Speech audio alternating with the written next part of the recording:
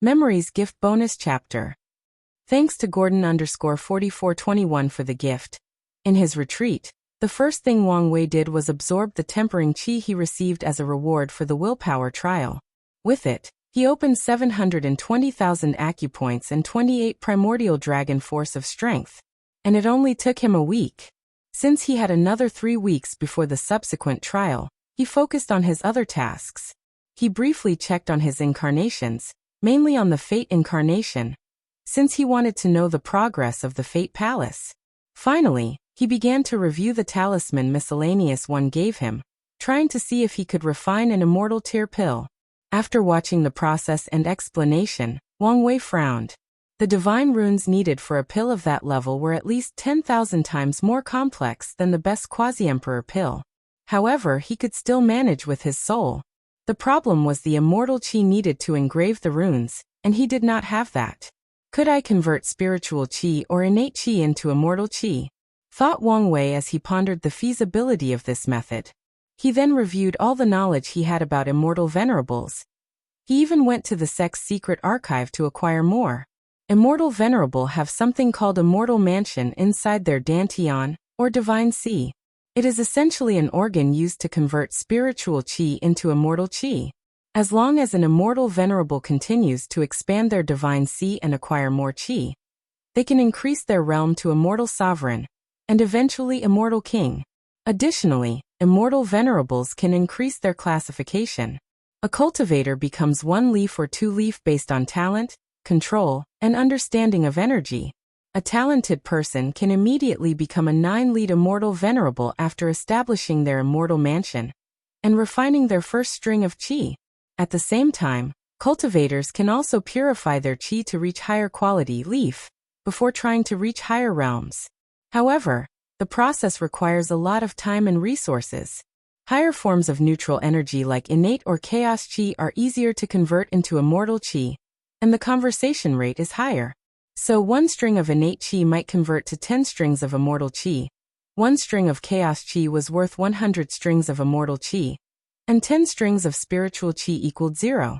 1 string of immortal qi. Wang Wei wrote these numbers in front of him to better visualize the concept of immortal qi, even though he knew they had no basis. And as he observed them, he wondered how he could convert spiritual qi into immortal qi for pill refining. He first thought of his qi flower that could create spiritual and innate qi. Maybe if he knew enough about immortal qi, he could program it to create immortal qi. After all, the flower was connected to the source qi space. Consequently, anything related to the source qi space is inherently dangerous, so Wang Wei did not want to mess with that place and place himself in deep trouble. So he wanted a second solution before trying this one. The answer he came up with was the origin pill flame that had the power of good fortune, which could change anything rotten to something magical. If he considered spiritual qi as something rotten and immortal qi as something magical, he could convert between the two with the flame. Wang Wei analyzed this possibility for the next few hours. And the more he pondered the issue, the more likely it became. So he exhaled deeply as he muttered. The Origin Pill Flame Sutra is truly magical. Regarding uniqueness, it rivals the Origin Path Scripture and Wu Hong's Sealing Sutra. As soon as Wang Wei uttered these words, he suddenly paused as something clicked inside his mind. He always found the Origin Pill Flame Sutra unique compared to other emperor scriptures. The level of intricacy and profoundness of this scripture was similar to Wu Hong's, the Origin Path Scripture, and the Heaven-Slashing Sutra of the Sword Empress, all eternal emperors. After using this scripture to refine his primordial spirit, Wang Wei wanted to ask Wu Hong if there was something unique about the Danyuan emperor. However, he always seemed to forget to ask. It's like there was this power that was subtly manipulating my memories and making me overlook the idea of the Pill ancestor as an eternal emperor. After coming to this conclusion, Wang Wei felt another click inside his mind. He closed his eyes as he mobilized his soul to the limit. He sensed two invisible power affecting his memories. One was very subtle but unresponsive, and the other was more aggressive. He focused on the more aggressive one as he knew it was the source of the anomaly he discovered through his quantum array. Wang Wei immediately noticed he could not remove or seal that aggressive power. However, he also found its function. The power was blurring some of his specific memories. To be precise, the memories of someone. And no matter how much Wang Wei focused or what method he used, he could not see the person in the memory, so he reviewed the memory countless times, trying various methods. Then he sensed something. It was the emotion of hatred. Wang Wei then used the trick he learned from Suya to read the unique emotion released by a person, and he immediately sensed an indescribable rage, hatred, fear, and desire to kill. Using these intense emotions as a guide, he bypassed the aggressive memory-blocking power and saw a hooded figure staring at him. During the trial's dinner party, when he entered the pagoda, every time he fought or watched a battle, the hooded figure would stare at his every move. On a few occasions, he locked eyes with the hooded figure, but as soon as he moved his head away, he would forget the latter.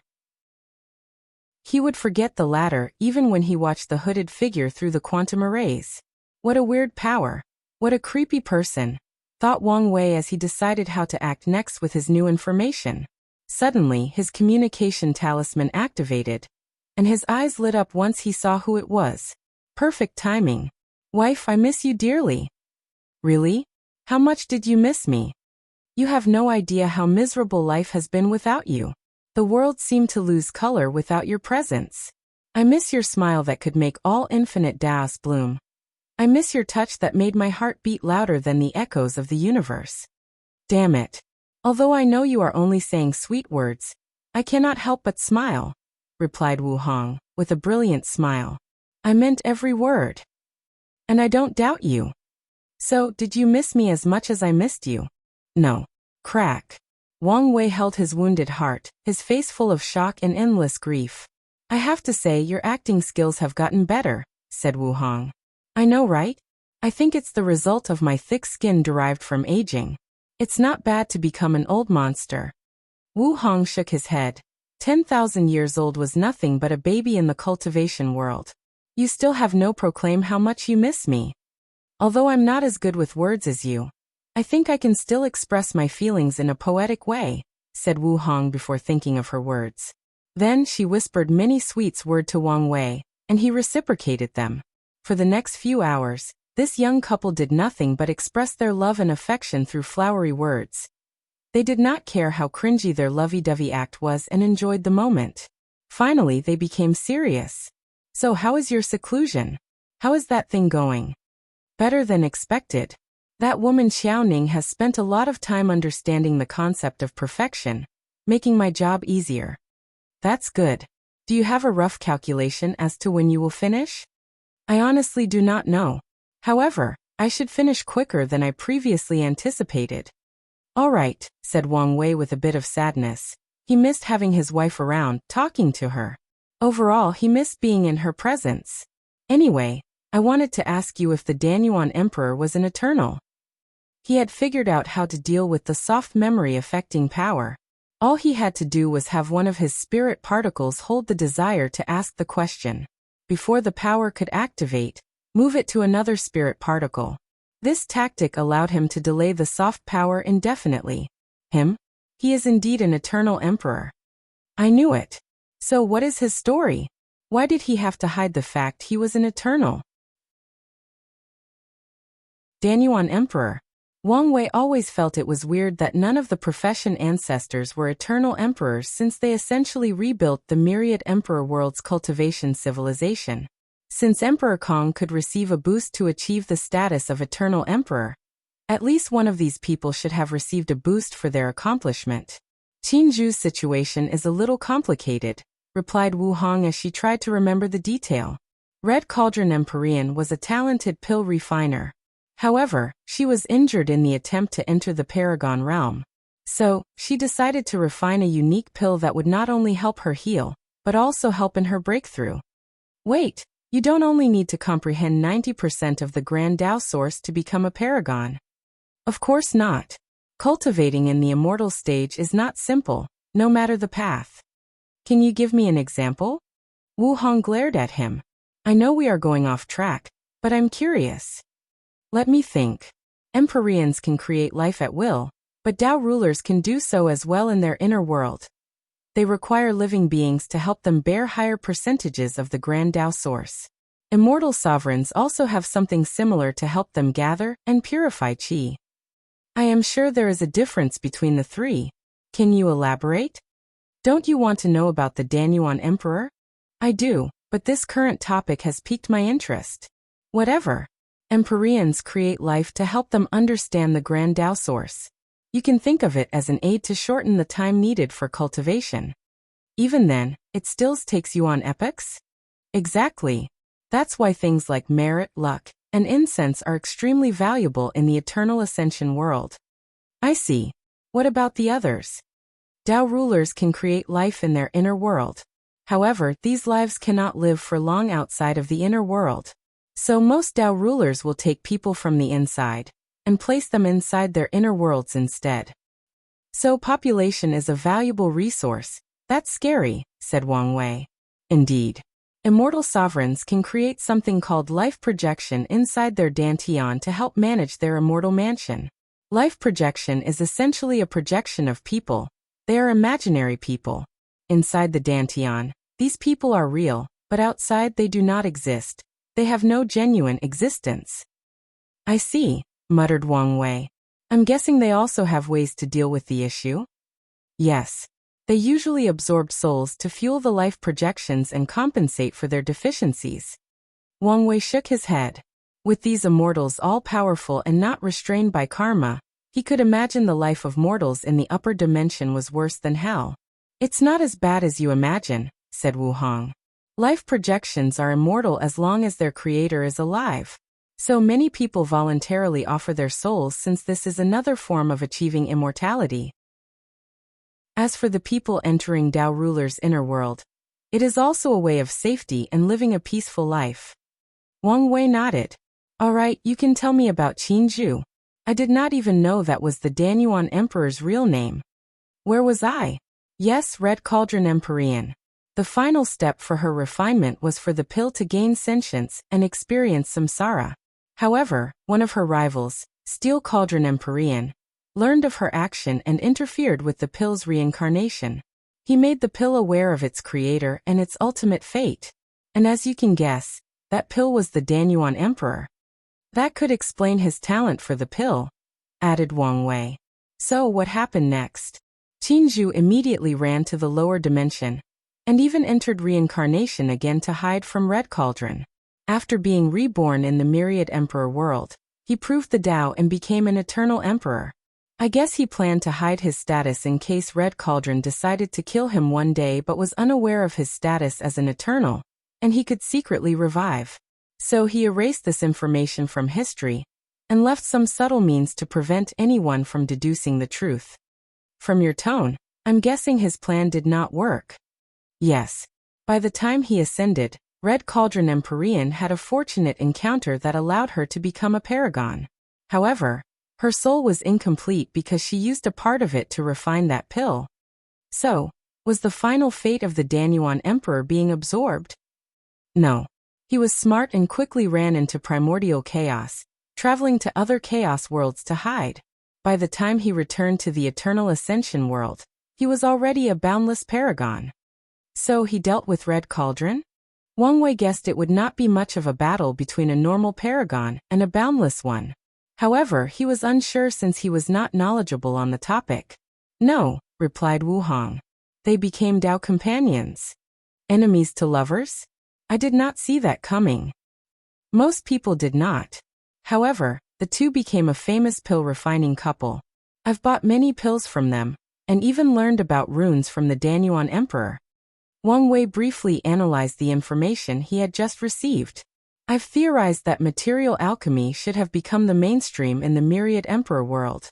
Did the Danyuan Emperor learn of divine rune alchemy in the upper dimension? He got the idea from there, but he did not directly bring it from there. The divine runes he created were based on the laws of the Myriad Emperor world. Do you think he spread it to other world communities? Probably to a few. I guess he did not want to be too much in the limelight. So if he did, probably only a few instead of the entire endless void. That makes sense. What about the other profession ancestors? Were they also eternal emperors? No. Why not?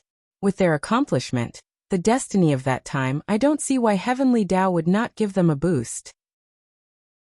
The talisman and weapon ancestors were very arrogant individuals. They refused Heavenly Tao's aid, and only became pseudo-eternal emperors. The Formation Emperor only became a pseudo-eternal emperor, because of the boost. What about my ancestor? Did he rely on merit? No, he relied on himself. But he did receive a lot of merits. Yes, which helped him cultivate faster than most people in the immortal stage. The same for the Sword Empress. That makes sense. Heavenly Tao that has emotion will break the principle of balance that they should operate. So removing their emotions and even ensuring they could no longer have emotions would grant her a lot of merits, analyzed Wang Wei. From what he knew from the Sword Empress, her power existed to this day, preventing any Heavenly Tao from acquiring emotion and intelligence in the entire lower dimension. I'm guessing it was the same for you as well? After you dealt with the devil race? Yes. Suddenly, Wang Wei thought of something and asked, was there an ultimate glorious age during your time as well? What's that? When a glorious age occurred throughout the endless void, with unparalleled geniuses appearing everywhere. He also told her about his theory. Wu Hong paused for a moment. Now that you mention it, it was indeed like that. The devil race had conquered more than 95% of the endless void, but it was on the decline during my period. When I traveled to other world communities, I met numerous genius that could be considered the sons/daughters of an era, and had unparalleled talents.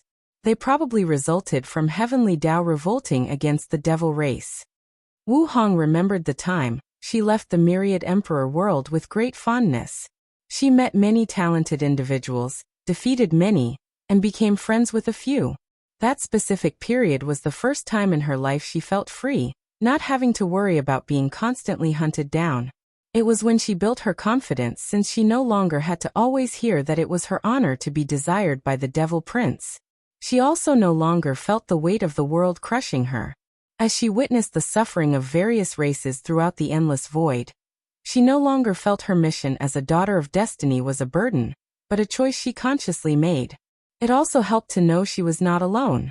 I remember this kid who was collecting absolute chaos physique, proclaiming that he would create the greatest body-refining scripture of all time, she said with a brilliant smile. Did you meet anyone with the 9-Extremity Foundation? Said Wang Wei after momentarily being enamored by that smile. Wu Hong slightly frowned as some memories she could not previously remember suddenly appeared in her mind. Beside me there was none. You also had this foundation? Not exactly. After I defeated Di Tian's reincarnation, I sealed his foundation and absorbed it as my own before taking the heaven will. Later, after I ascended, I learned I had a pseudo-incomplete 9-extremity foundation. So I hunted an eternal emperor with a complete one to perfect mine. Wang Wei gave her a thumbs up. He did not expect less from her.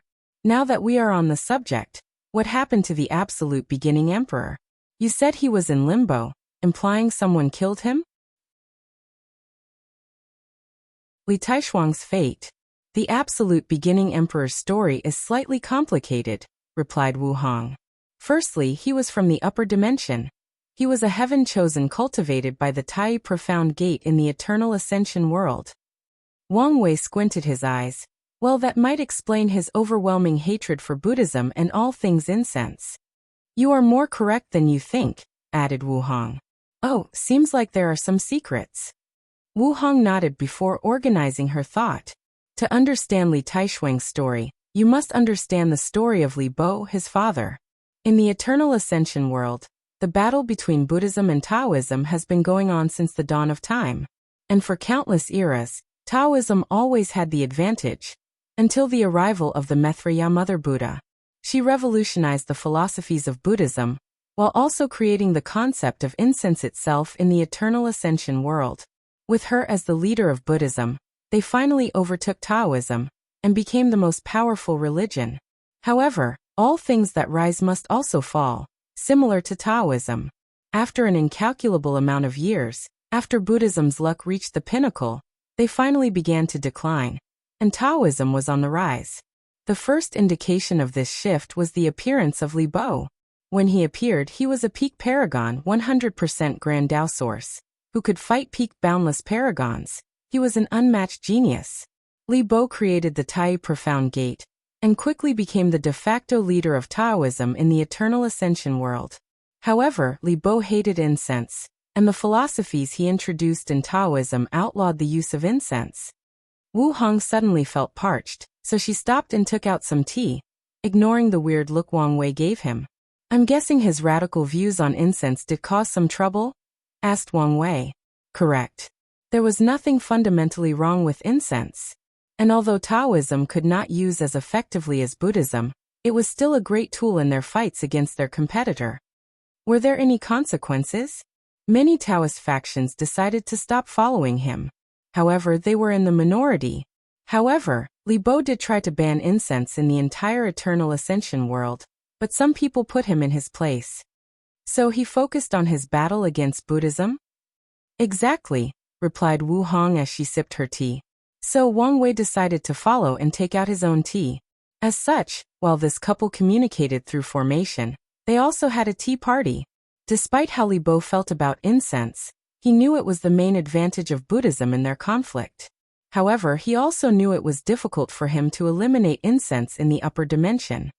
So he targeted the lower dimension? Correct, and this is when Li Taishuang, the absolute beginning emperor, came into the picture. He had the same hatred for incense as his father since it had been ingrained in him since he was young. And it did not help that his mother died to a Buddhist monk in a confrontation. "Poor guy," Wang Wei commented nonchalantly. "Not really. I'm 90% sure that Li Bo orchestrated his wife's death to ensure his son's absolute hatred for Buddhism." "How cruel." "However, from what little I know about this Li Bo, I'm not surprised," Wang Wei answered as he suddenly remembered something. "Wait, was his mother a great emperor?" "No, an empyrean." "So, the absolute beginning emperor was the son of a paragon and an empyrean? I'm suddenly full of envy." He could imagine the talent of the absolute beginning emperor, and he was slightly envious. So, is there a name for his kind? In the Eternal Ascension world, there are so many of these different children, making them not that relevant. Only in the lower dimension are there specific classifications for them. So whether it is emperor child, empyrean childs, paragon childs, or a combination of them with other immortal beings, they are referred to as Tao Chosens. People chosen by the Tao upon their birth. "I see, it makes things less complicated," replied Wang Wei. "I still envy them their talent and their background." Wu Hong ignored the urge to say these children would still be jealous of his paragon quality soul. So she continued her story. Li Bo sent his son to the lower dimension to destroy, and as you know, he succeeded. "I thought the absolute beginning emperor did what he did because of Chi of Calamity," said Wang Wei. "That was involved too." Li Bo was a cunning man. He schemed against the Maitreya Buddha, and during one of their confrontations, he used some method to create an incense backlash. The backlash divided the Maitreya Buddha's mind into two, her Buddhist and devil sides. While she dealt with this problem, Li Bo had plenty of time to develop Taoism and plan things. Unfortunately, as the leader of Buddhism, the Maitreya Buddha was connected to all the incense they gathered, even the ones in the lower dimension. Her devil side began to affect all the Buddhist monks. The one in the upper dimension had ways to offset this influence, but not all the ones in the lower dimension. Is that why they began to act crazy in their gathering of incense, to the point of irrationality and madness? "Yes," replied Wu Hong.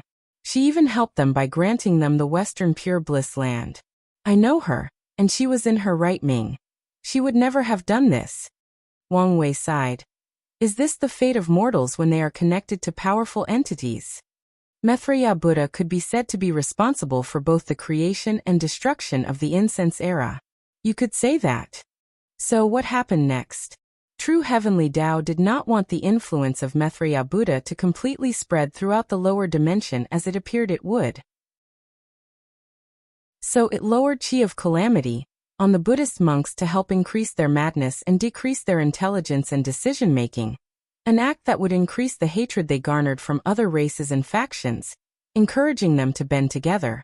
Finally, It also gave some qi of calamity to ensure that nothing went wrong on Li Taishuang's side. Regrettably, that only escalated his already deep hatred. Is that why he even eradicated the god race and other races connected to incense? Probably.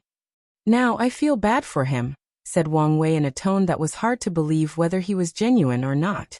So what caused his death? Li Taishuang eventually ascended. Under his father's care, he soon became a boundless paragon. However, the Maitreya Mother Buddha finally dealt with her devil's side. She even managed to kill Li Taishuang. As for Li Bo, he was schemed and killed by Taoist, I can't say his name, or hell no. Wu Hong did not dare say his name since even her main body, at her peak, would have to be careful when saying that man's name after the events of the ultimate taboo. Now you pique my interest.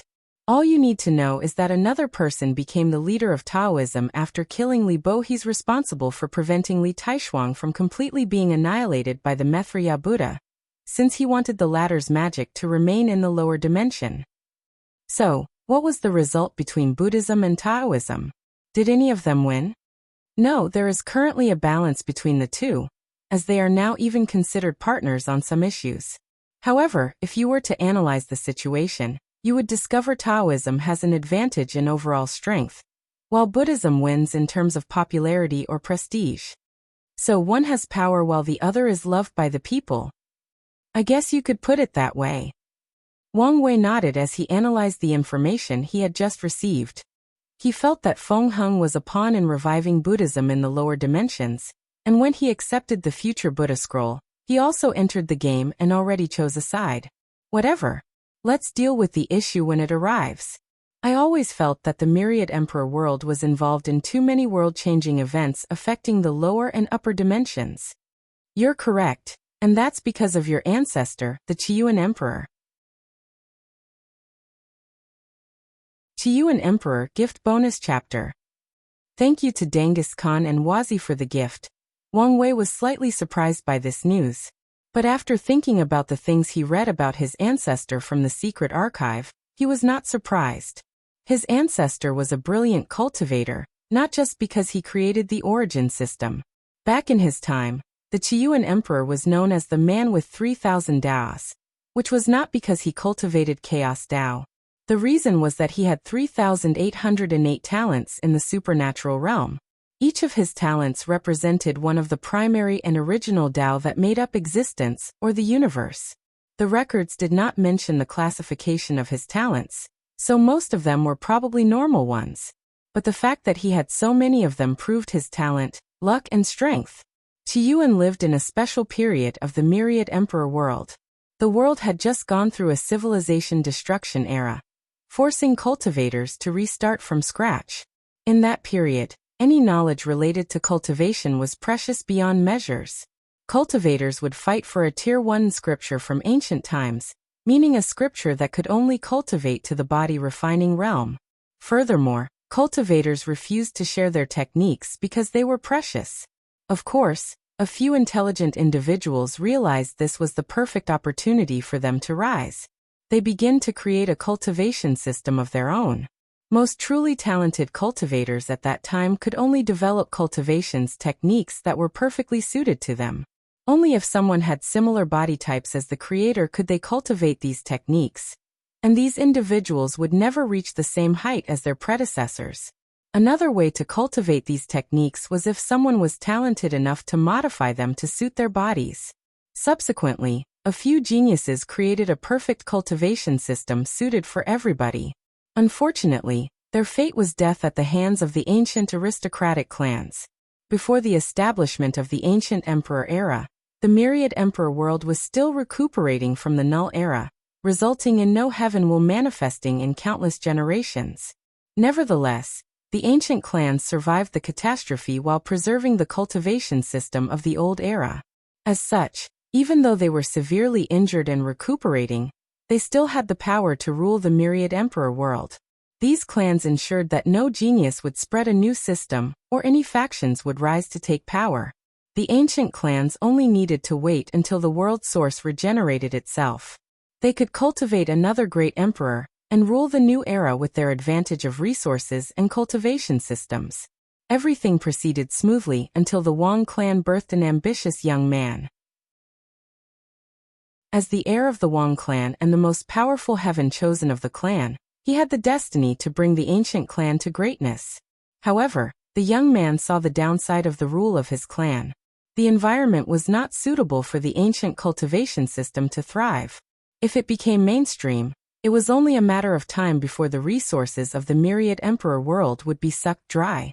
So Wang Chishan, as he was known back then, told his concerns to his elders. He even suggested that they create a new cultivation system to spread. A new system could solve this problem and bless the clan with enough chi luck to survive for countless generations.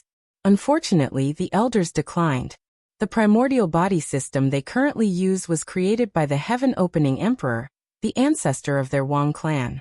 So these pedantic elders refused his proposition with no room for debate. However, they acknowledge his concern over resources. So, they plan not to spread the cultivation system, even after cultivating a new great emperor. Instead, they will hoard all cultivation resources to ensure that all the emperors came from the ancient clan, creating a monopoly. Wang Chishan became appalled after hearing this. He argued with his clans and the others. But no one listened to him. If he were not the most talented individual of his time, his status would have been revoked, or worse, he would have been killed or imprisoned. Nevertheless, Wang Chishan began to plan for his future as he knew it was not in this family. He used his political skills to turn many Wang clan members into his allies while creating his own cultivation system. After reaching the supernatural realm, Wang Chishan's treachery was discovered, and the ancient clan hunted him down. The details of his escape were briefed, but Wang Wei theorized that this escape might have been his ancestors' outlaw trial since Origin Dao was an outlaw Dao. Wang Wei was not too sure about this since there was another incident that could have been his trial. After leaving the ancient clan, Wang Chishan eventually met a very talented young man from a cultivation family. His name was Li Ming, also known as the Battle Maniac Emperor. Li Ming's family had a unique cultivation system. However, he was not suited for it, making him an outcast. Nevertheless, Li Ming was very talented, so he developed a plethora of methods to temper his body to be on par with supernatural realm cultivators, overwhelming his family and becoming the patriarch. After meeting Li Ming, the two became friends rapidly. It was as if their meeting was fate, written in the stars.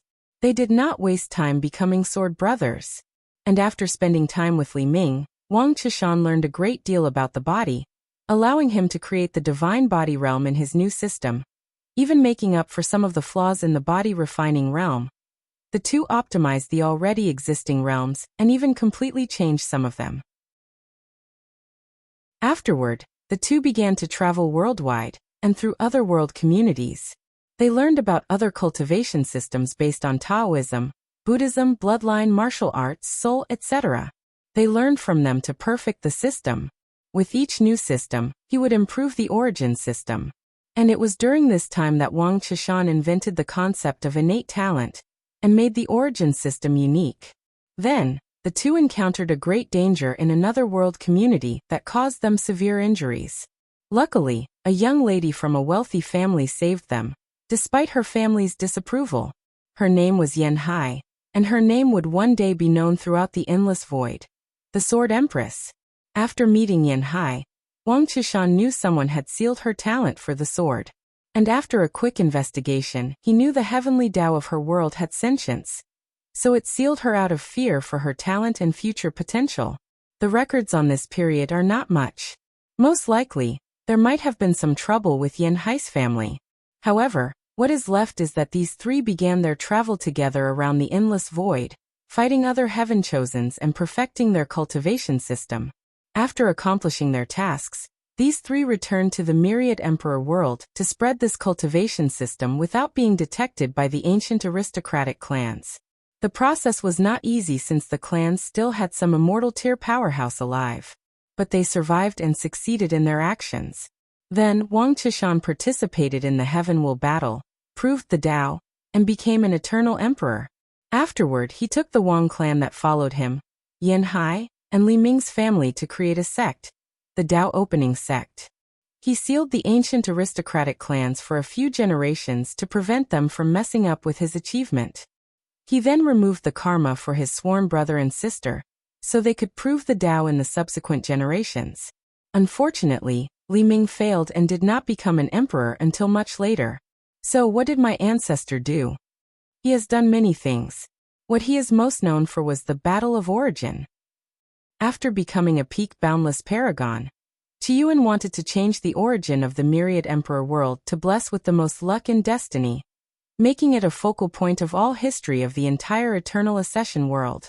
If he succeeded, the myriad emperor world would have the most eternal emperors, the most pseudo-eternal emperors, and first-class emperors. Most major incidents that would affect the entire chaos world would be linked to it in one way or another. The myriad emperor world would become the epicenter of this chaos world. That would explain a lot, nodded Wang Wei.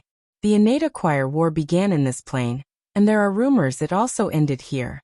Then there is the Buddhist catastrophe and the end of the devil race, two events also connected to the upper dimension. I'm guessing he succeeded? Yes, but it was not easy.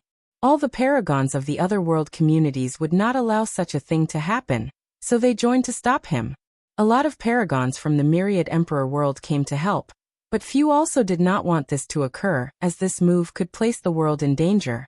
Then there were the paragons from the upper dimension, who also did not like the idea of some world in the lower dimension becoming the focal point of history. Wang Wei's eyes lit up more brilliantly than the sun. Did you participate in that battle? No, that was before my time, Wu Hong replied. However, I did travel through space-time to experience it myself. It was truly legendary. Qiyuan, Sword Empress, and the Battle Maniac fought and slaughtered so many paragons and others in this confrontation. Wang Wei's blood boiled as he listened. I wish I were present. Me too. Luckily, I was there for the second Battle of Origin. There was a second one? Yes. Qiyuan wanted to do the same this time for the entire Chaos universe. He wanted the Eternal Ascension world to be the focal point of all history of the Chaos universe. That battle involved countless paragons from other Chaos worlds, countless fiend gods, and other races. That battle also started the Golden Age of the Eternal Ascension world. If the Devil Invasion was the precursor to the Golden Age, the second Battle of Origin was the beginning, and the ultimate taboo was the end. Wu Hong remembered that epic battle as she killed many paragons, Tao monarchs, immortal kings, and fiend gods. So many chaos worlds of any category died, not only her hands but also the paragons from the Eternal Ascension world. Of course, many of their own also fell. Did you guys succeed?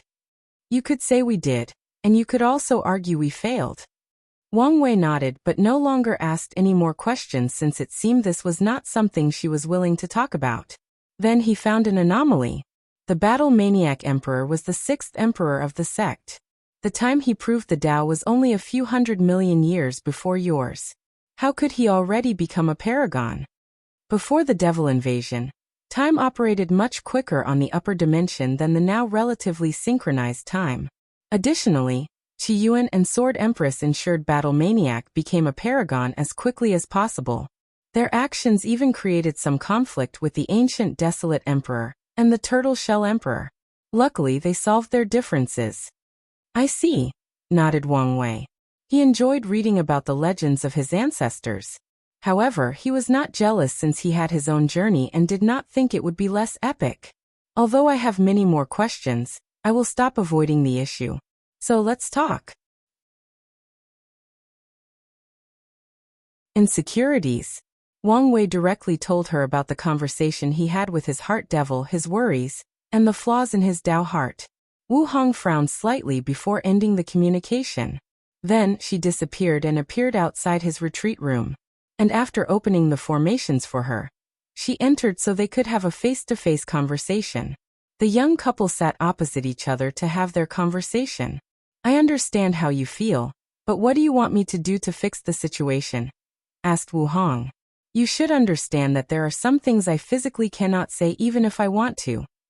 I'm aware of this, and I've come to terms with that. Then what can I do? If you want, I can link my existence with yours. What does that mean? It means if you die, I die. And if I die, you also die. Wu Hong felt this was the best way to show her love and devotion to him. and how far she was willing to go to save this relationship. She never wanted any harm to come to him. Her main goal was to ensure that he did not have many regrets or suffer tragedies. At the same time, she wanted to meet him earlier than they did in the previous timeline and create more beautiful memories. She did not want their relationship to go through all the dramas. Wang Wei looked at her deeply in the eyes before holding her hands. I never want you to have to prove your love for me. I know you love me and would be willing to die for me, and I would gladly do the same. Wang Wei sighed aloud. But I still have my insecurities. For heaven's sake, you are Empress Wu, a beautiful and renowned eternal emperor. No, a boundless paragon. Your name and beauty are probably known throughout primordial chaos.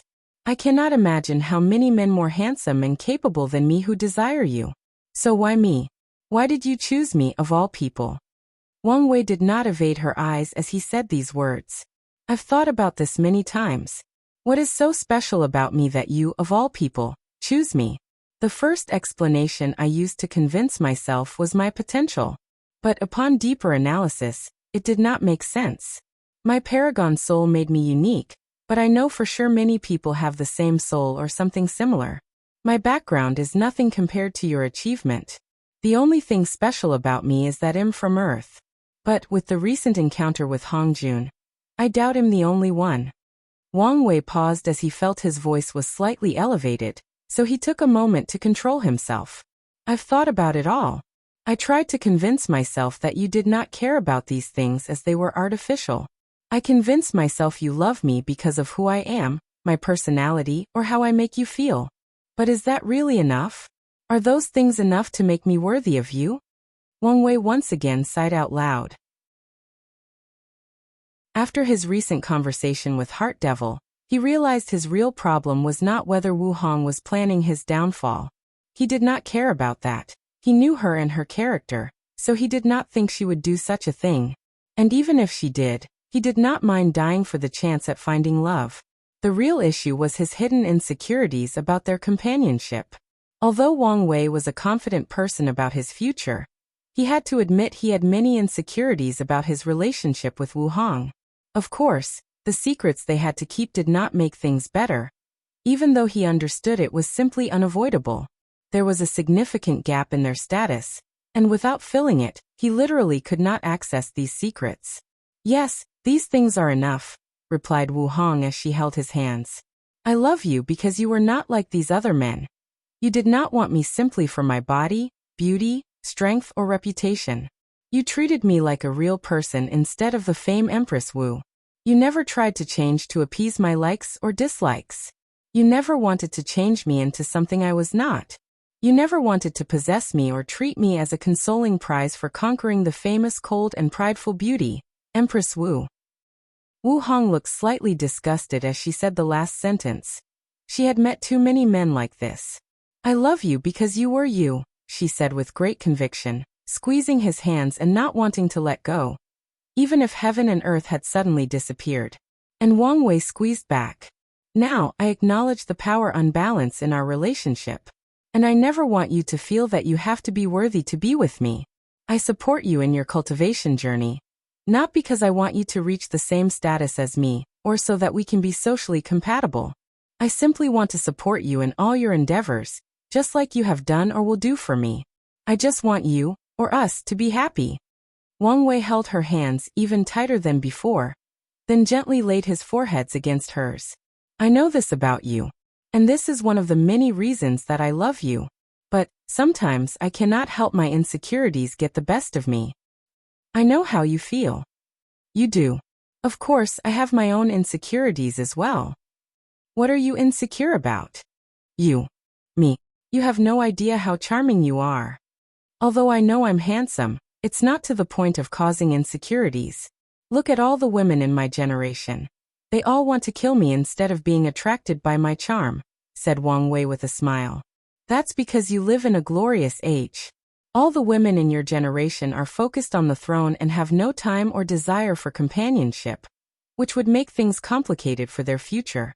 However, after you prove the Tao and ascend, with your looks, strength, achievement, smooth tongue, and personality, I can already foresee how many women will throw themselves at you.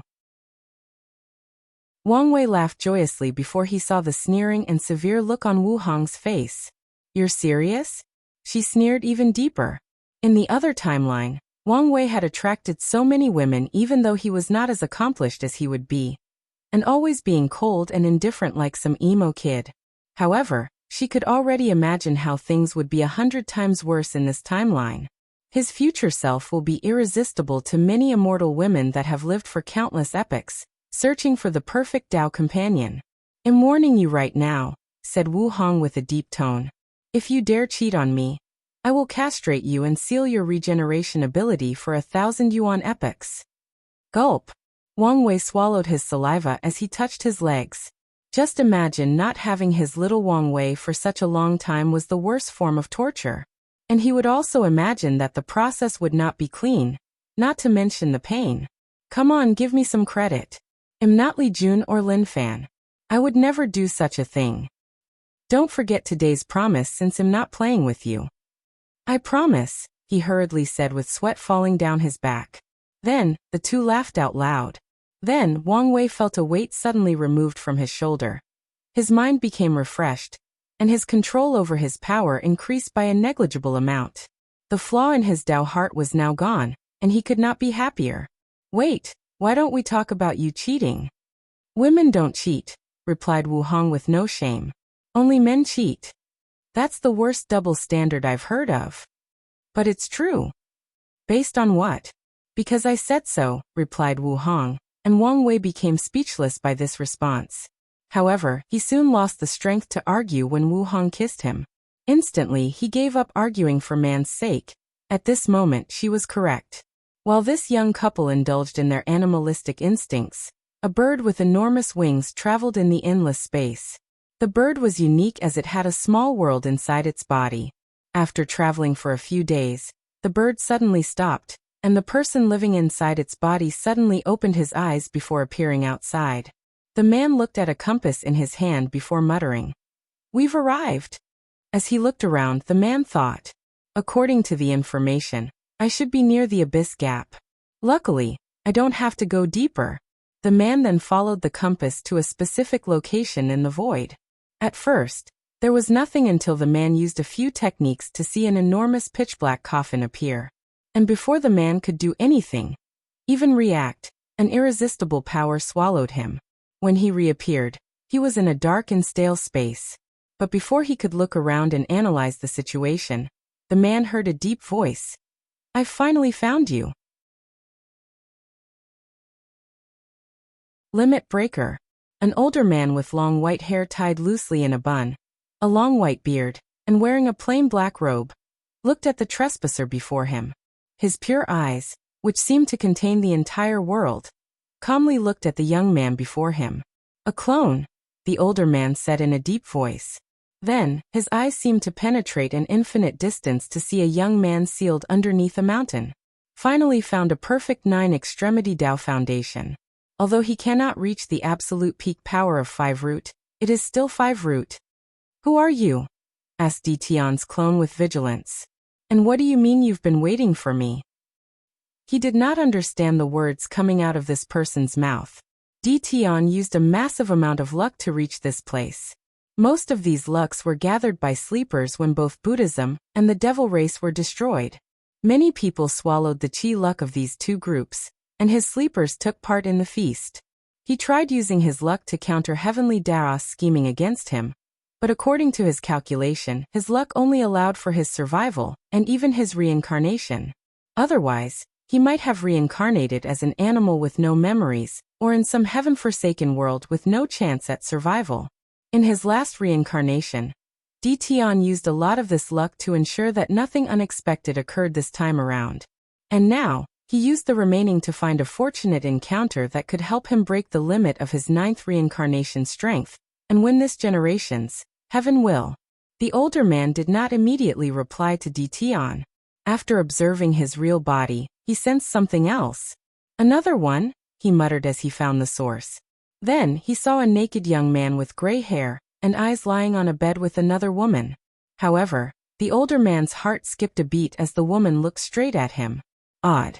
Why does this person who only has the strength of an eternal emperor give me a sense of dread? No, why did she notice me in the first place? And why does she seem familiar? After thinking about it for a while, the older man decided not to think about the situation. He did not have time to waste. After a quick check, he saw the gray eyes young man was an unorthodox 9-extremity foundation, but he was not perfect and would only have 4 root strength at best. Although commendable for having such a result with an unorthodox method, it was not what he was looking for. However, he sensed another extremity aura from that boy's body and checked. 3 root. Forget it. Then the older man searched the entire endless void for another 9-extremity foundation. He essentially saw almost every secret of the lower dimension, but did not find anything. Once he finished, the older man became a little more transparent. Finally, he laid eyes on Defying. My name is Empyrean 9 Pillars. You can call me 9 Pillar. The clone immediately cupped his hands and said, Young generation Defying has seen the noble Empyrean. I don't have time to waste, so we'll get to the point.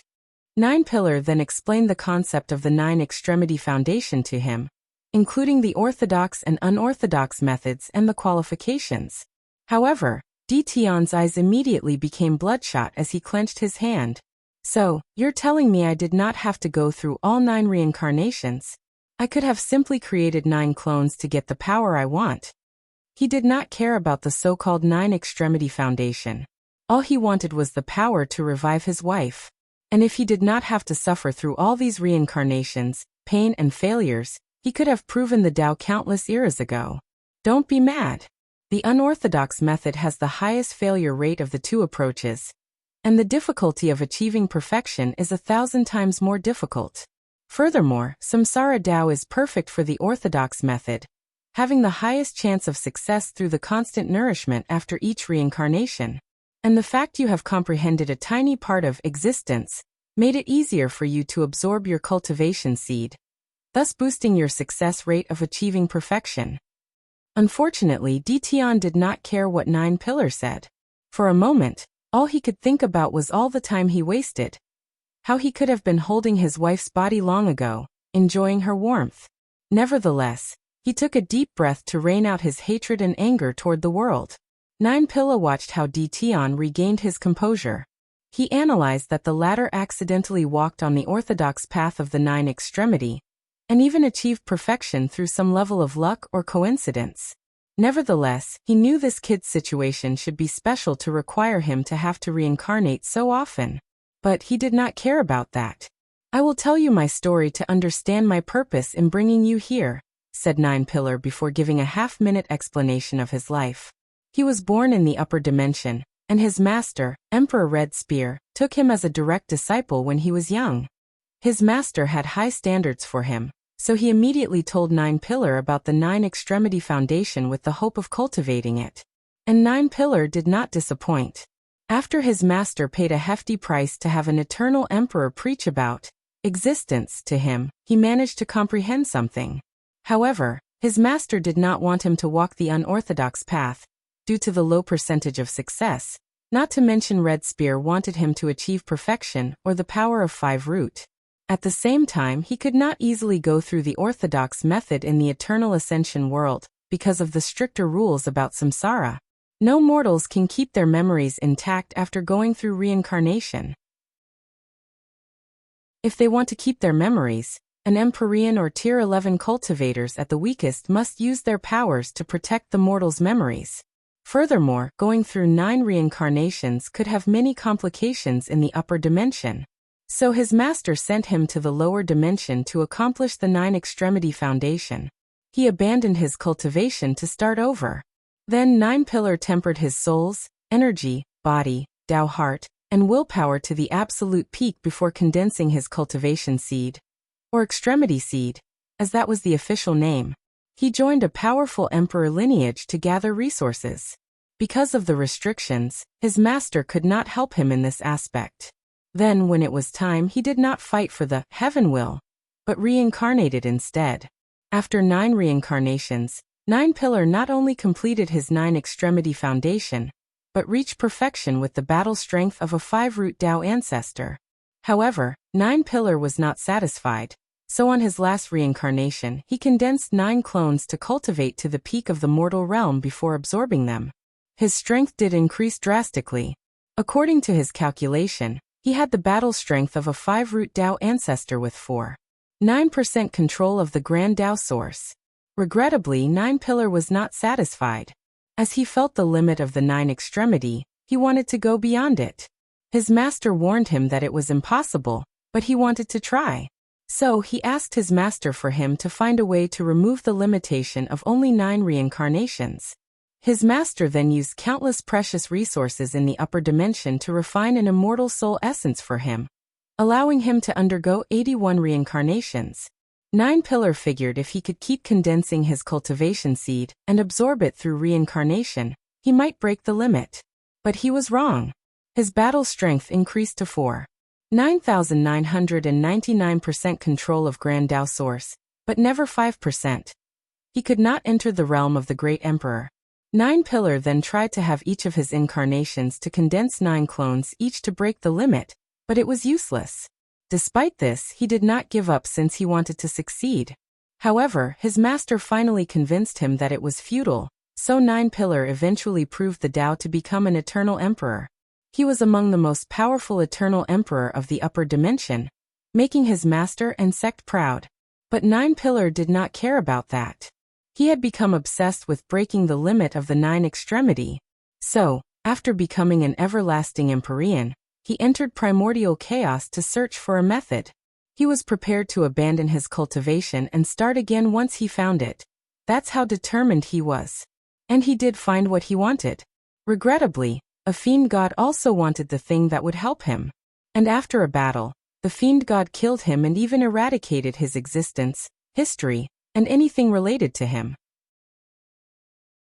The only reason 9-Pillar survived for this long was because of a unique treasure he had, and because of his intense obsession to find a successor that could break that limit. He has little to no power left, so he spends most of his time in deep sleep, waiting for someone worthy to find the inheritance he scattered all over the world. But he did not expect someone to come directly to his door. 9-Pillar raised his hand, and a purple orb the size of a tennis ball appeared. This is a very rare primordial chaos treasure called the Limit Breaker. Its purpose is to remove limitations or restrictions. Fiend gods are restricted by the laws or attributes they are born with. So they love treasure like this since it can remove their bloodline limits. Great emperors, empyreans, and even paragons use this thing to remove the limitation of their talents and achieve higher realms of cultivation. There are even rumors that a unique limit breaker exists that allows paragons to reach the realm above. Of course, I think that's pure nonsense. Defying did not understand many of the words coming out of 9-Pillar. However, he understood the concept of removing restrictions. You said this thing could remove any restrictions? That's correct. Does it apply to taboo as well? What do you mean? I'm asking if someone could use this thing to remove the restriction that they cannot partake in certain taboos. 9-Pillar frowned slightly. Depends on the taboo. The taboo of perfection. The frown on his face became more profound. It would depend on the level of taboo. What do you mean? Perfection taboo has many nuanced complications, but it can be loosely divided into mortal and immortal perfection. Defying acted swiftly and showed 9-Pillar his memory of his wife, asking what level of perfection taboo she was. She appeared to be a peak mortal perfection. So would the limit breaker work on her? Yes, replied 9-Pillar with a deep frown. But I did not give it to you to revive your loved one. I gave it to you to break the 9 extremity limit. But 9-Pillar raised his hand to interrupt him. Then he pointed at the purple as countless runes appeared above it before fusing with the orb. I've put a seal on it so it can only be used to break the 9 extremity limit. Otherwise it won't work. Defying's face became ugly after hearing this, and 9-Pillar secretly shook his head. He suddenly regretted choosing this person. Unfortunately, he waited for so long before he could find a suitable heir. 9-Pillar did not know how long he could last. But with his awakening he knew it wouldn't be long. I guess I don't need to give him my other inheritances. His coffin was extremely precious, but he decided it would be buried with him. Nevertheless, he still had one last thing to do. I've studied the 10th extremity all my life, and one of the requirements I've determined is to have at least an emperor quality soul. 9 Pillar waved his hand to manifest a cauldron. This cauldron should help you achieve an innate emperor quality soul. Defying had controlled his emotions, hiding his thoughts deep in the back of his mind. So he respectfully asked, "Is there a difference between acquired and innate emperor soul?" He knew great emperors would reach such quality after accessing the Grand Tao source. But he felt that 9 Pillars' words hinted at a difference. There is. People with innate emperor, empyrean and even the rare paragon quality soul are numerous times more talented than people who have to acquire it through cultivation. A higher quality of soul increases comprehension. But people born with higher soul qualities are naturally more gifted than people who acquire them through cultivation. Not to mention, they also get a boost after accessing the Grand Tao source, added 9 Pillar. I don't have much time. The cauldron will refine your soul into an innate emperor soul, elevating your comprehension beyond your current state. Then, you will be able to bear the power of the limit breaker and reach 10 extremity, 9 Pillar said with glowing eyes. Defying's woe. 9 Pillar had an expectant look, followed by regret. He knew he would not live to see his dream accomplished. However, he was satisfied with knowing it would eventually be fulfilled. He glanced at Defying before controlling the power of the coffin and using it on the limit breaker.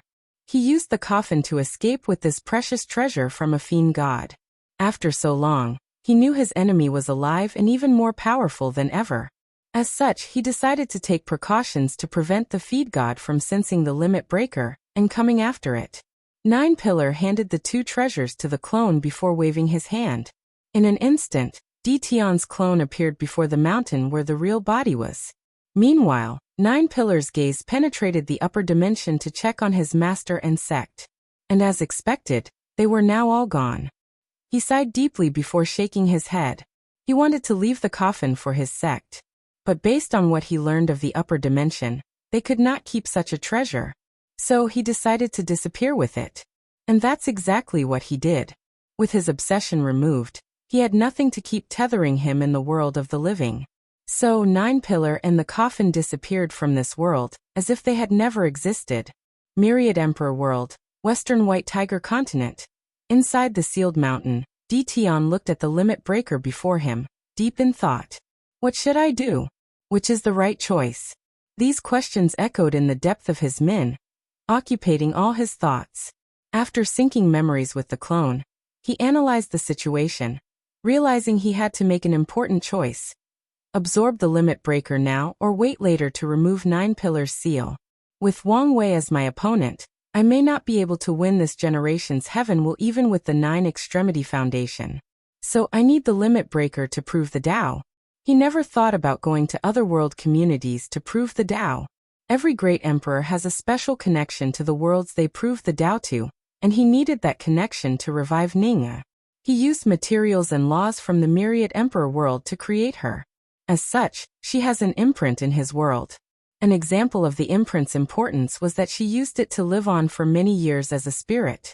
If Defying proves the Tao in another world, the plan he has to revive might fail, or at the very least, become hundreds of times more difficult since he could not access her imprints in the Myriad Emperor world. Defying looked at the purple orb floating before him, his eyes full of complex emotions. On the other end, after I prove the Tao and revive her, will she be my perfect Ning'e or someone who just looks like her? Defying asked himself how he would feel if it was the latter, and he did not know the answer. He did not want to know. And with the limit breaker he did not have to find the answer. His Ning'e will be the perfect creature he envisioned and created. Then, everything would be back to normal. Maybe Wang Wei will not reach the 10th extremity. Maybe I can still win with my current strength. He wanted to convince himself dearly of this truth. After all, a person as powerful as 9 Pillars searched for numerous Yuan epochs for a method, and he died after finding the answer. So, it is not far-fetched that Wang Wei would fail, especially given the available time. But he knew better than anything to underestimate an enemy, especially someone like Wang Wei. Defying took a deep to enter a logical thinking state. I have two options. Find a way to break the 10th extremity limit on my own to use this limit breaker on Ninger, or find another limit breaker, or something of the same effect. As he analyzed the two options, none of them were ideal.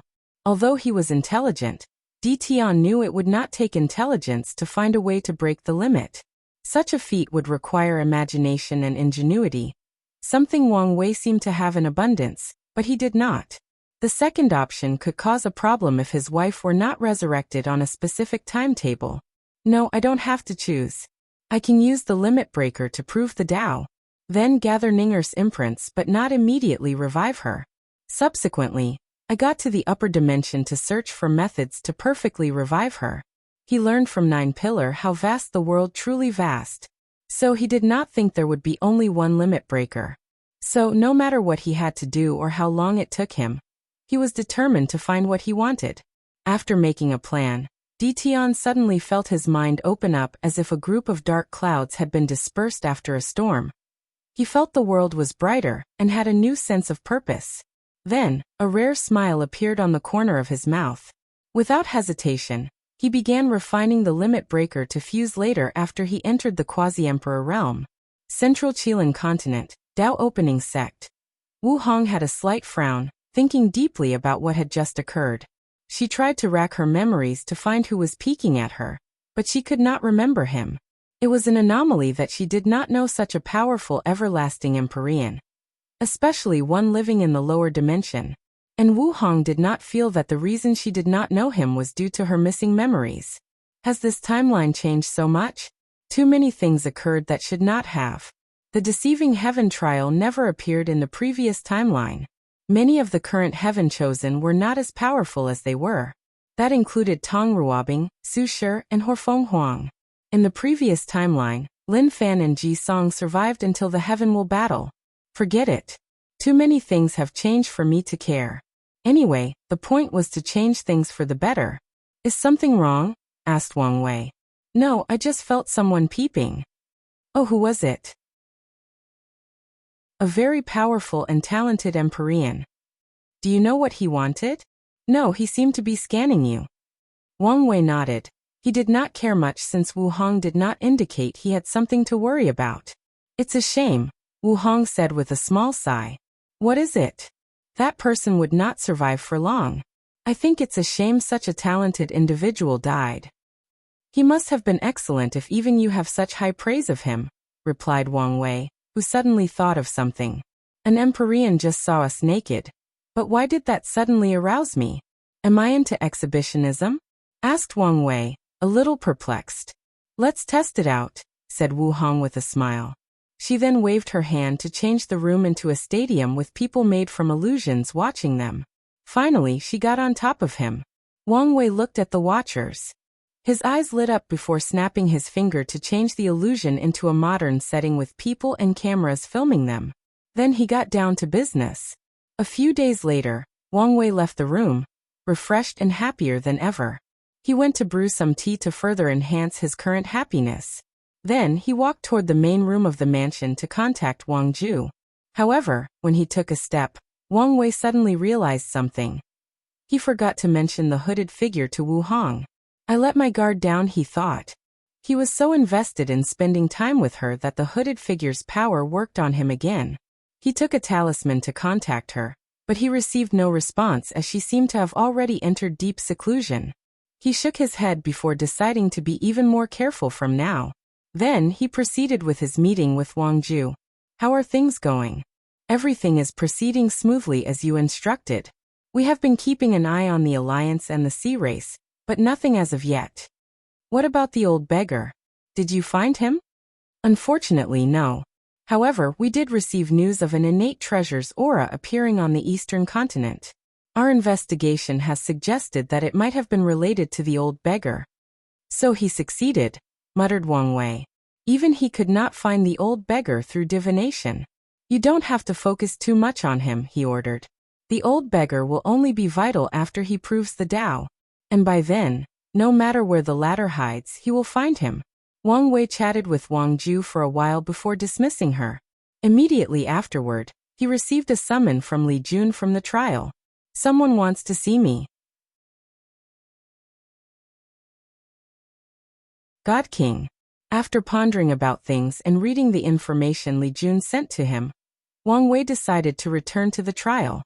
Before returning, he first checked on his parents' mortal dust, the sect, and other things. He saw someone waiting for him in his mansion after being received adequately with tea and snacks. Young Master Liang, it's a pleasure to make your acquaintance, Wang Wei asked after sitting down. He could tell the person next to him was a clone, but he did not mind the latter's cautiousness. The pleasure is all mine, replied Liang Shixian. I'm sorry for the intrusiveness. I hope I am not bothering you. Not all. I'm always happy to receive guests, added Wang Wei. Then the two had small talks about their thoughts on the trial, the other competitors, and what to expect when the heaven chosen from the upper dimension arrived. Have you heard of the god, or divine race? Liang Shixian finally asked with some embarrassment.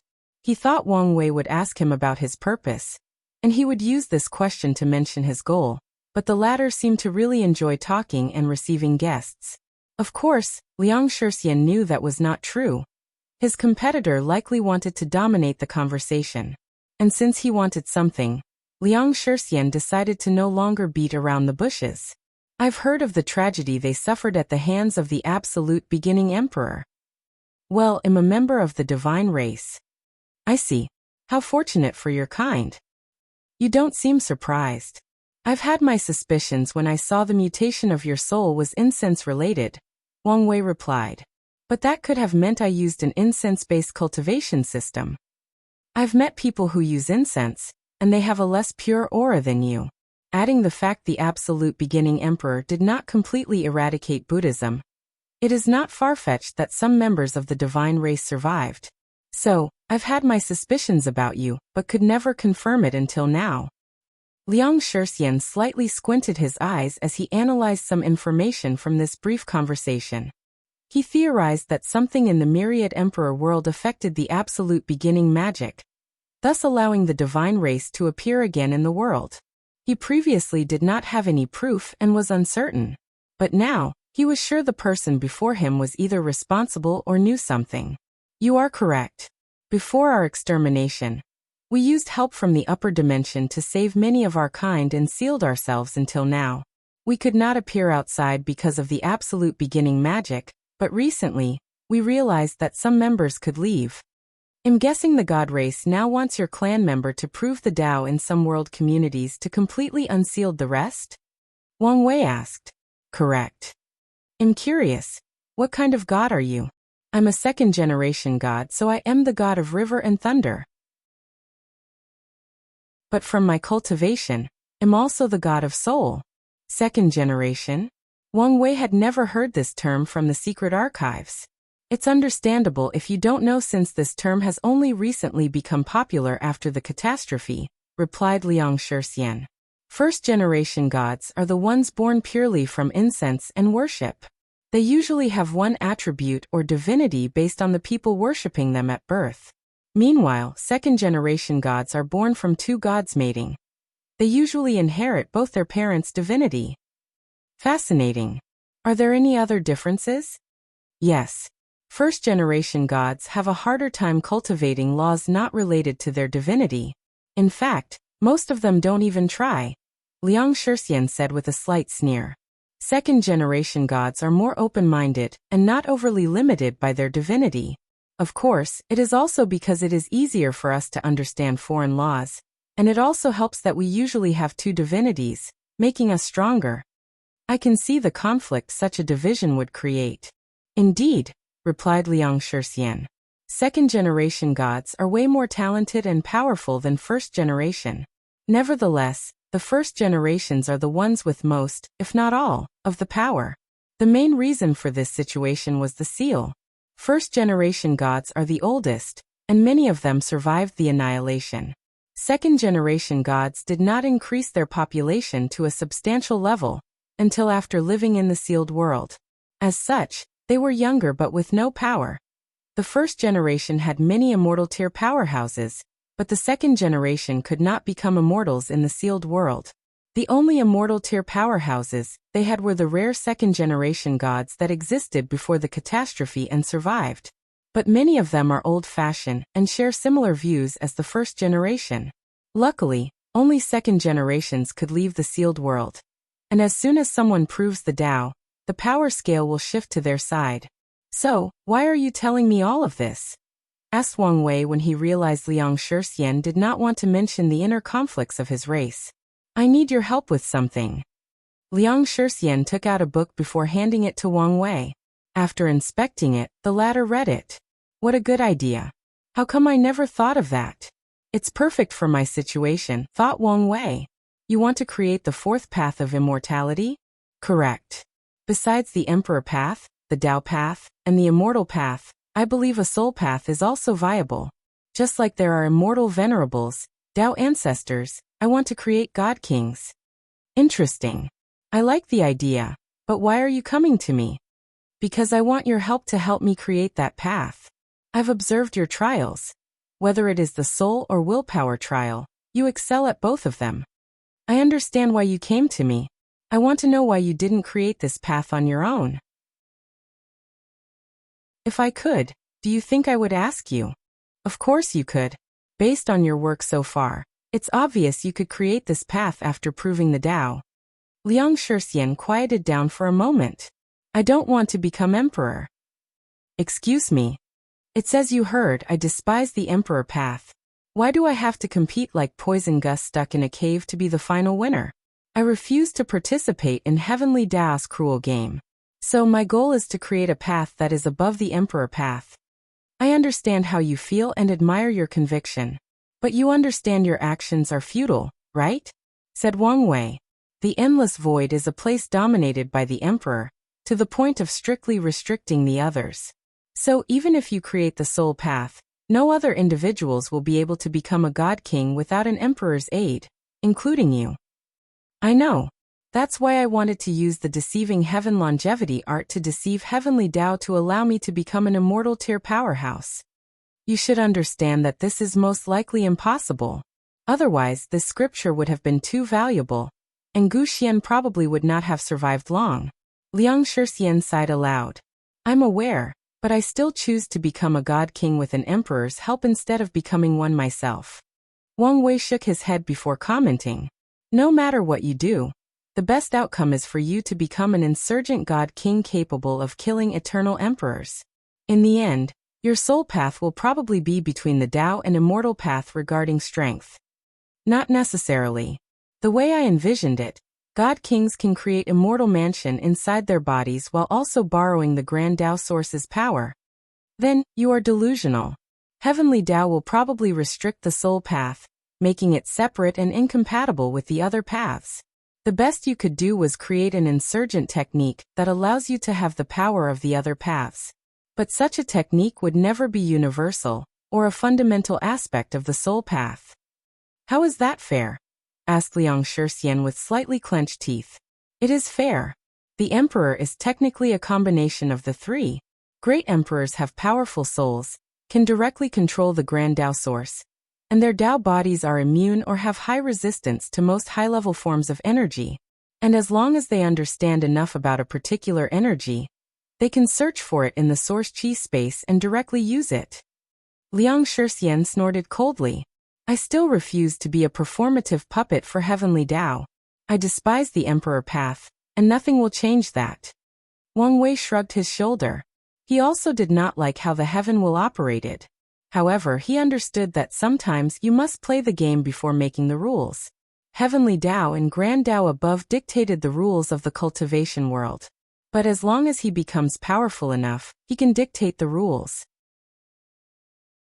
Now, if he reaches the top and realizes he cannot surpass these two using their rules, he will then walk his own path. But so far, he has not found any evidence that proved such. So there was no need to complicate his cultivation journey or goals, because of his displeasure. I did not want to dissuade you. I just wanted to point the truth to you to eliminate certain expectations you might have. Liang Shixian calmed down. I understand. Quick question. Do you have a name for the Tier 11 and Tier 12 realm? Tier 11? Tier 12. The realms after Great Emperor, Tao Ancestor, and Immortal Venerable. Liang Shixian frowned after hearing this. He never thought about these realms far away from him. Although he suspected they existed, He never learned about them. Let's call it God Lord and God Emperor. Good name, I supposed, said Wang Wei. In the Tao language used by all world communities, the character for soul can also be translated as God, depending on the context. And adding Liang S. Hixian's identity as a God race, it made sense he used such a name. Last question. Aren't you worried I steal your ideas and leave you out? I've observed you, and amongst all the people here, you have the least amount of karma. I concluded that you're the type of person who likes to repay his karma, and would not just abandon me. And if I can only blame my lack of ability to judge people. Wang Wei's facial expression did change much. He knew he did not have much karma due to his karma-unbound physique. Nevertheless, Liang Shixian was correct about him. He was a person who paid his debt and also kept his word when not facing an enemy.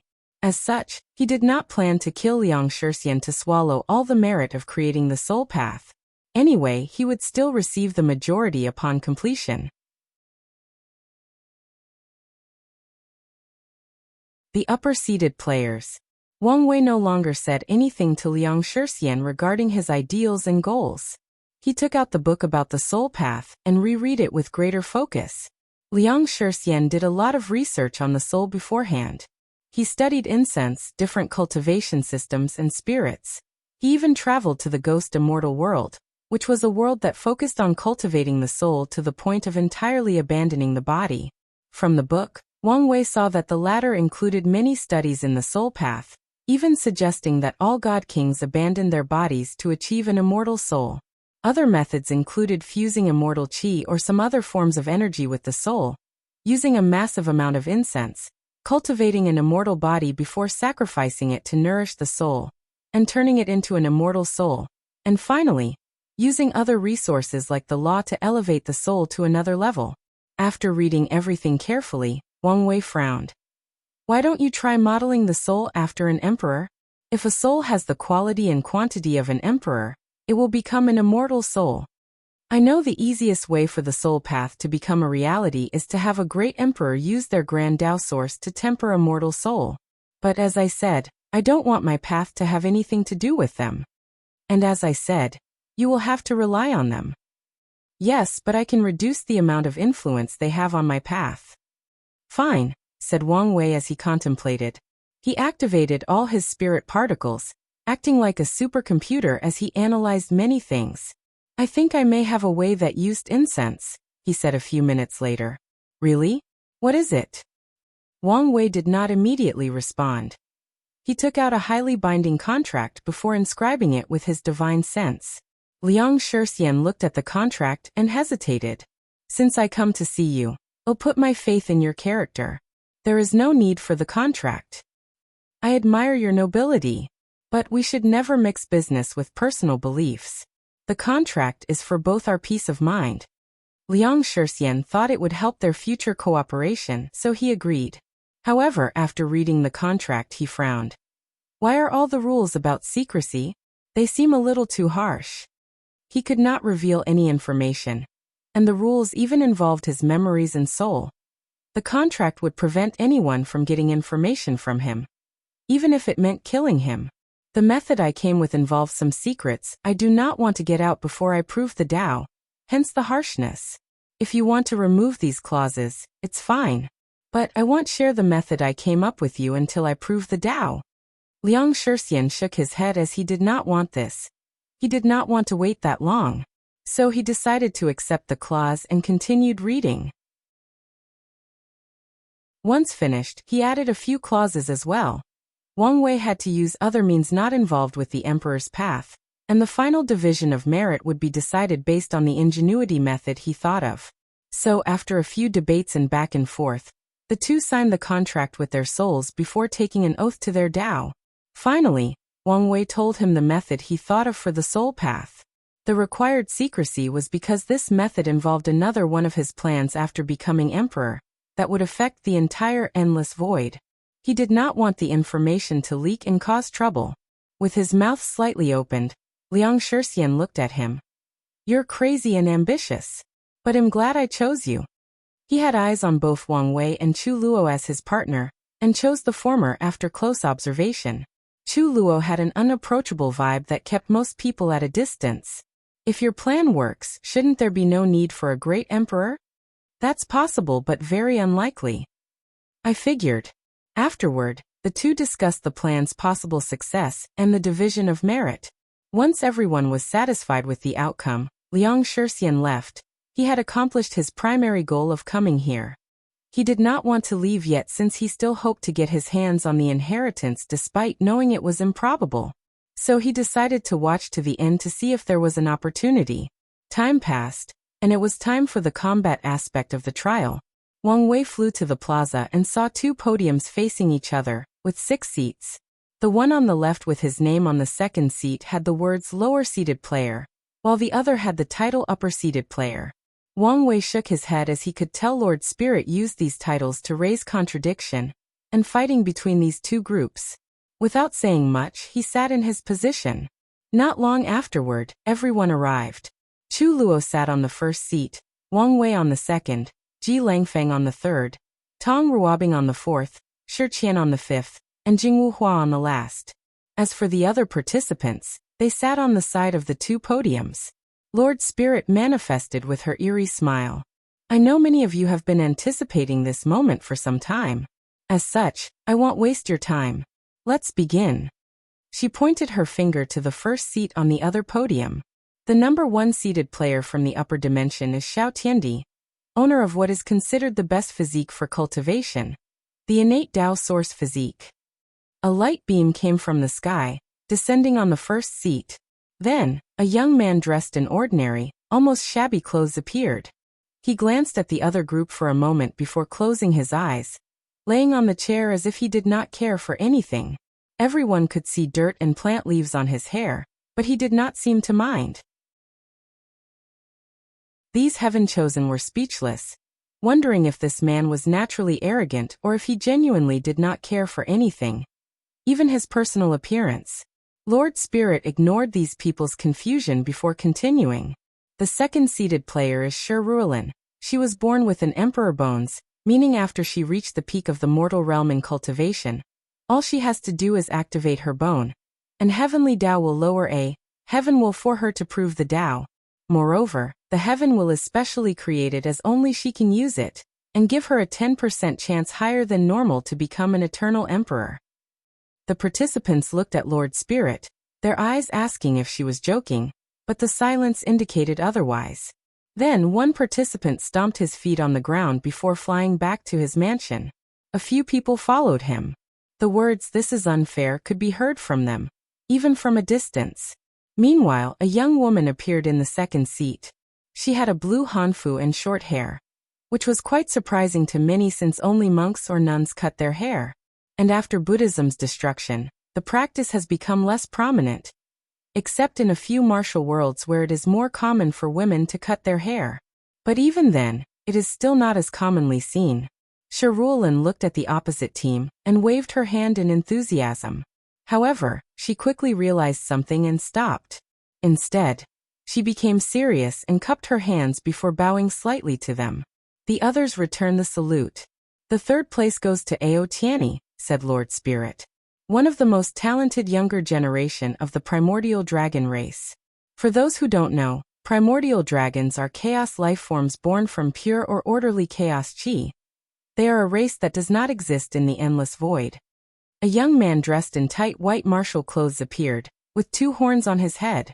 He looked at the opposing team with disdain before looking at the people next to him. I understand not being first, but how could I lose to her? Didn't I slap you around the last time we met? Said Shi Ruolin with a gentle smile. I had just shed my scale and was still in a vulnerable state. How does that count? You dragons always have an excuse for your defeat, replied Shi Ruolin while shaking her head. She decided not to engage with this prideful idiot. The fourth place goes to Shi Shangyan, a member of the celestial race, Lord Spirit announced. However, everyone was confused, including Wang Wei, since they'd never heard of such a race. Ao Tianyi sneered even more after seeing these people's reactions. The Celestials are a unique race born in the source chi space from immortal chi gaining sentience and condensing a body, similar to the spirit race. As such, they have an unparalleled talent for the immortal path. All celestial races are born with an inactive immortal mansion in their bodies. They do not need anyone's help to become immortal venerables. On top of it all, 80% of them who decide to become immortal venerables are insurgents. And that's because their unique immortal mansion can give birth to 4 types of unique immortal chi: yellow, profound, earth, and heaven. Yellow immortal chi grants them battle prowess on par with third-class emperors. Profound immortal chi corresponds to second class, earth to first class, and the potent heavenly immortal chi grants battle prowess on par with eternal emperors. The participants looked at a beautiful woman with black hair and a long golden robe. Her beauty was unparalleled, on par, if not surpassing Sushur. Not to mention, she had a cold and natural noble aura emanating from her body.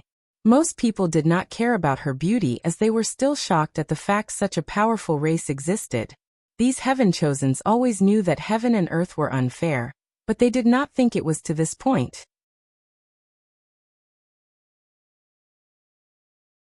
Longevity resources. Shi Shangyan looked at the shocked expression on these people's faces and mentally shook her head.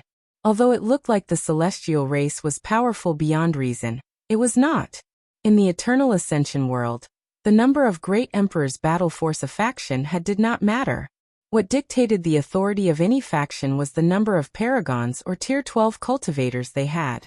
And in this regard, the celestial race's innate talent did not help because of the fundamental flaw of the immortal path. Just because someone was an insurgent in tier 10, it did not mean they could become one in tier 11 or above. For example, the clan members who cultivated heavenly immortal chi had less than a 5% chance of sublimating it to golden immortal chi on par with regular Empyreans. If they wanted to continue becoming insurgents, they had to be like everyone else and search for rare and unique chis in the source chi space. An inherently dangerous place for them despite being born there. Throughout the history of the celestial race, many geniuses have tried to elevate the immortal path to a higher level. And it was not just the celestial race, but also many other cultivators. There was a brief period of history where a movement to weaken the emperor path took place.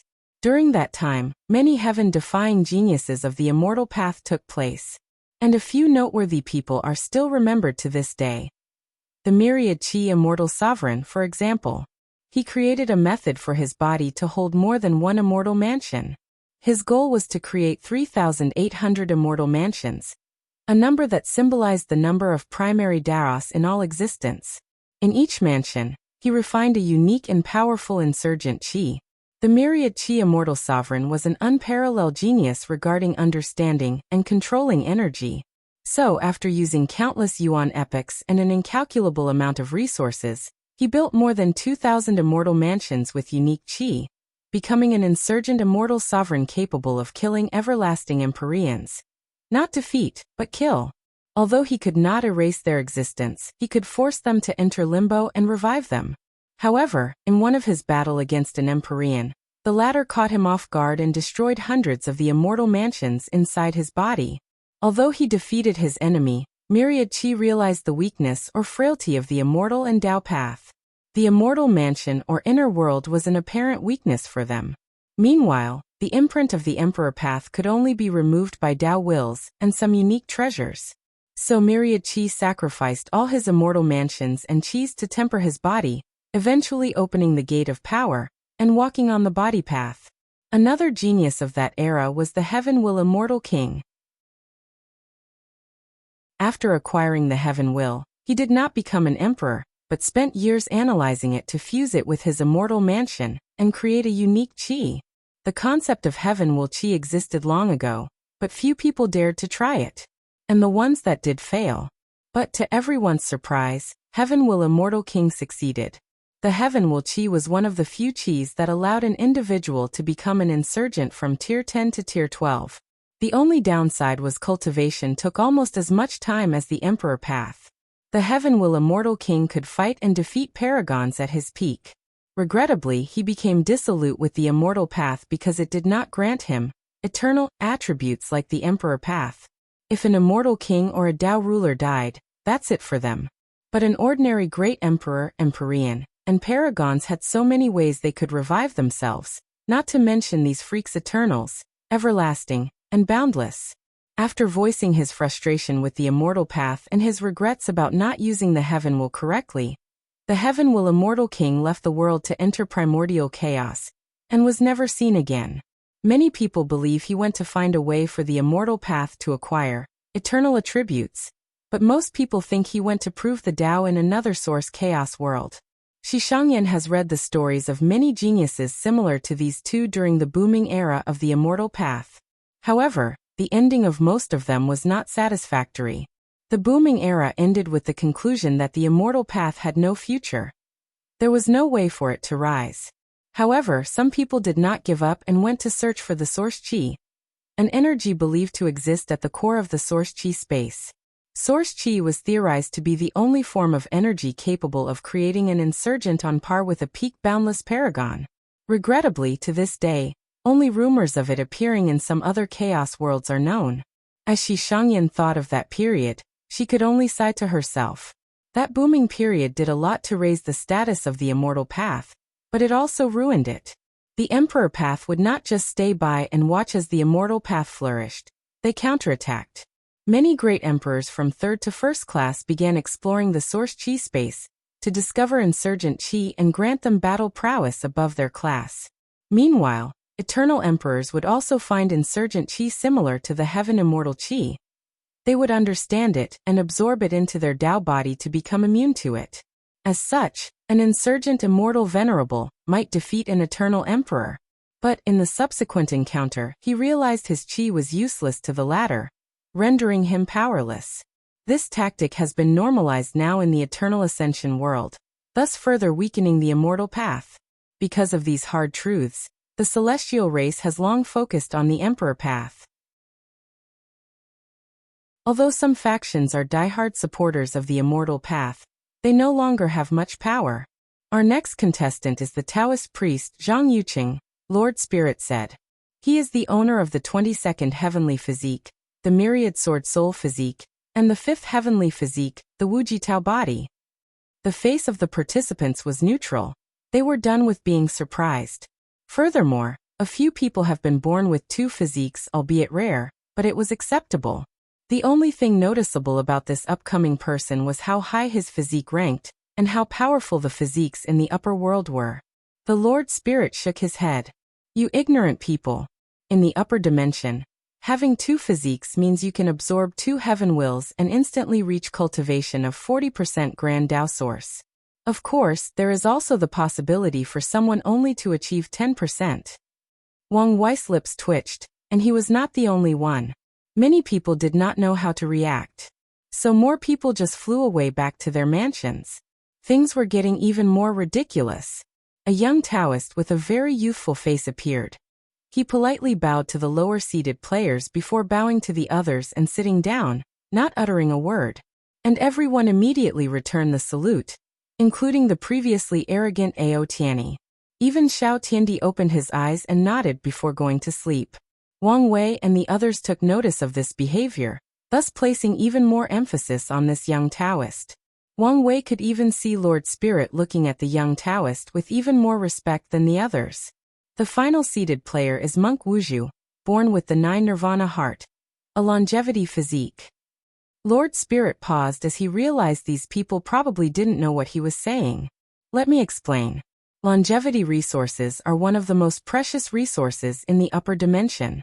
They can appear in the form of spiritual herbs, cultivation techniques, physiques, pills, etc. Their purpose is to grant immortal cultivators one chance at revival without any cost. For example, once an emperor is killed, they must spend countless yuan epochs reviving themselves. However, if they had consumed a longevity herb, they could instantly resurrect without any resources or time needed. So Monk Wuzhu will have 9 unlimited revivals in his life after proving the Tao. Lord Spirit simplified the incredible power of longevity resources, since their classification is too many. For example, some only work for a certain tier. As such, after an emperor becomes an empyrean or paragon, they no longer have the previous revival. Some longevity resources can work for a cultivator from tier 10 to tier 12. Those are extremely rare. Some can only work for lower tiers. For example, A paragon cannot take a longevity resource that only works for tier 10 and 11.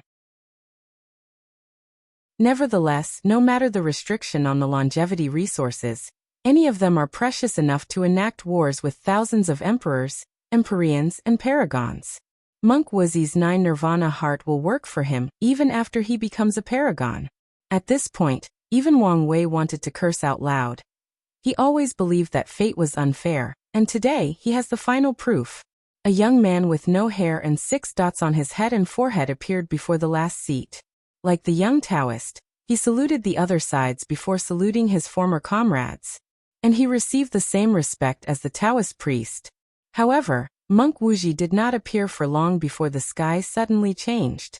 Then lightning began to fall on him. Absolute beginning magic, thought Wang Wei with squinted eyes, observing how the situation would play out. A mysterious power came from Monk Wuxia's body and blocked the lightning as he watched everything calmly. Meanwhile, Zhang Yuqing seemed to hesitate about something but did not act in the end. A few minutes later, the lightning stopped falling, and Monk Wuxia smiled at everyone. Sorry for the disturbance. Then he calmly took his seat. Damn it, thought Wang Wei as he noticed something that made him unhappy. He could already predict that things would get messy, and he would be dragged into something he did not want to. Lower-seated players. Wang Wei could see both Zhang Yuqing and Monk Wuxia glancing in Feng Heng's direction. Although brief, they could not escape his eyes. And immediately, he knew he would get dragged into the fight between Taoism and Buddhism. And since he had the future Buddha scroll, he had already chosen sides. Countless thoughts flashed across his mind as he pondered how to deal with the situation appropriately. If he did not play his card correctly, he might be used as a pawn before being discarded. Now for the introduction of the lower-seated player, Lord Spirit said. First is Chu Luo, the emperor child that wields the outlaw Tao of creation. He is a man who has tempered his will and Tao heart through reincarnation itself. Xiao Tiandi kept his eyes closed, a listless aura emanating from his body. The others, however, looked at Chu Luo. They did not care for his emperor child status. In the upper dimension, blessed children are too common. Although it is a statistical anomaly for immortal creatures to reproduce, there are so many of them, and they have lived for so long that it has become somewhat common. What they cared about was the fact of his outlaw Tao, and the implications of tempering his mind through reincarnation. The second player is the heir of the Tao opening sect, young Master Wang Wei. He is a Tao overlord, creator of his own heavenly physique, and a person of unquantifiable willpower. The man's accomplishment could write a legendary tale. However, his most important quality is his intelligence and ingenuity. I can say without a doubt that he is more intelligent and cunning than all of you here combined. And I mean all of you. Wang Wei's lips twitched as he sensed the eyes full of killing intent on him. He sighed before taking out a cup of freshly brewed tea, and casually drinking it, ignoring everyone else. The upper-seated players looked at him with squinted eyes. They knew what it took to be a Tao overlord. In the Eternal Ascension world, outlaws would summon a special area to go through their trial. Cultivators must do so before comprehending and using the outlaw laws.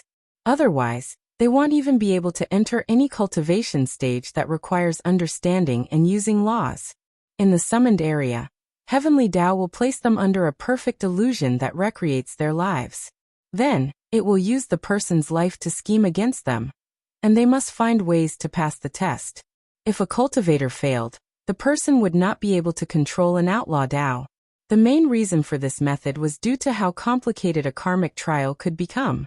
In a world full of emperors, empyreans, and paragons, if Heavenly Tao started to scheme against these people, firstly, no one would pass, and these powerful individuals would never allow such a thing. The trial is of some similar difficulty in both dimensions, so there are a few people who hold the title of Overlord. However, many people wielded outlaws' Tao similar to Chu Luo. They usually had to pay the price to control their Taos and have some limits. When it comes to the Overlord title, even a paragon could not help someone else acquire it. As for creating a heavenly physique, some people have succeeded in doing the same in the upper dimension. But their rarity also makes it a great accomplishment. Interesting, thought Sharulin. Everyone knew Tao overlords were extremely powerful, cunning, and tactically minded. But to say this person was more intelligent than all of them combined, she did not believe it. Of course, she also knew that Lord Spirit was just saying these words to rile them up and ensure they fought to their full capability for this trial. What's the point of being intelligent? Strength is all that matters, thought Ao Tianyi. Despite his thoughts, he decided to keep a watch on Wang Wei. He did not want to be schemed against. Shi Shangyan only glanced at him, but did not have any reaction.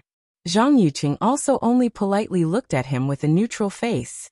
Monk Wuji gave him a smiling nod, and Wang Wei pretended he did not see anything. Meanwhile, the lower-seated players had different reactions. Most of them did not know what a Tao overlord was. However, the intelligent comment got to them, igniting their fighting spirit and desire to prove otherwise. A few intelligent individuals suddenly began to piece some things together. Recently, news of the essential destruction of the demon race from the demon supremacy world has spread throughout other world communities. By calculating the time frame of the incident, they realized it was soon after Yi Tuizi had a conflict with the player from the Myriad Emperor world. And by considering Lord Spirit's insinuation, a few people concluded Wang Wei might have something to do with the downfall of the demon supremacy world. Chu Luo and Tong Ruobing gave Wang Wei an odd look after coming to this conclusion. Ji Lanfang had a powerful intuition as a swordsman, so he felt Wang Wei was definitely involved in what happened in the demon supremacy world. However, Wang Wei ignored them and continued drinking his tea as if he were the only person present. He did not know what these people thought. Even if he knew, he would never admit it. The third seat goes to Ji Lanfang, a pure swordsman with a flawless Tao heart who has entered the realm of one sword breaks myriad laws. These so-called geniuses might not be as bad as I believe, thought Ao Tianyi. All pure swordsmen pursue the realm of one sword breaks myriad laws. It is the state where a swordsman can overwhelm all laws or concepts with their swords. Many people believe that someone could be referred to as a swordsman by entering this realm before proving the Tao. Otherwise, they are sword users, not swordsmen. Zhang Yuqing looked at Ji Langfang with a slight fighting spirit in his eyes. He also practiced the Tao of the sword, so he would love to battle a fellow swordsman. Fourth place goes to Tong Ruobing, a master of talisman making. She has created an acquired version of the 27th heavenly physique, the Source Rune physique. The upper-seated players finally began to pay attention as they realized their competitors might not be as simple as they previously believed. The Source Rune physique is considered the best talent for professions like alchemy, talisman, pill refining, and arrays. Any genius with that physique is expected to become a peak powerhouse in these professions, and they could even become masters in all fours. Even if Tong Ruobing has an acquired version of this physique that only worked for talisman, she was a person with a bright future ahead of her, not to mention a worthy opponent. Don't look at me. I did not create the method for this physique. He did, she said, pointing at Wang Wei. I'm only using his idea. You're stealing, not using, replied Wang Wei. Wu Ming offered it to me as a gift, she added. I'm sure that was voluntary. Is something wrong with a lady using her charms to get what she wants? In this patriarchal society, we weak women have to do anything necessary to get ahead, said Tong Ruobing with a gentle smile. Wang Wei rolled his eyes as he learned something new about her. Shameless. Meanwhile, these seated players once again looked at Wang Wei with raised eyebrows. All they could think was he might become a problem. Moving on, said Lord Spirit. In fifth place we have Shi Qian, an immortal child from the light race. Everyone waited for Lord Spirit to continue, but she did not say anything else. She only shrugged her shoulder as there was nothing she could do. In the grand scheme of things, there was nothing remarkable about Shi Qian. Her status as an immortal child was worthless in the eyes of these upper dimensions heaven-chosens. Her status as the light race is valuable since they have a natural affinity for karma, an outlaw Daos. However, this affinity or control of karma had its limits. Lord Spirit believed some other people would be better in that spot. Su Shi or even Liang Shixian, for example. However, he could not arbitrarily change the ranking as he saw fit. Our final seeded player is Miss Jingwu Hua. An emperor offspring and three-legged golden crow that has once suffered a defeat in a previous heaven will battle at the hands of an eternal emperor. However, she sealed herself for countless generations, tempering her willpower in the process to try again. On top of it all, her father left a special reward to ensure she succeeded on the second try. Jing Wuhua looked at Lord Spirit angrily. She did not expect him to bring out her pain and display it to the public. Moreover, she wanted to know how he knew so much. The upper-seated players paid some attention to Jing Wuhua. They understood how scary some immortals could be once they decided to leave trump cards to their descendants. In the Eternal Ascension world, it's normal for some mortal who has not started cultivating to suddenly take out a talisman capable of wounding an Empyrean or Dao monarch. It all depends on how pampered their influential parents are. She lost to an eternal emperor? Could it have been the Heaven Devour Emperor? That would make much sense timing-wise, thought Wang Wei. At the same time, he also thought Lord Spirit seemed to know too much, which could be an issue. Lord Spirit, I have some questions, Wang Wei suddenly said, making Lord Spirit's heart jump. She felt things were about to get complicated.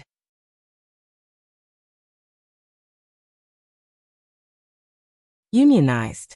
Young Master Wang Wei, what is your question? Lord Spirit said.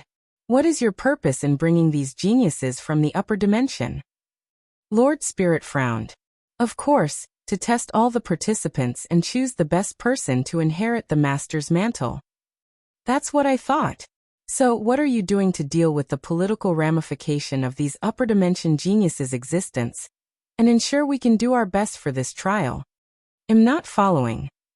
All right, let me direct. These people's backgrounds are a problem. How do we know they would not retaliate against us after we defeat them? How are we supposed to fight to the fullest of our abilities if we have to worry about the possible revenge from the upper dimension? The participants looked Lord Spirit, their eyes saying that this was a valid concern. Suddenly, Ao Tianyi snorted coldly. You people think too highly of yourself.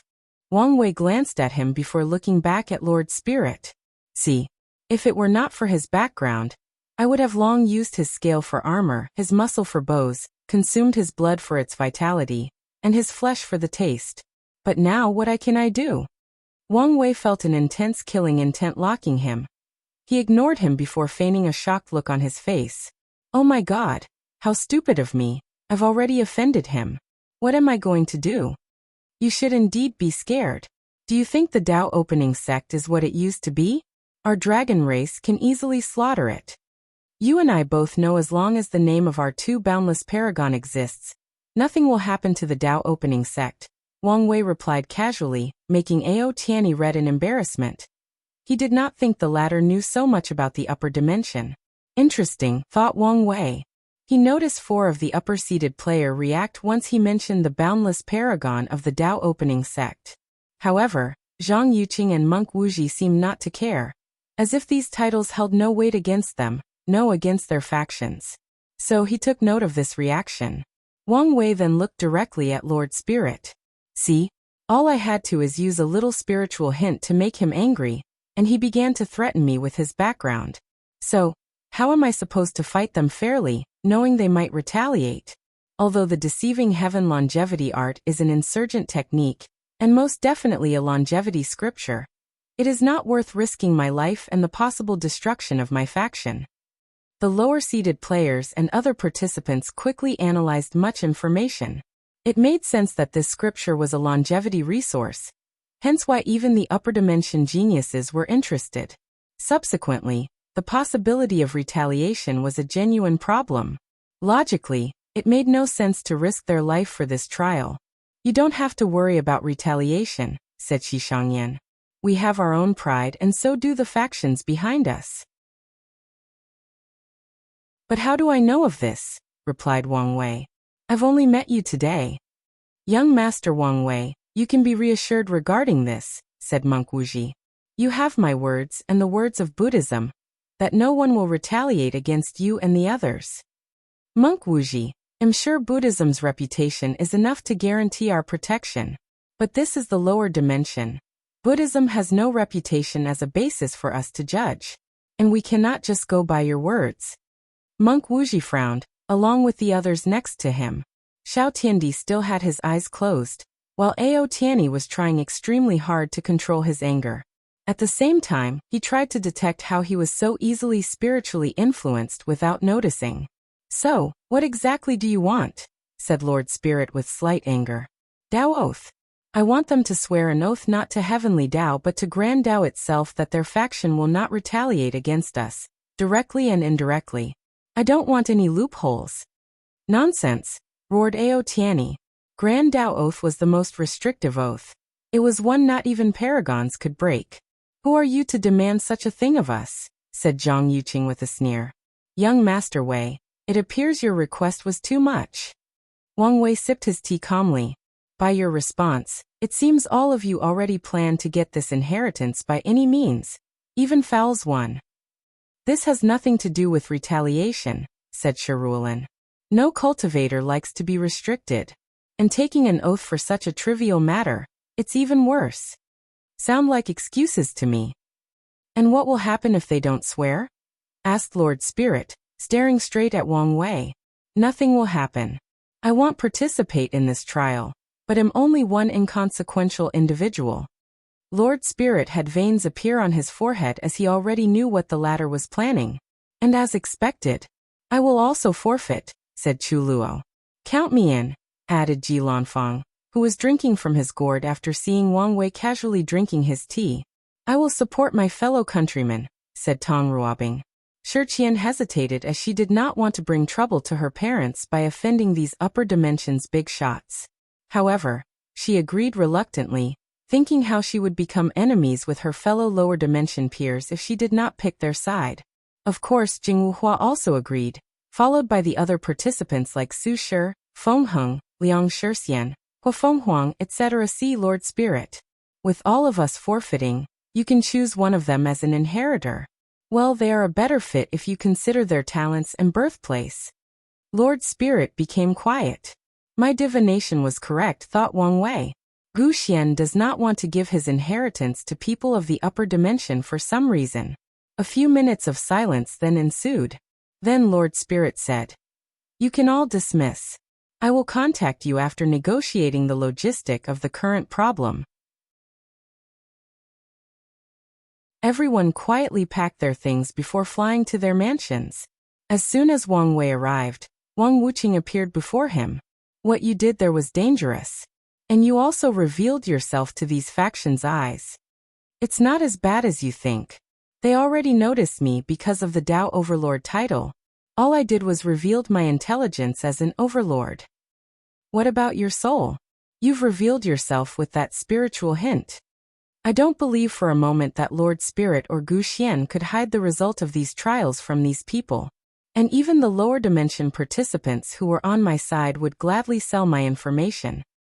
On top of everything, Wang Wei did not think these people would come along. So they must send people, or have other methods to investigate his information back in the Myriad Emperor world. As such, they will know his soul is unique. "Did you observe anything from them? Zhang Yuqing has displayed some hostility towards me, even though he tried very well to hide it. He and Monk Wuxia are definitely here because of Feng Heng, and I will probably get dragged into their confrontation. As for the others, they appeared to also be here for another mission besides getting the inheritance. And that mission seemed to involve observing us. Now that you mention it, they seem not to be happy once all you forfeit." "Yes. They reacted as if they wanted us to display our strengths and abilities. It appears they want to assess us, but the real question is why? I can't think of anything, but I'm sure you will figure it out," said Wang Wuqing. "By the way, what did you mean by what you said about our founding fathers? Didn't I tell you about their disappearance and possible death?" "No. I think I would have remembered if you had said such an important thing." Wang Wei then remembered he told Wang Wuqing about his encounter with Empyrean Blackheart during his outlaw trial. But he was not detailed in his encounter, so he did not mention he learned of the founder's disappearance. "Well, now you know. Don't take something so important so lightly," replied Wang Wuqing with a serious face. "It's as I said. Our founders have reached the pinnacle of cultivation. And 2 of them can revive themselves as long as their names remain in the annals of history. So it is only a matter of time before they revive themselves. Even so, I think this the kind of information that the others should know. After saying that, Wang Wuqing left to see Origin 1. Wang Wei shook his head as he also headed back to the sect. He wanted to learn more about Gu Xian as he felt the latter was not simple. He hoped he could gather more information about him, and know better how to deal with the upcoming storm. The night of this event, two shadows secretly entered different mansions habited by the upper-seated players. Meanwhile, Ao Tianyi activated a formation in a secret room inside his mansion.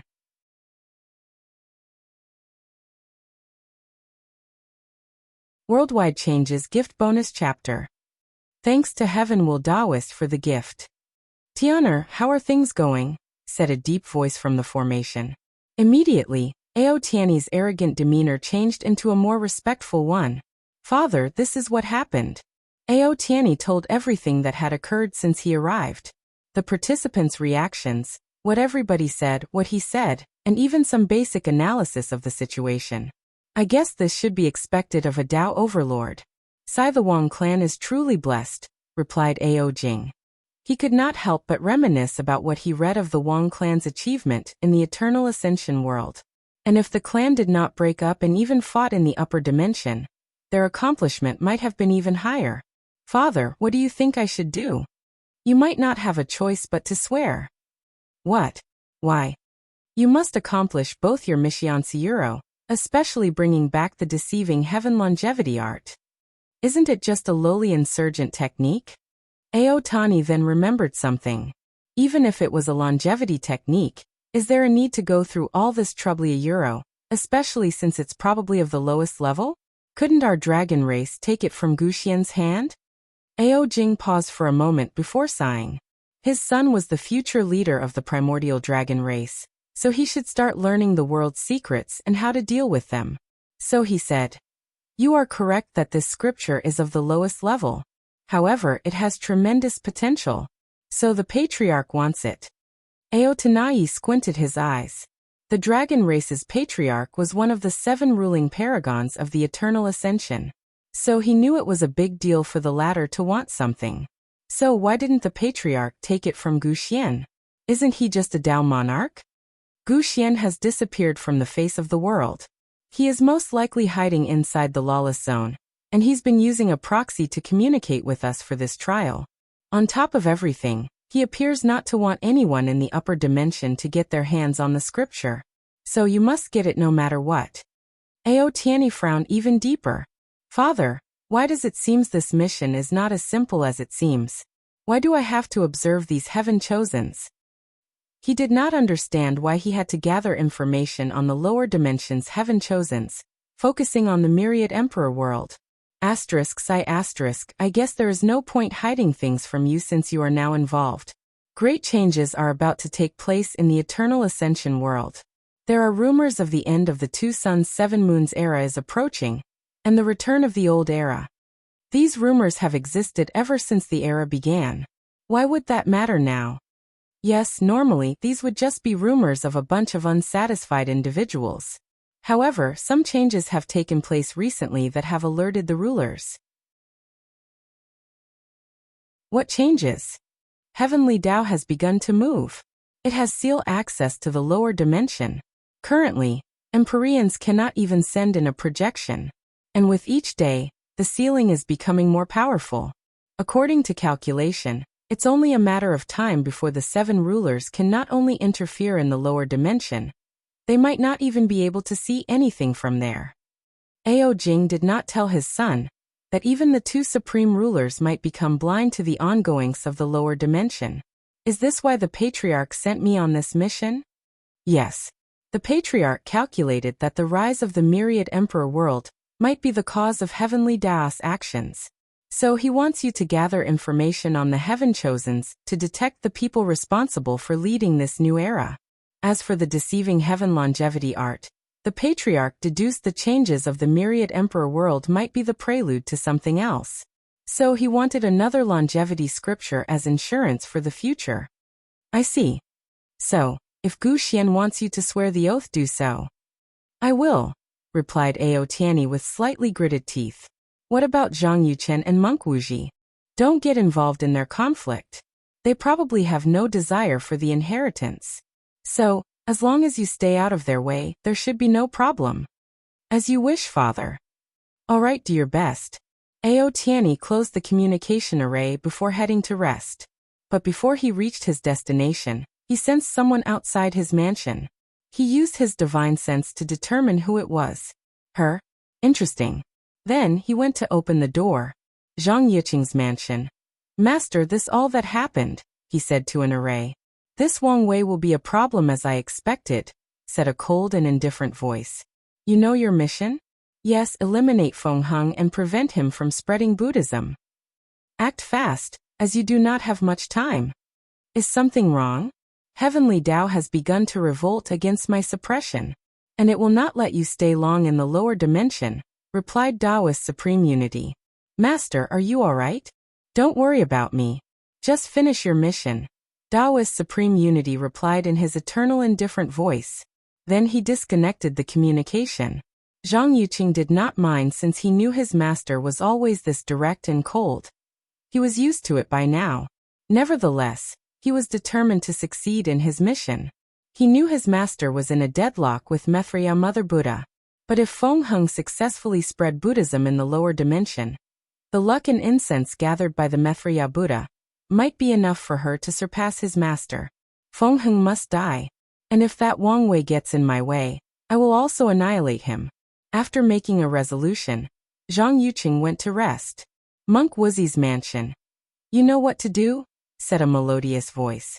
Yes, great Buddha. Remember to use a friendly approach. Don't rush or force things. And if things don't work out, it's okay to let it go. I will, replied Monk Wuxi. I know I can count on you. After the communication ended, Monk Wuxi bowed to the formation before going to cultivate. Shiruolin's mansion. She opened the door for someone outside. I did not expect to be receiving guests today. I am sorry for the late intrusion. No problem. Come in, Miss Susha, right? That's right. Shiruolin led her to the dining room and had her maid serve tea. So, to what do I owe this visit? I wanted to know something and figured I had the highest chance of succeeding by asking you. Oh, and why would I help you? Shiruolin asked with a smile. You can ask me whatever you want. Anything. Yes. It seems that desperation has clouded your judgment, commented Shiruolin. Very well. Let's see what you want to know first. I want to know how to revive someone that had their existence injured. Did that person die as a mortal? Does that matter? Of course. Yes. Shiruolin thought for a moment. Existence wounds are severe even for emperors. However, most eternal emperors can heal their existence injuries by themselves. A few talented ones can heal others, and some extremely talented individuals can even use existence reconstruction. That's when they recreate a person's existence and revive them even after being completely erased from reality. However, such a talent has not appeared in a.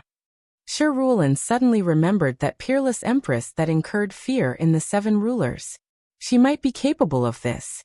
Whoever you want to revive might require only healing their existence. However, since they are mortals and will probably be dead for a long period by the time you prove the Tao, you might need the ability of existence reconstruction. I see, replied Su Shi, deep in thought. She knew she had no choice but to prove the Tao in this generation because the longer she took, the less chance she had to revive her husband.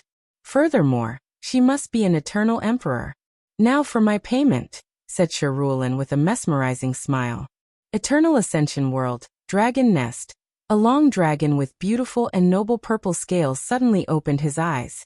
Should I report things now to the Patriarch? Ao Jing did not want to, but he knew he had no choice. The current era was simply terrible. No Tier 12 powerhouses of any path were allowed to exist, forcing him to stay in the Empyrean realm for too long.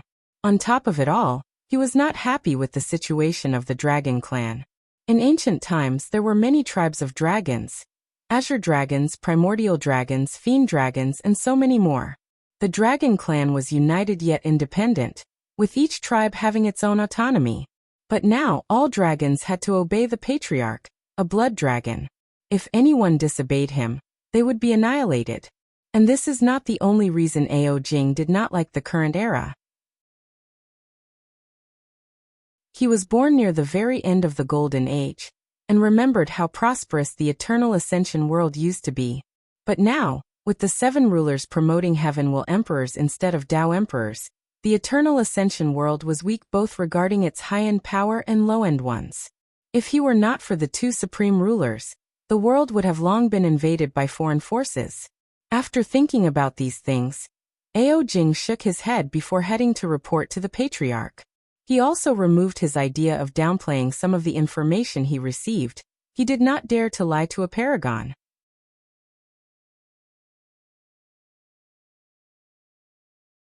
Heaven Will Emperor. Shi Shangaian's mansion. She also stood before an array and reported the events that occurred in today's events. This is all that happened, Patriarch. Then, for a few seconds, there was no response from the other end. Patriarch, you don't have to worry. I will do my best to get the scripture for the ruler. I won't disappoint the effort of the clan. Shi Shangyan knew the importance of this mission, simply by the selection process. One of the rulers held a large-scale competition with all the factions underneath her. And Shi Shangyan was the final winner, an act that brought great honor to the Celestial clan as they had the opportunity to display their loyalties to the ruler. You don't need to care about the mission, said the Celestial Patriarch after half a minute of silence. What do you mean? Our clan has decided to revolt against the ruler. We will hide inside the Source Chi space and use some of our foundations to prevent her from finding us. What? Patriarch, what do you mean by this? Everyone knows a new era is coming, and it's time for people to pick a side. And the Celestial clan has chosen the opposite of the rulers. Shi Shangyan did not know what to do as this news was too great for her. She thought she came here to make her clan proud and increase their status in the upper dimension. But now, things seem to be getting out of control. What about me? She hurriedly asked, thinking about something horrible. You don't need to worry. The clan did not abandon you. Shi Shangyan sighed in relief. So, why am I in the lower dimension? A tremendous amount of destiny and luck is about to gather in the lower dimension with the upcoming new era of the Myriad Emperor world. Many believe the person who started this era will lead the changing age of the upper dimension, or at the very least, play an essential role. Your mission is to use that destiny to your advantage. You can try to steal the destiny from that destined person, become that destined individual, become their underling, cooperate with them, or whatever you desire. Use your judgment to determine the best course of action. What matter is for the Celestial clan to have their hands on the new era. The luck gathered from his event would ensure our prosperity. Shi Shangyan caressed her temples as she tried to process all the information she had received. She suddenly remembered the gray hair player from the Myriad Emperor world. Somehow, she felt he would play a vital role in this upcoming chaos. I know this is a lot to process so suddenly, but we could not tell you anything before you arrived in the lower dimension. I won't blame you, Patriarch. I know you're doing this for the clan's revival. I'm glad you understand. I don't have much time. As such, I will be quick. You must prove the Tao in the lower dimension, which means you must restart cultivating. Your space ring includes many resources to help you, including a time Choa's treasure to ensure you have enough time to catch up. You can choose whether to prove the Tao in the Myriad Emperor world. The 7 rulers have sent people to infiltrate there to prove the Tao in this generation, and delay the arrival of the new generation. Delay. They cannot stop the arrival of the new era, but they can infinitely delay it to prolong their reign or better prepare for a high position in the new upcoming era. I see. I know this is a lot, so I won't say much more. One last thing. Do not become a Heaven Will Emperor. Although it should be impossible to do so in the lower dimension, anything is possible in the upcoming changes. Shi Shangyan nodded her head. Even if the Patriarch did not say anything, she would not do so. Since she was young, the clan elders have always warned her about becoming a Heaven Will Emperor, because it is an unorthodox method that is nothing but shortcuts. Heaven Will Emperors created something called Tao trees, allowing them to absorb more than one Heaven Will.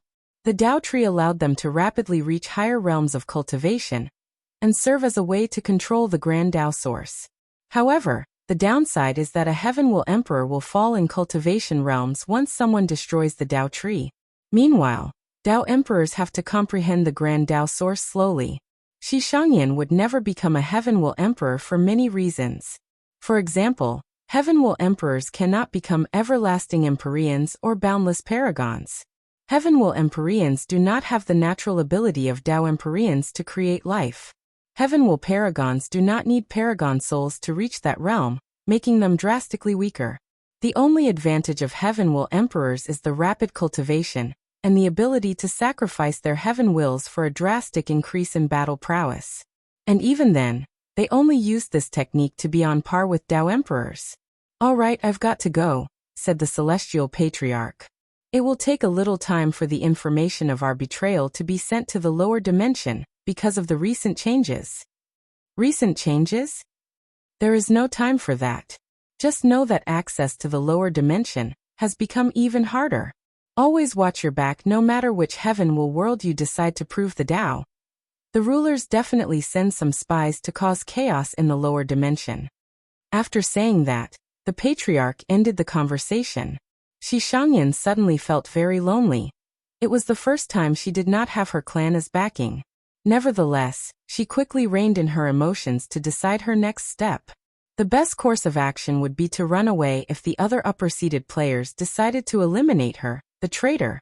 However, the Patriarch told her the information wouldn't reach the trial for some time. Time she could use to get her hands on the deceiving Heaven Longevity art, and give her some advantage in the upcoming chaos. "Let's wait and see," she muttered before resting. "Xiao Tiandis Mansion. You have to do your best," said a beautiful female voice. "Yes, master," replied Xiao Tiendi with his usual listlessness. "This is not the time to have your usual uncaring attitude. The rulers might give you a chance if you can bring back the scripture and the necessary information." "Would they really? Or would they dispose of me after I'm no longer useful?" "Don't be so pessimistic. If they wanted to deal with you, they would have done so long ago." Xiao Tiendi sneered but did not rebuke. "This might be the only chance you have. You and I both know this is not true. Maybe previously, but things are changing. The rulers are in desperate need of allies. Yes, allies that are not a threat to them." "Enough," roared the female voice. "Your mindset is the reason you are in the current state. An opportunity is given to you, but you don't even want to try. Do the mission, bring back the scripture. Otherwise, I will disown and kick you out of the sect. This is your last chance." The female voice then ended the communication. Xiao Tiendi shrugged his shoulder. This was not the first time his master threatened to disown him. And this was not the first time he had disappointed her. Ultimately, she loved and doted on him too much to do it. So he yawned before going to bed. He told his servant not to wake up until the day the competition began as he prepared to sleep for a few days straight. Outside of Shi Ruolin's mansion, Su Shi walked out with slight puzzlement. She did not expect the latter's repayment to be her memories and information of all the heaven chosens of the myriad emperor world, and favor she had to repay later. Su Shi was prepared for the conditions to be even worse. Well, a favor is usually the hardest thing to repay, she thought. Although it appeared Shi Ruolin did not ask for much, that was only on the surface. It does not matter. I've got the information I wanted. As long as I become an eternal emperor, I should be able to revive Fener. All I have to do now is find a way to preserve his imprint. Su Shi then became momentarily lost as she remembered her husband. Memories of their happy times flashed across her mind. Fener, I will see you again. Su Shi returned to her mansion, and as soon as she entered, someone appeared next to him. Taoist ever-changing. Why did you go see her? Su Shi frowned before explaining the situation, making Taoist ever-changing sigh out loud. Have you not noticed you are becoming too obsessed with reviving Lin Fan? He's my husband, the love of my life. Yes, but you should not let any obsession take over your mind. What's wrong with obsession? It's a weakness that your enemy can exploit. Su Shi quieted down as she knew this was true. I won't let it become my weakness. Taoist ever-changing sighed again before disappearing. His blatant display of disappointment made Su Shi unhappy for the entire night. Ao Tianyi's mansion. Huofeng Huang from the Myriad Emperor world, right? He asked over a tea table. That's me. So, what brings you to see me?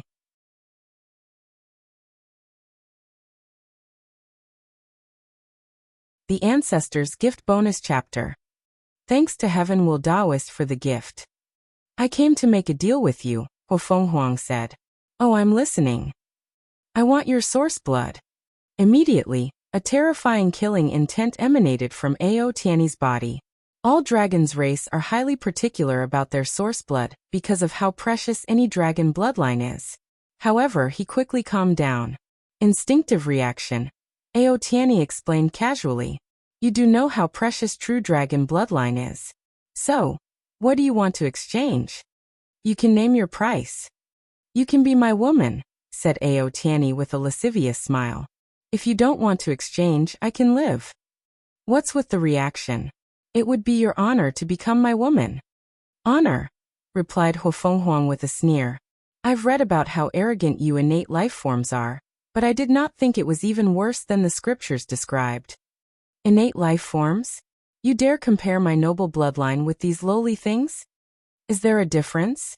In the end, the world is ruled by acquired lives. No matter how prideful you are or how much benefit your bloodline gives you, it does not change the fact that acquired lives rule this world. I can guarantee many of my ancestors have hunted your kind in the upper dimension. Ao Tianyi's eyes turned red as he knew she was correct. This truth has been the bane of all races bred by heaven and earth. It did not matter they were the first creatures in existence, and it did not matter they were born noble and more powerful. They were no longer the ruler of the world. Ao Tianyi wanted nothing but to pounce on the person before him. But he remembered where he was and his father's mission. So, he took a deep breath to calm down. Meanwhile, Huofeng Huang secretly sighed in relief. She needed to be assertive and other for the negotiation to be relatively fair. She remembered the argument Wang Wei used in the evening, and theorized their ancient clan still had some backing in the upper dimension in the form of the heaven-opening emperor, the Wang clan's ancestor. And by Ao Tianyi's restraint, her theory was correct. She had made the correct tactic for this negotiation. I hope you take this transaction seriously. Tell me if you don't want to trade, so I don't waste my time.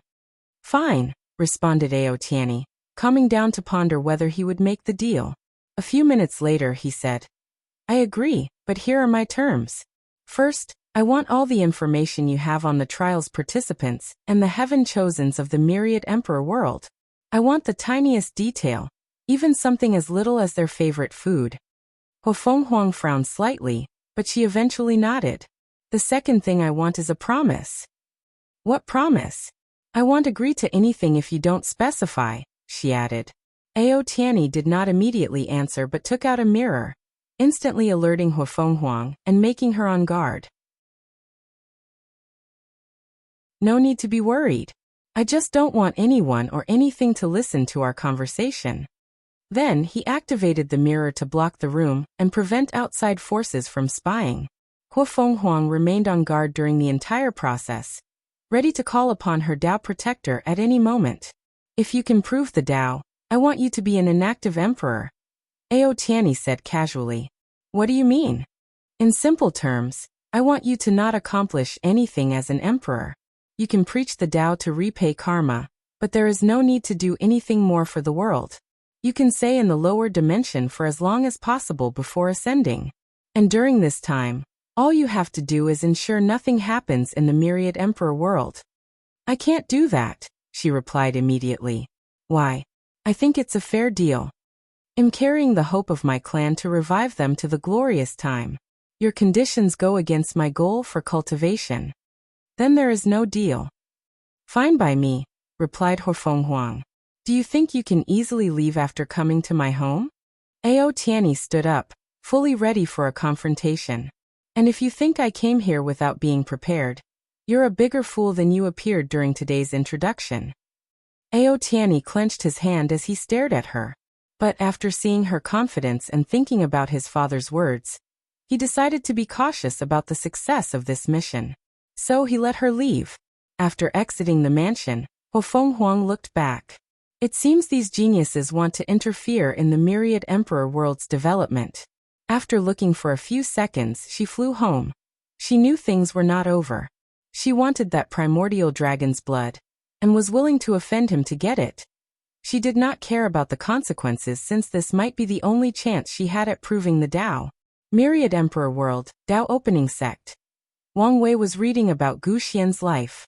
He lived during the Middle Emperor era. The records described him as a cunning and insidious person who feared death and wanted to become immortal. After failing his Heaven Will battle, he created the deceiving Heaven Longevity art. According to records, Gu Xian lived over 100 million years before exchanging the scripture with an emperor for a Tao seed. After that he disappeared, most likely ascending to the upper dimension. While Wang Wei analyzed the information he had, he suddenly received a communication talisman from Wang Wuqing. Then, he used his sect master token to teleport to a secret realm where Wang Wuqing waited for him. As soon as he appeared, Wang Wuqing gave him another token. This will take you to a special place in the sect. Go immediately. What's going on? You were supposed to take a trial once you reached Quasi-Emperor realm before you could go that place, but now, the situation has changed. Wang Wei frowned. Remember, be respectful. Wang Wuqing then disappeared.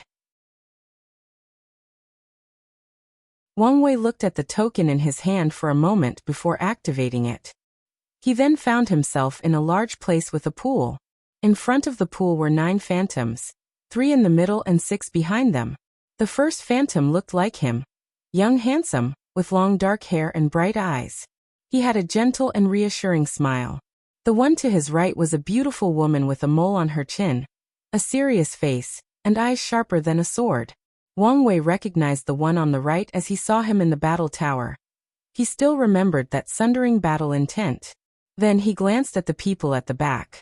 There was a middle-aged man to the far left. Wang Wei could see his muscle despite being a translucent phantom. Next to the muscular man was another middle-aged man wearing a turtle shell. Wang Wei refused to comment on this person's fashion sense. The person after that was an older man with long white hair and a beard, dressed in red. Somehow, Wang Wei could smell the scent of medicine from him. The fourth person was a young man with golden hair. Righteousness and cruelness perfectly describe his face and demeanor. The fifth person on the back was an ordinary-looking young man. The only way to describe that person was ordinary. He had the kind of face that most people would not notice in a crowd, a very forgettable face. Finally, the sixth person at the back was a lively, beautiful young woman with rainbow-colored eyes. Wang Wei recognized these people since he had to worship them during ancestral worshipping ceremonies he had attended during his childhood. So he immediately bowed and said, "Sect Master Wang Wei has seen the ancestors." "There is no need for formalities," said Qiyuan as he floated next to Wang Wei and helped him. He took a deep look at him. "A 9-extremity foundation? A 4-root as that? Worthy of my descendant. It would have been better if it was a perfect 5-root foundation," commented Sword Empress. "Give the kid some slack. Achieving such a result in the unorthodox path and in such a short time is proof of his talent," added the battle maniac. "According to my calculation, there is a 99% chance he has found a way to push it to perfection," said Miscellaneous.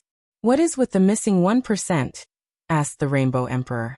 "He is a fateless. Even as a mortal, I have to consider possible deviation." "That makes sense. I've heard many great things about you," said Qiyuan Emperor to change the subject. "I'm glad you inherited my drive for innovation and progress." His eyes twinkled. "I saw how well developed the mortals in our territories are. Your use of construct, your views on education and knowledge, and the notion of advanced mortal civilization are fascinating. I cannot wait for you to spread your ideas throughout the world." "Thank you, Ancestor, for your praise. I have a few questions I wanted to ask." "Brother Qishan, we cannot waste time," suddenly said Battle Maniac. "That's right. Our presence could make the situation worse," added the Sword Empress. "Let's do what we came for and leave." "All right," Qiyuan replied with some sadness. He then looked at Wang Wei seriously. "We will all preach the Tao to you. teaching about the Tao and a detailed explanation of cultivation from Tier 1 to Tier 12. Wang Wei's eyes immediately lit up after hearing this. With this process, not only will his understanding of law and Tao reach another level, he won't have to worry about finding methods to break through to the Empyrean and Paragon realm in the future. Thank you for your guidance. Let's begin, said Qiyuan with a smile.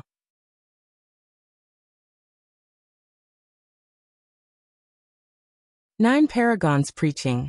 I will be the first, said Qiyuan Emperor. Then he waved his hand to manifest 2 cushions. One for him and the other for Wang Wei. The others waited as Qiyuan sat and Wang Wei sat, with the latter closing his eyes. All lives are fundamentally divided into qi, essence, and spirit. The cultivation process can begin by developing any of these aspects. It is a journey of self-discovery and transcendence, breaking the limit of the body, mind, and spirit. Wang Wei did not hesitate to deploy his spirit particles and future Buddha self to improve his comprehension. At the same time, he had all his incarnations comprehend the sermon. Since the incarnations had different lives and experiences, they might understand something he could not. Furthermore, having 10 of them comprehending the same sermon was better than just him. As Wang Wei listened to his ancestors preaching about the Tao, he saw the essence of cultivation rapidly laid out in simple terms before him. Then, the Qiyuan Emperor explained the origin system to him from the body-tempering realm to the quasi-emperor realm. Wang Wei had to admit there was something unique about seeing the system's creator explain things to him. Even though he had entered the Duyi realm and pushed the origin system beyond its limit, there were many things he did not know or think about regarding it. But now, with its creator explaining it to him, he finally understood. After explaining the origin system to the quasi-emperor realm, the Qiyuan Emperor then explained his origin, Tao, and his comprehension after proving the Tao. Once he finished, he explained in detail to Wang Wei how to enter the Empyrean and Paragon realm. After an unknown amount of time, Wang Wei opened his eyes, full of awe and respect. His slight pride after achieving his Tao ancestors' strength was gone as he understood how far he was compared to the pinnacle of the cultivation world. He decided to be more humbled as his journey had just begun, and he had a long way to go. Then he checked on the law tree inside his sea of consciousness. He could see it was slowly turning silver. With a smile he said, "Thank you, ancestor." Qiyuan smiled back before condensing a talisman. "This is my gift to you. These were all my thoughts when I created the origin system, including some previous drafts that I eliminated. Maybe it can be beneficial to you." Wang Wei gladly accepted. Qiyuan stood up from his seat to allow the Sword Empress to take the seat. "Kid, are you interested in becoming a swordsman? It would be a shame to waste your talent." "I'm sorry, but I think the swordsman's path is too extreme." Wang Wei was a little embarrassed to be so direct, but that's how he felt. However, he could see the desolate emperor giving him thumbs up in the back. "I figure as much," she replied before condensing a talisman. "This is for your father. It contained my sword Tao. Maybe it can help him." Wang Wei respectfully accepted the gift. "Although I cannot teach you about my sword Tao, I can teach you about the concept of attack since swordsmen are the ultimate attackers." Sword Empress then preached her sword Tao, whose primary focus was on slashing heaven and earth. Her entire Tao involved how to properly destroy heavenly Tao, who is the embodiment of myriad Taos. However, her sermon also focused on the best way for a person's attack to reach its maximum potential and go beyond the limit. Wang Wei felt this sermon would benefit him throughout his cultivation journey. Wang Wei opened his eyes, this time full of the sharpness of a swordsman. His ever-changing Tao heart helped him a lot to better comprehend her sermon. Sword Empress nodded her head before giving her spot to Battle Maniac. "Your dream combat technique is ingenious. So, I will use it to help you." Then Wang Wei found himself in a vivid dream. And in that dream, he spent eons doing only one thing: fighting. He fought countless races and unique individuals. He learned numerous fighting styles, battle applications, spells, environment analysis, and many other things that could help him increase his odds of winning in battle. Once he opened his eyes, a terrifying battle intent emanated from his body. He felt like a new man as his battle IQ and experience drastically improved. "What a little monster," commented Battle Maniac with a smile. Then he also condensed a talisman. This is for Li Jun, he's a fine descendant. Wang Wei quickly accepted. Then Ancient Desolate came before him. I'm glad I've found a true successor for my scripture. Plus, you've pushed beyond its limit. He was very happy with the concept of black holes in the acupoints. This idea perfectly suited his scripture, and elevated it to another level. I will preach to you about my Tao and the true power Tao. Wang Wei closed his eyes before controlling his excitement. He listened attentively, and his law tree rapidly turned silver in the process. He controlled himself to not break through in realms, and ensure a solid foundation. Once the sermon finished, Wang Wei were visibly shocked as he learned there was another gate after the Gate of Power called the Gate of Flesh, and Ancient Desolate had opened both of them. However, his lips twitched after he realized the requirement to open and how difficult it would be to do so in the lower dimension. However, thinking about the reward, he became motivated. He knew he could succeed since this sermon contained so many tricks or methods to temper the flesh, all from the Ancient Desolate's experience. This is my gift to you, said the Ancient Desolate Emperor before handing Wang Wei a ring. This contains enough primordial star essence to condense the black holes for all your incarnations. Wang Wei's eyes lit up as he carefully placed the ring away. It's my turn, said Turtleshell. What I'm going to teach you is the pinnacle of defense. If you can learn 1/10 of my ability, a few things in the universe will be able to kill you. Wang Wei was speechless as he realized another quirk of this ancestor besides his fashion sense. Bragging. Then he closed his eyes to listen to the sermon, and was truly speechless. Turtleshell was truly the master of defense. His Tao involved pursuing defense to the extreme, similar to swordsman. Moreover, the latter also knows how to use arrays, talismans, pills, and weapons for defense. This guy is the very definition of an unkillable cockroach because of his defense, thought Wang Wei after opening his eyes. You just thought of something insulting, didn't you? Of course not, ancestor. This disciple would never do such a thing. Wang Wei replied with a righteous face. I have too much respect to do such a thing. Maybe I'm a little too sensitive. Here is my gift to you. Wang Wei received a book that contained a technique to use his acupoints as a defensive array. This was the idea he had after seeing Tongruabing. He did not ask how Turtleshell knew what he wanted to do. He now understood the power of these people was unfathomable. He was just happy he did not have to waste time creating the method himself. I will teach you about the 5 elements, professions Tao, divination, and yin-yang calculations, said Miscellaneous Emperor. He did not waste time before preaching, and Wang Wei listened attentively. Wang Wei felt his understanding of all the professions deepened. Then he learned a lot about divination, which was his specialty. Yin-yang calculation was the same as divination, but used another system similar to mathematics. Through a diagram made of symbols, a person can calculate all the secrets or knowledge between heaven and earth. Of course, the limitation is based on the user's skills and strengths. The Miscellaneous Emperor taught him how to use both divination and yin-yang calculation to get the information he wanted. Thank you, ancestor, said Wang Wei with a bow. No problem. This is my gift to you. Wang Wei received another talisman which contained a unique formation that could convert innate qi into immortal qi. It was unfortunate he could only use the formation inside his divine sea. Otherwise, it would greatly benefit his future plans. This is another gift for that girl Yen Liling, he added before giving him another talisman. The Hell Judgment took the seat afterward and preached without saying much. In the midst of comprehension, Wang Wei frowned slightly before continuing. He could sense that the Hell Judgment Tao was a unique one that combined good and evil, the soul, and even yin and yang, and other things. After preaching, Hell Judgment asked, Did you notice? Yes, nodded Wang Wei. He realized a flaw on his cultivation path, his soul. Since he had such a powerful soul, and never had to worry about cultivating it, he also barely used it in most of his battles. As such, his soul was not used to its full potential. The Hell Judgment pointed out this flaw to him, and showed him a path on how to better use his soul. Wang Wei looked at his law tree that had turned silver. He could also sense the soul law added in addition to the 5 elements. Afterward, it was the Shadow Ruler. My Tao is not really suited for you, but hopefully you can learn something from it. The latter preached about Shadow Tao, and when Wang Wei opened his eyes, he had some confusion on his face but did not immediately ask. This is for you. You are an anomaly, so after proving the Tao, Wang Ju would only inherit 50% of your power.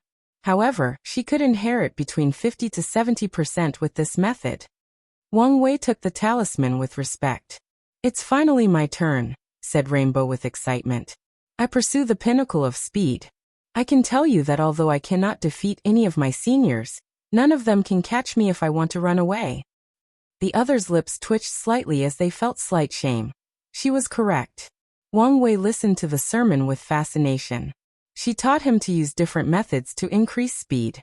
Whether it was through controlling light, thunder, gravity, bending space-time, or even the concept of the speed of the mind. She used all of them to increase her speed. After opening his eyes, Wang Wei could not help but ask, "Are you also a paragon?" "Of course." "How?" Time-wise, it did not make sense. He could feel that both Rainbow and Shadow Ruler's Tao were on the same level as the others. But these two proved the Tao after the Devil Era. He did not understand how they had enough time to become paragon. Rainbow did not answer but looked at Qiyuan. Something happened that we needed more powerful individuals. So, we paid the price to call future emperors of the sect to summon them from the future, explained Qiyuan.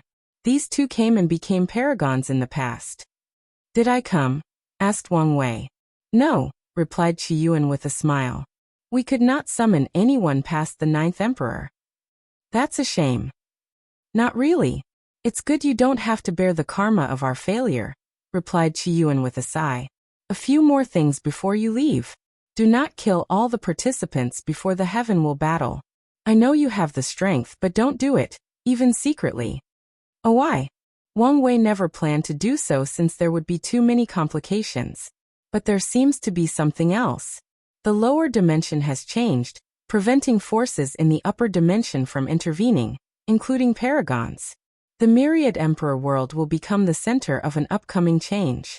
So before that, a son of an era will be chosen. You mean me? Yes. Heavenly Tao will definitely choose you.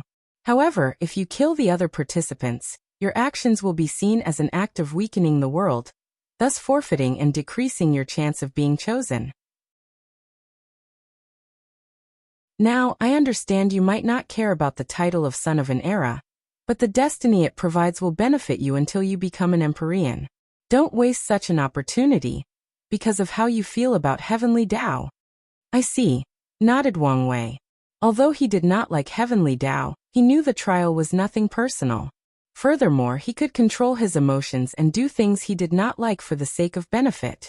Thank you for your guidance, said Wang Wei before giving these 9 a deep bow. Their help today will benefit him throughout his entire life. Then Wang Wei left the secret realm.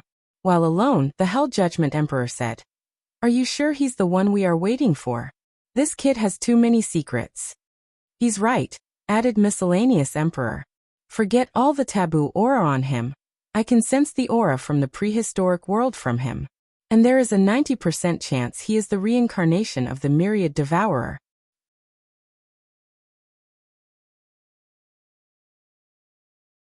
Inextinguishable Gift Bonus Chapter. Thanks to Punched Haddock 5 for the gift. Xu Yuan frowned as he remembered some things long ago.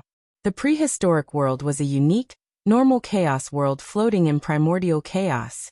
The special aspect of it was no individual could enter, no matter who it was. People could leave the world but not enter. Furthermore, an intense aura of taboo emanated from the prehistoric world. Many people knew one of the 13 taboos was inside, but no one knew what it was and why it was a taboo. As for Myriad Devour, it was also related to the prehistoric word. The entire primordial chaos was in turmoil during the Second Origin battle. Then a significant world collision occurred. Many source and normal chaos worlds clashed with the prehistoric world. This event was an anomaly that many people believed was artificially created. However, no one cared whether that was the truth because of the benefit of this event. The clash released a large quantity of world essence, a rare resource for people who wanted to cultivate a paragon soul or Tier 12 soul. Many paragons and other powerful entities fought for the world's essence. Because of this event, many people reached the peak of the paragon realm because of the world essence, including Shadow Ruler and Rainbow. But not long afterward, a creature that was a massive accumulation of paragon soul quantity and quality appeared in primordial chaos. The creature had immense willpower and only used it as a form of battle. It did not have laws, Tao, bloodline, or any spells. Just pure willpower and spiritual power. The creature would devour anything weaker than it, including some Tier 10 and 11 fiend gods and even many normal chaos worlds. Regarding strength, the creature was only on par with some of the weakest paragons, and barely at that. However, its willpower granted unimaginable protection. Moreover, a mysterious and mighty power protected the myriad devourer whenever someone more powerful tried to harm him. Many people feared the myriad devourer was an experiment from the prehistoric world to create the 14th taboo. Luckily, the creature disappeared one day, never showing up again. His past does not matter, said Qiyuan. What matters is he might be the one to show us the path forward. I agree, said Sword Empress. You're only saying that because of his relationship with Wu Hong, commented Battle Maniac. So, Qiyuan Emperor looked at Miscellaneous. Go hide all information about him. We don't want these parasites to notice his anomaly and become extreme in their attempt to get rid of him. Miscellaneous frowned before sighing. He looked at Wang Wei, that was flying toward his mansion. With a wave of his mind, he placed an invisible formation on him to hide his taboo auras, his connection to the prehistoric, and even elevated the formation Wu Hong placed on his soul from an Empyrean level to the peak of the Paragon realm. He also left a way for Wang Wei to detect and control the formation once he became a great emperor. Once he was done, Miscellaneous Phantom became even more transparent. Are you all right? Asked Qiyuan. I'll survive. Qiyuan then looked at Sword Empress. How is your situation? I've stabilized my injury, but my strength has dropped to the Emperor realm, and it's the weakest 3rd class. Why do you sound so salty? Commented Battle Maniac. At least you're alive. Look at us. She ignored him. I bet she's salty. Wu Hong survived with Empyrean strength, said Ancient Desolate with laughter, forcing Sword Empress to stare at him with killing intent. Don't look at me. She must likely survive because she was both an inextinguishable paragon and a boundless one. If you had listened to me, tempered your body, and opened both gate of power and flesh, you might have been in a better situation. Ancient Desolate never understood why these swordsmen refused to temper their bodies. The sword they loved so much was a metal weapon, a solid and hard object. So, wouldn't it make sense for them to temper their bodies to be like a sword? The very thing they admired and pursued with so much passion? Don't act up, said Qiyuan, preventing his little sister from throwing a temper tantrum. Wang Cheng is correct. If there is something we've learned in the previous failure, if we want to take that step, we have to ensure our soul, body, and Tao reaches the pinnacle. The others nodded in agreement with him. Does that mean we have to open both gates? Asked Turtle Shell. I don't think we have to go to this extreme. As long as we open the gate of power and tempered our body to withstand Paragon strength, we should be all right, added Miscellaneous Emperor. That makes sense. How are things going? Qiyuan continued. I've gathered some resources for your revival, but things are going slow. What's the issue? Time Eater is hunting me down, she said with clenched teeth. He even cornered me once. The room quieted down before Ancient Desolate started laughing uncontrollably. That brat you almost killed after he confessed to you is hunting you down? How embarrassing. Ha ha ha. Time Eater was a paragon of their era, fascinated by the Sword Empress. However, she despised and almost killed him with her sword after he tried to pester her after a rejection.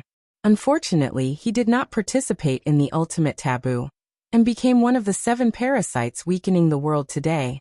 Do you want to die? Said the Sword Empress, but Ancient Desolate did not care nor stop laughing. I'll kill him after I return to peak strength, she thought. Of course, she knew that would not be so easy, not because of a lack of trying. Ancient Desolate was an inextinguishable paragon, meaning he had all the life savings of a boundless paragon, and even methods the latter did not have. You wait. I've already taken your advice and started tempering my body. When you revive, I'll take my revenge for all the time you made fun of my weak fleshly body. Ancient Desolate shrugged his shoulder.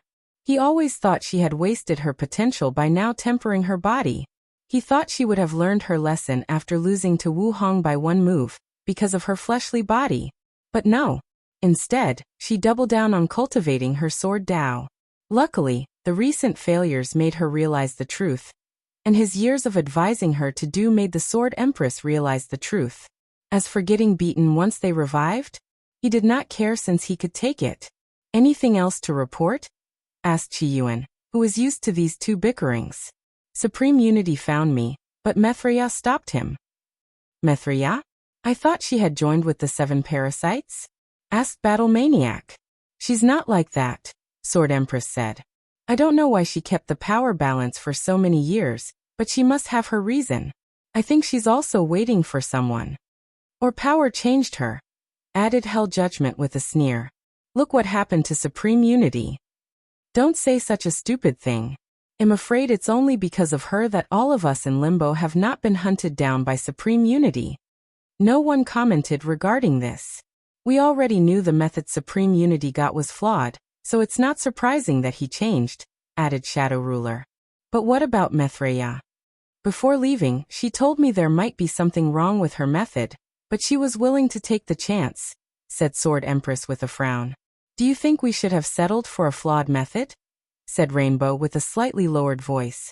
After all, we got nothing in the end, and now our peers have surpassed us.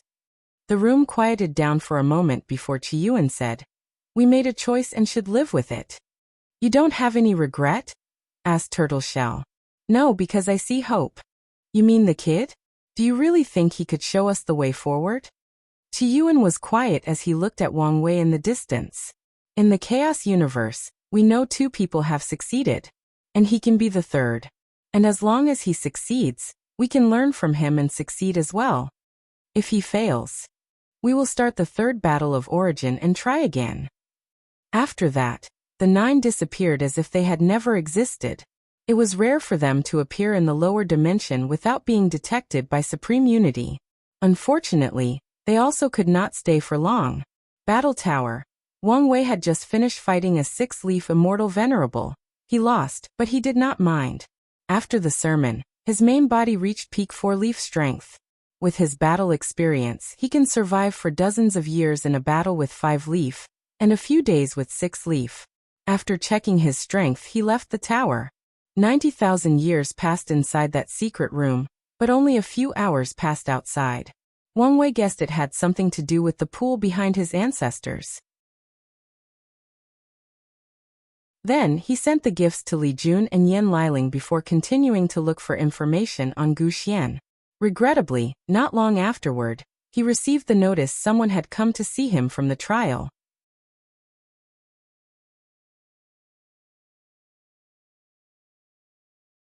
Discussion. Wang Wei teleported to his mansion, where he saw a maid waiting for him. She immediately bowed to him before notifying him of the visitor's identity. Wang Wei then frowned before entering the guest room. He saw a shave-headed monk sitting in the cross-legged position with a pot of tea and vegetable meal before him. Wang Wei walked to the table and waved his hand to make it disappear along with the drink and food. Young Master Wei, I'm sorry for the late-night inconvenience, said Monk Wuji, not minding the latter's rudeness. Monk, I don't care for your flowery words. State your purpose. Benefactor, what is the hostility? Have I done anything to harm you? If so, tell me, and I will gladly apologize, said Monk Wuji with the utmost sincerity. If you were about to be dragged into something you did not want to, you would also feel as I did, replied Wang Wei. Benefactor, you should not see it as dragging. Everyone is bound by their actions and decisions, so everyone must pay their karma. You're right.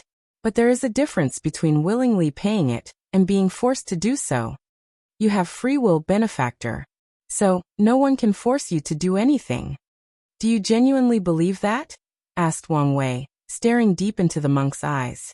Does your word have weight, or are you just spewing nonsense to get what you want? Monk Wuxia began to sweat secretly after hearing this question. He could see an invisible karmic balance dangling above his head. The balance prevented would determine his fate based on his reaction. If he lies, he will receive a backlash for lying and allowing his words to have no weight or significance. And if he told the truth, he would enter into a binding agreement where Wang Wei could decide not to intervene in the upcoming conflict and choose when to pay his karma. As such, Monk Wuxia felt like a few seconds was like an eternity. After swallowing a gulp of saliva, he recited some scriptures in his mind to calm down. I mean every word I said. As soon as he said these words, he sensed the balance disappearing, and the weight of the world vanished from his shoulder. Monk Wuxia also learned a valuable lesson from this encounter. Always minding his words before a karma master. Otherwise, they will be used against you. Is that so? In that case, I'm sorry for my rude behavior. It seems I misjudged your character, said Wang Wei, before returning the previously disappearing table, this time with even more food. This is one of the specialty dishes I've prepared specially for you. I'd like to think you've never eaten this before, but I could be wrong. So enjoy. Monk Wuxia wanted to reject the offer. After all, as someone from the upper dimension, what great and unique food he had not tested. Especially for a man of his status. However, after smelling the unique fragrance of the meal, he decided not to be rude as a guest. So he took a bite, and the taste was heavenly. That's the only way he could describe it. Although the ingredients were not nearly as good as the ones he was used to, the combination, the spices, and the techniques used for the preparation were sublime. Furthermore, he had never tested this recipe before. Monk Wuxia then enjoyed himself. The only downgrade to the meal was the tea, as he considered it subpar. However, after taking out his tea, everything was perfect. Wang Wei had to admit his tea was nothing compared to the upper dimension. So, after exchanging the meal's recipe for some more tea, the two got along as they talked over the dinner.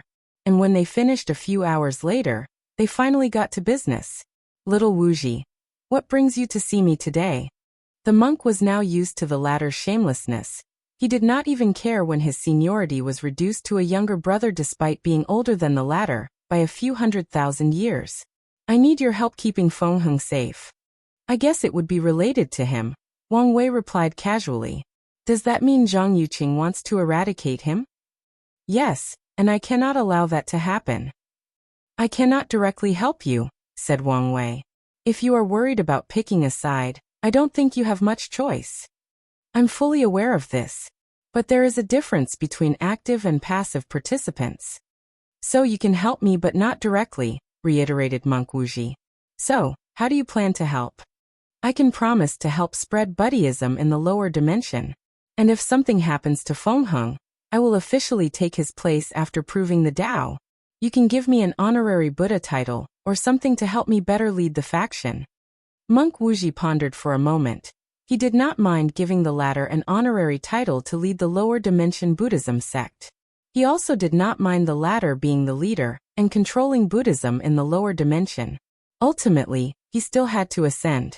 And no matter what he did, the genuine leader of Buddhism will always be his master, Maitreya Mother Buddha. He only had one problem. Feng Heng cannot die. Oh, why is that? He is the key to breaking the absolute beginning magic. Once he dies, everything will go wrong. That's not an issue. After I have proven the Tao, I will break the absolute beginning magic. It does not matter. Feng Heng cannot die.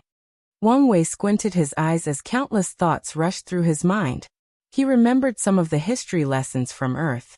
After Buddhism arrived on the mainland from India, Taoism reinvented itself and included many concepts of Buddhism into its philosophies. And Buddhism was also reorganized to be more suited to the time and the ancient culture. Now something similar was occurring in this world. Feng Heng's Neo-Buddhism was deeply ingrained with Taoist ideologies. Furthermore, he connected their Qi luck, making his new sect extremely precious. Once it spreads throughout the lower and upper dimensions, it will bring a fatal blow to Taoism. And as the linchpin of this new faction, Feng Heng's value was incalculable. I would not be surprised if the upper dimension prepared an alternative method for him to prove the Tao and become emperor. This idea was not too far-fetched if he could devise alternate methods to make someone a great emperor. After thinking for a moment, he asked, "How powerful are you and Zhang Yanqing?" Monk Wuxi did not answer. "I know this is a sensitive topic, but I need to gauge your level of strength to determine if I'm getting over my head." After pondering for a moment, the monk decided to be honest. "I have 7-leaf immortal venerable strength, and Zhang Yuqing has peak 7-leaf to 8-leaf. 7-leaf? The only way to achieve such strength is through the 9-extremity foundation. Did you too fail your foundation establishment process?" Monk Wuxi smiled wryly. There were some complications. Wang Wei could guess what the complications were. These two's masters intervened in their process of setting up the 9-extremity foundation, leading to their failures. "I have another question," asked Wang Wei with squinted eyes. "How do you know I have a 9-extremity foundation?" "What do you mean?" "The knowledge about 9-extremity is scarce in the lower dimension. Yet you were not surprised when I mentioned the name."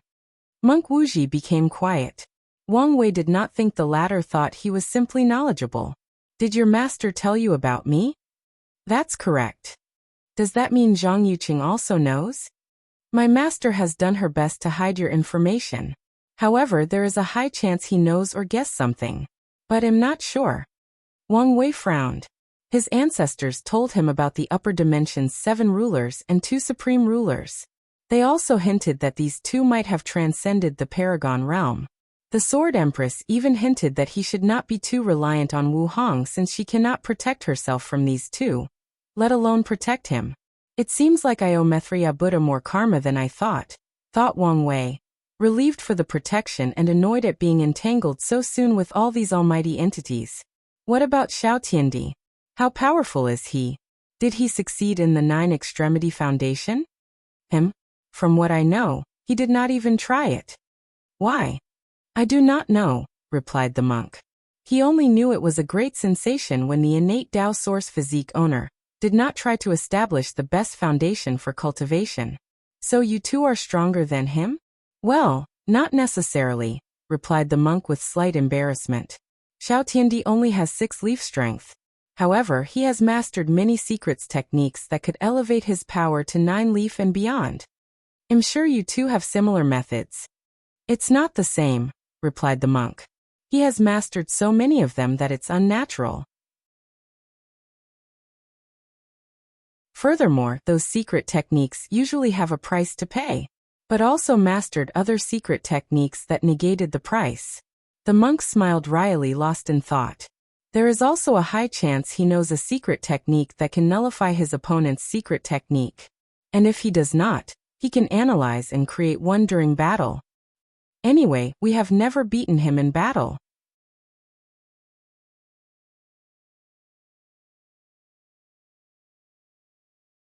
Agreement Gift Bonus Chapter.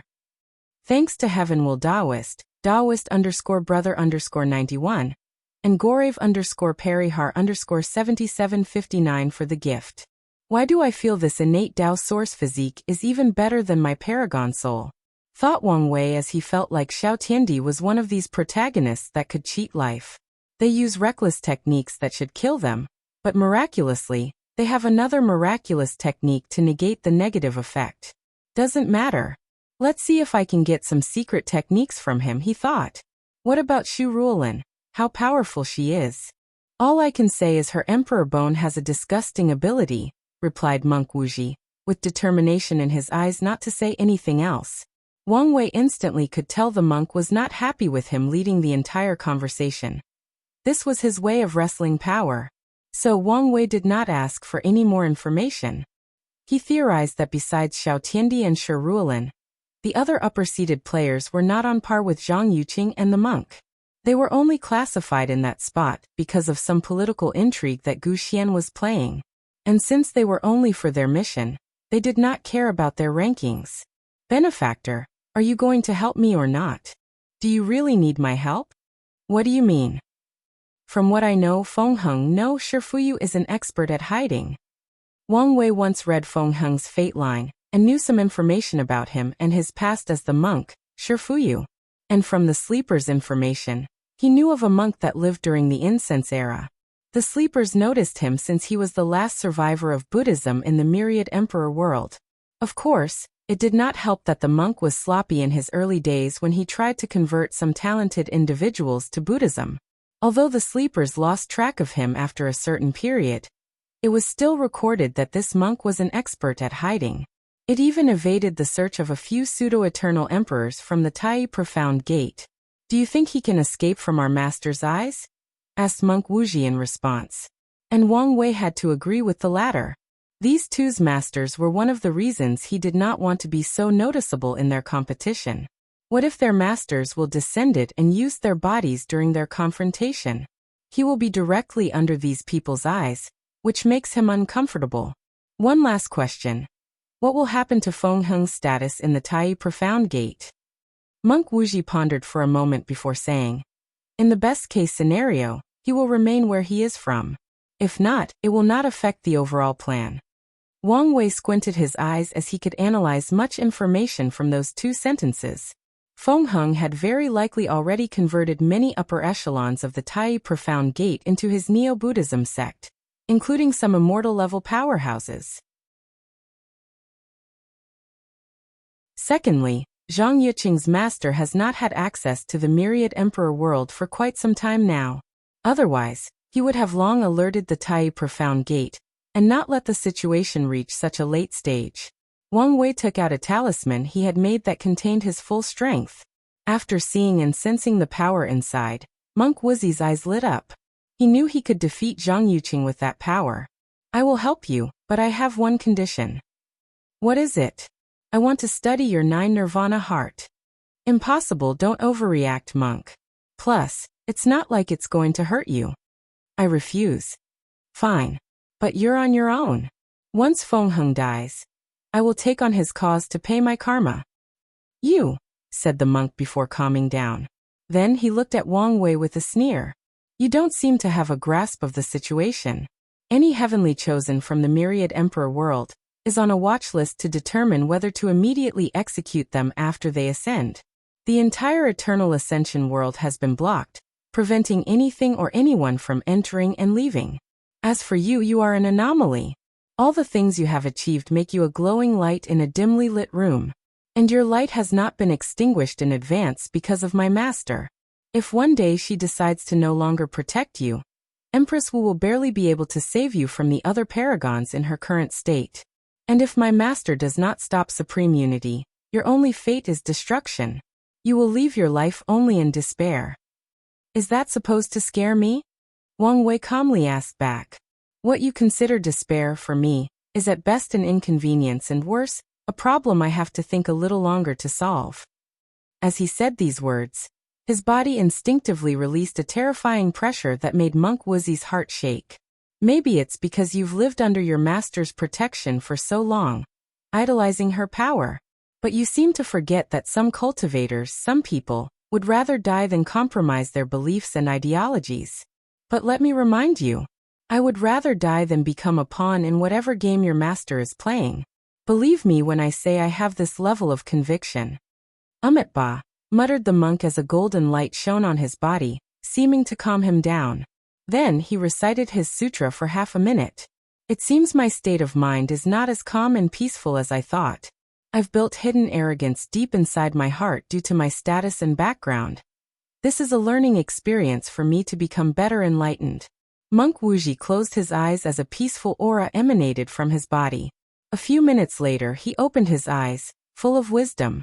His previously agitated mood was gone, and he appeared more like a wise and enlightened monk. His state of mind was sublimated. Upon opening his eyes, the monk was now calmer.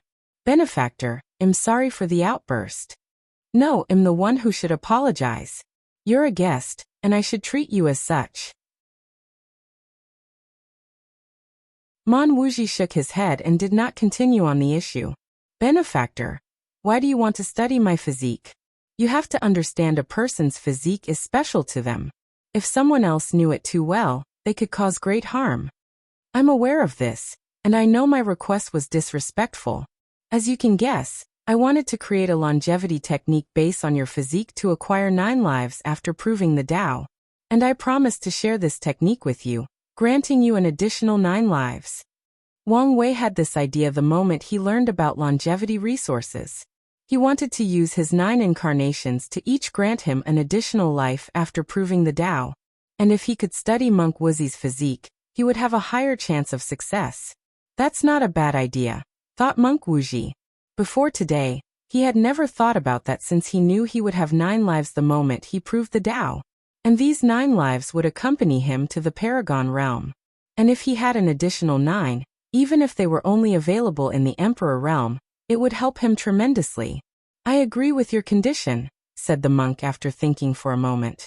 But I have a condition of my own. Please. I want the Tao opening sect to help in the protection plan. What do you mean? I fear Zhang Yuqing will gather immortal tier powerhouses to kill Feng Heng. Regrettably, our Buddhist sect does not have as much of an influence in the lower dimension, so it is more difficult to gather immortals on our side. That's fine, but we can only prevent these immortals from intervening in your battle with Zhang Yuqing. We won't go out of our way to deal with your enemy for you. That's fine by me. Wang Wei nodded before signing the necessary binding contract. Then he led the monk to a particular room in his mansion with a formation. You should have some powerful time treasure, right? The monk's lips trembled before taking out an hourglass-looking magic artifact.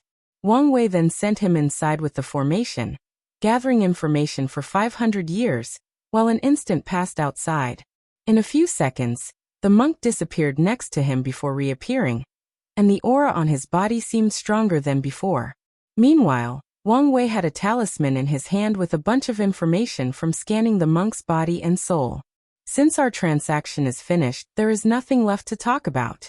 It was a pleasure to meet you, Monk Wuxi, said Wang Wei before bowing slightly. The monk looked at him with a deep gaze. He was not stupid, and he could guess some things. His state of mind was sublimated, and in the short 500 years of retreat inside that formation, he discovered he understood deeper about the essence of Buddhism, and even had a few bold and new ideas. All of these changes resulted in his strength increased to the peak of 7 leaf, close to 8 leaf, the same as Zhang Yuqing. The pleasure was all mine, replied the monk with a bow before leaving the mansion. You've taken too great of a risk, said Wang Wuqing, who suddenly appeared. Calculated risks. If the ancestor did not tell me some information about the upper dimension situation, I would have used a less aggressive method.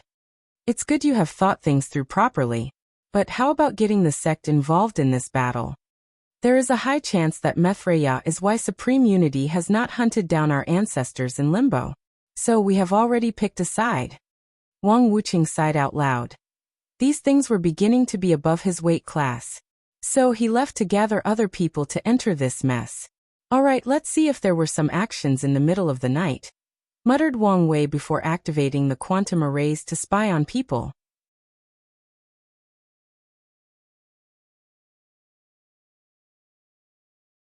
Heart of Hope. Monk Wuxi used a talisman to become invisible before heading straight into Feng Heng's mansion. With excitement, Feng Heng opened the house's formation to receive the guest. He immediately bowed. Shifuyu, elder of the Zen Heart Monastery, has seen Monk Wuxi. I know the Zen Heart Monastery. They have cultivated many great Buddhas, replied Monk Wuxi before returning the bow. In the eternal ascension world, the title of Buddha is not given to anyone, nor is it given to someone based on their strength and cultivation. At least, those two are not the main criteria. A monk must deeply understand scriptures, contribute significantly to Buddhism, and have many merits. Finally, they have to have their own doctrine and debate it before a group of Buddhas before the title is granted to them. Otherwise, a person can only have the honorary Buddha title, and not the real thing. Does the Zen Heart Monastery still exist in the upper dimension? Hurriedly asked Feng Heng. Yes. And not just it, but all the factions destroyed by that devil absolute beginning. Good. I thought I was alone. I thought our inheritance was gone, muttered Shifuyu, with tears in the corner of his eyes. Monk Wuxi sighed before patting his shoulder. I know you've been through a lot, but things will be all right from now on. My master has given her word she will do everything possible to atone for her mistake back then. I would never dare blame the Mithria mother. A mistake is a mistake, said monk Wuxia sternly. As such, even my master cannot ignore this fact. Shifuyu exhaled softly, feeling some weight lifting from his shoulder. He felt the burden he had carried for millions of years was worth it after hearing these reassuring words. At least his pain and suffering were acknowledged. I'm sorry for my rudeness, said Shifuyu as he realized he was still at the entrance, which was very rude. Come in, I'll serve tea. No need, I'm in a hurry. In that case, Reverend Wuxia, what brings you to see me? Asked Shifuyu. My master sent a few things for you, replied monk Wuxia before giving him a space ring. These are some of the lost inheritance from back then, along with a few more from the upper dimension. There are also better methods to purify incense and prevent the same problem from occurring again. Shifuyu's eyes lit up as these were the things he needed. He feared Buddhism to repeat its mistake, resulting in another annihilation. My master said you have little to no chance at winning this generation's heaven will battle. Shifuyu frowned. Is it because of Wang Wei? If nothing unexpected occurs, it will be between him and Tian. Tao Buddhism's Qi luck is connected to the myriad emperor world. So it would be ideal to prove the Tao there. If I prove the Tao in other world communities, I might not be able to eradicate the absolute beginning magic completely. My master is aware of this, replied the monk, taking out a scroll and handing it over. You can participate in the final battle if you want. But if all fails, this is your way out. Shifuyu looked at the scroll's title, Merit Proving Tao Method. He quickly skimmed through it, his eyes becoming brighter with each page he read. Thank you. No need for formality. All you need is inside the space ring, added monk Wuxia. My master said Wang Wei will be a great ally, so try not to become enemies with him. Shifuyu raised his brow. I know you want Buddhism to rule the upcoming era. But that's not possible. We already had our turn, so we must wait a while again to maintain the universe's balance. But haven't we paid enough? Yes, nodded monk Wuxia. Our destruction was a mistake in the first place, an anomaly. So Heavenly Tao owes us and will aid in our revival. But it cannot allow us to rule another era so soon. Shifuyu sighed in frustration. He had suspicions once he saw the glorious age of the myriad emperor world. Acquiring the yin-yang eyes required too many things to go right. And given how easy it was for him to create a flaw in the absolute beginning magic, he had suspicions that something was helping him. Of course, Shifuyu did underestimate his efforts and contributions. Last thing, said monk Wuxia. Zhang Yuqing will definitely try to kill you. So during this time stay in your mansion behind the formations. The monk sighed aloud. The best course of action was to hide inside the Western Pure Bliss land. However, I doubt Zhang Yuqing will give you a chance. Reverend, I can help you. You are not his opponent, so there is no need to risk your life. That may be so, but I still have the heart of hope. Shifuyu could live for long because the Buddhist sect blessed them with the hopes of the entire sect. This was the heart of hope. This blessing granted him many abilities, including pseudo-immortality, increased comprehension, and expert hiding methods. However, he also sacrificed it for battle strength. Don't waste such a precious thing, hurriedly said monk Wuxia. While proving the Tao, if you fail short of becoming an eternal emperor, you can use it to ask Heavenly Tao for help to give you a final push. Heavenly Tao owes the lower dimension of Buddhism a great karma, since it was destroyed because of a miscalculation. As such, Shifuyu can use the heart of hope to ask Heavenly Tao for help to become an eternal emperor. I understand, replied Shifuyu. Monk Wuxia nodded. Once everything is over, your main job is to quietly spread Buddhism as far as possible in the endless void. Shifuyu escorted the monk out with a smile, and once he was alone, a sharp look appeared in his eyes. He looked at the scroll again before looking at a large number of purple spheres inside the space ring. If I can prove the Tao and use this merit method, I will be one of the most powerful Buddhas the lower dimension has ever seen. Only with such strength can I properly lead Buddhism. Although he admired the Mithria, Feng Heng had his ambitions and goals. As such, he was unwilling to give up on the heaven will battle so easily. As for the lack of strength, Sometimes absolute strength does not determine the final victor. So he went to rest, planning for the future.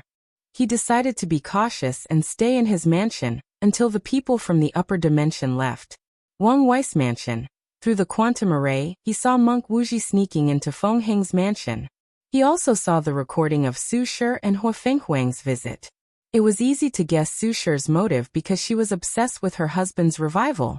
Regarding Hua Fenghuang, her motive could be many. So Wang Wei closed his eyes, connected to the karma thread he had on her, and divined some information. Bloodline? She wanted his bloodline?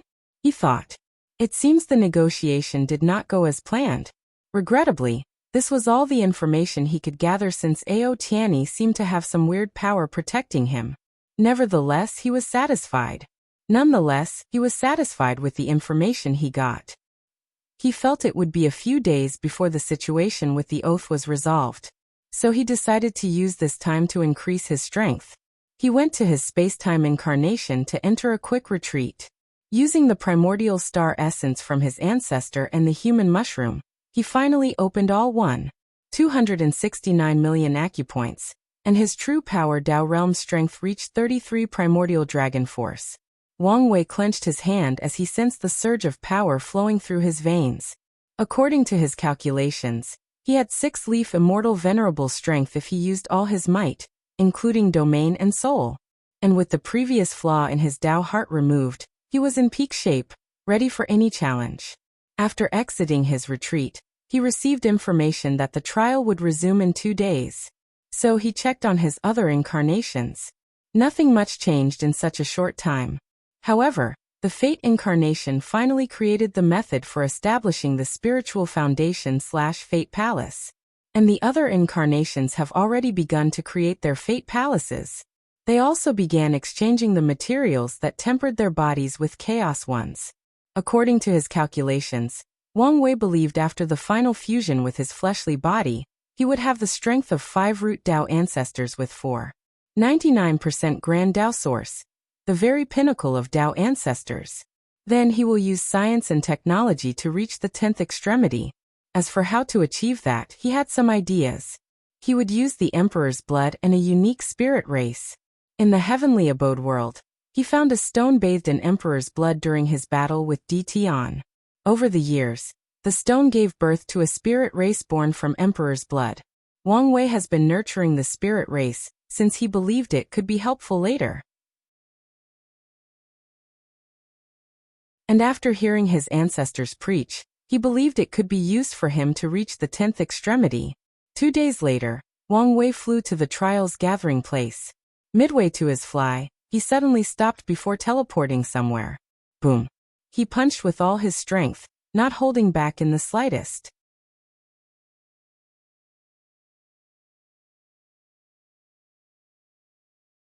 Bloodline battle.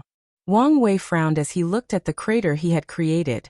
He felt he had hit something, but at the same time, it was as if he had hit nothing but air. Moreover, he did not find a single drop of blood. This hooded figure is interesting, he thought as he tried to divine and calculate some information based on the interaction. However, the end result was disappointing. He then spread his divine sense in all directions, trying to find the hooded figure, or any clues for that matter. Many people looked at him strangely. They saw him attack someone, but no one could remember who he attacked. And no one thought it was an anomaly that cultivators as powerful as them could not remember someone. A few seconds later, some people even believed Wang Wei was taking out his anger for unknown reasons. Gone, thought Wang Wei, shaking his head and flying to his position. Lord Spirit showed up not long after with the usual smile on her face. It was as if the previous thing had never occurred. We have taken your concerns into account and have solved the problem, Lord Spirit said directly before looking at the upper-seated players. Then Xiao Tiandi stood up begrudgingly and said, Grand Dao above, I, Xiao Tiandi, swore to compete fairly in the competition.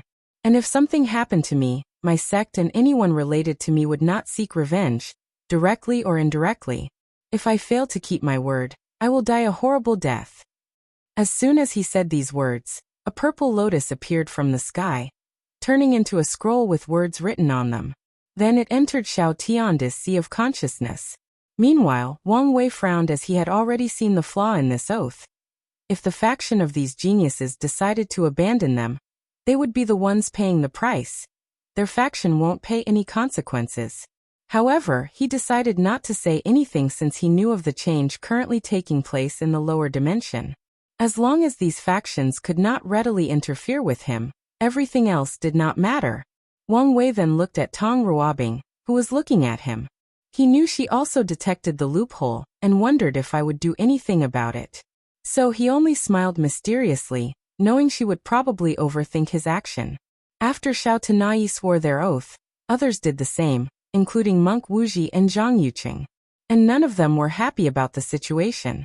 A few even gave Wang Wei dirty looks, but he did not care. Now that everyone has been dealt with, we can proceed with the combat aspect of the trial. Who will be the first challenger? No one said anything for a moment before someone took the first step. Oh, Lady Hua. Excellent. Who do you want to challenge? Lord Spirit said. Ao Tianyi, she replied succinctly. Excellent choice. Young Master Aoi, if you don't mind? Instead of replying, Ao Tianyi frowned. Why can she challenge me? She's not even a seated player. Those are the rules of the trial. So please accept the challenge. Ao Tianyi smacked his lips before flying in the air, and Hua Fenghuang followed him, staring at him from a distance of 12 meters. She wanted his bloodline and would do anything to acquire it, even using force. Of course, Hua Fenghuang had her confidence. Although she performed mediocre during the entire trial, she had a valid reason. All 5 of her sacred beast bloodlines were not perfectly fused yet, and each time she perfected a fusion, she would receive some form of nourishment and drastically increase her strength. Now she perfected all 5 bloodlines, bringing her power to another level. However, she could feel that the dragon bloodline was not on par with the others, affecting the balance. So, she wanted to fix the issue as soon as possible. Let's test things first, Hua Fenghuang thought before rushing toward her opponent and punching him. Ao Tianyi sneered as he returned the attack. When would he ever fear clashing head-on with people as a primordial dragon, born with a mighty fleshly body? Boom. The air shook due to the sheer force of these two fists clashing. The clouds scattered, and if it were not for the powerful formation of the trial's space, everything would have shaken, and even the space would have been destroyed. After the first few punches, the two seem equal in power. This fact seemed to wound Ao Tianyi's pride. So he increased his strength and punched harder. Bang! Hua Fenghuang exploded into a pool of blood with one attack, making Ao Tianyi sneer even deeper. All primordial dragons with above-average talent can reach the strength of one primordial dragon force in the 3rd layer of the true power Dao realm, without much effort. With his talent, he never had to temper his body, and he reached one primordial dragon force simply by maturing after a few million years. Then, after his father encouraged him to cultivate the clan's body refining method, he now had 10 primordial dragon force. A brilliant flame appeared on the position where Hua Fenghuang died, and her perfectly intact body reappeared. This dragon's body is more powerful than I anticipated, she thought. She thought she would have the advantage with her 22,000 dragon elephant force power. Unfortunately, her opponent had the power of the 3rd realm. Nevertheless, she accomplished her objective by gazing at the opponent's fleshly body and defensive capabilities. She waved her hand to manifest a pure white saber, her bloodline artifact. The 5th stage of the primordial system is called the Bloodline Awakened Realm. And in this stage, the ancient cultivators can condense bloodline artifacts similar to proving Dao artifacts. Hua Fenghuang looked at her white tiger saber. An intense killing intent emanated from her body. The law of killing emanated from her body before slashing. An enormous red moon-shaped slash rushed toward Ao Tianyi at a speed faster than light. Immediately, the proud dragon felt a sense of danger, but his pride would not allow him to evade. So, lightning appeared all over his body to form armor. Slash. Ao Tianyi frowned as he rapidly analyzed what had occurred. The attack passed through his armor before leaving a wound a few centimeters deep. His scale skin did not protect him. His thunder armor should have worked. And even if it failed, his skin, which was a slightly weaker version of his scale, should have blocked the attack. Tao of killing. She killed my thunder, rendering it useless, before doing the same and killing my defense. You will pay for leaving a mark on my body, said Ao Tianyi before transforming into an enormous purple dragon that covered the sky for kilometers in diameter, despite coiling itself. An ancient and noble aura emanated from his body before opening his mouth to gather a large sphere of purple thunder. Innate law, thought Huofenghuang with a severe look. She knew her opponent had gotten serious and could not afford to make any mistakes. Chaos Thunder Bomb. Ao Tianyi spewed out the purple sphere at an unimaginable speed. Huofenghuang acted swiftly by slashing her saber, killing the Chaos Thunder. Regrettably, she only reduced its size to a fourth of its original. Boom. The thunder ball exploded, generating a power akin to destruction. A power that could return things to chaos. Another bloodline artifact appeared before Huofenghuang in the shape of a turtle shell with a snake design on its back. The shell generated a black and white shield that protected. After the explosion, a hole could be seen in the shield, and half of Huofenghuang's body was now gone. Nevertheless, a bright red flame appeared on her body, regenerating the missing parts. Ao Tianyi's dragon face looked intently at his opponent. He remembered how annoying it was to battle true phoenixes with immortal flames. As long as they had access to energy, both of their own or between heaven and earth, they could regenerate infinitely. He opened his mouth to fire another Chaos Thunder Bomb, and Huofenghuang disappeared in a burst of flame. Through flame teleportation, she appeared on the dragon's back.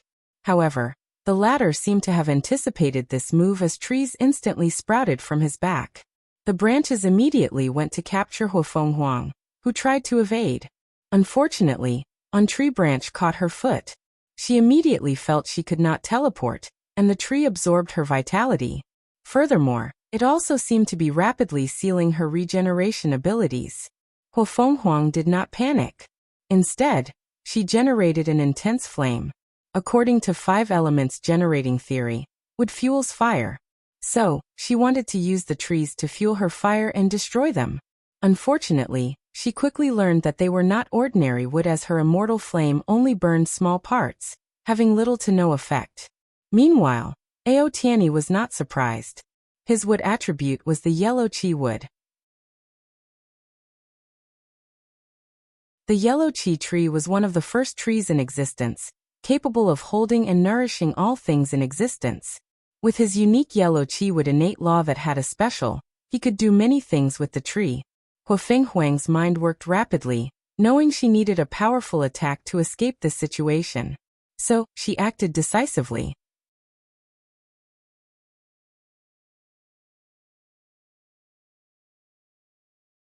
Three paths of law. Water-fire polarity. An enormous blue and red ball appeared before Huofenghuang before fusing, not into the color purple, but a half-blue and red sphere. Then, the dichromatic globe headed straight for the yellow chi tree. The orb contained the power of ice and fire infinitely altering between each other, creating the ultimate grinding machine, a machine capable of grinding any world to dust. As such, the tree branches only lasted for a moment before Huofenghuang regained her freedom. However, her attack also did not stop as it headed for Ao Tianyi's scale. The dragon's purple scale shone brilliantly as it resisted the cutting power of the sphere. Huofenghuang acted swiftly as she swung her saber, killing Ao Tianyi's defensive capability. Crack! Many cracks appeared on his dragon's scale. However, Ao Tianyi was not injured. He turned his body into thunder elements to evade the water-fire polarity. Ao Tianyi appeared a few dozen of meters aside, staring at his opponent with his eagle-like eyes. What an annoyance, he thought. He had a few methods he could use, but it would be beneath him to use them so soon, and not even against a seated player. Nevertheless, he decided to no longer play around. Dark clouds suddenly appeared above everyone's heads, covering a few hundred kilometers. Then purple thunder began to fall from the sky with speed hundreds of times that of light. An infinite number of lightning bolts fell from the clouds, trying to erase Huofenghuang from heaven and earth. She did her best to evade, but she could not do so for all the bolts. As a result, she had to rely on her phoenix's regeneration to barely survive. On the ground, Wang Wei and the other participants watched the battle unfold. This dragon's strength is not bad. The current attack had reached one leaf immortal venerable strength, and he could tell the latter was holding back. So his genuine strength was probably around 2 to 3 leaf. She's also holding back and hiding, thought Wang Wei as he looked at Horfeng Huang.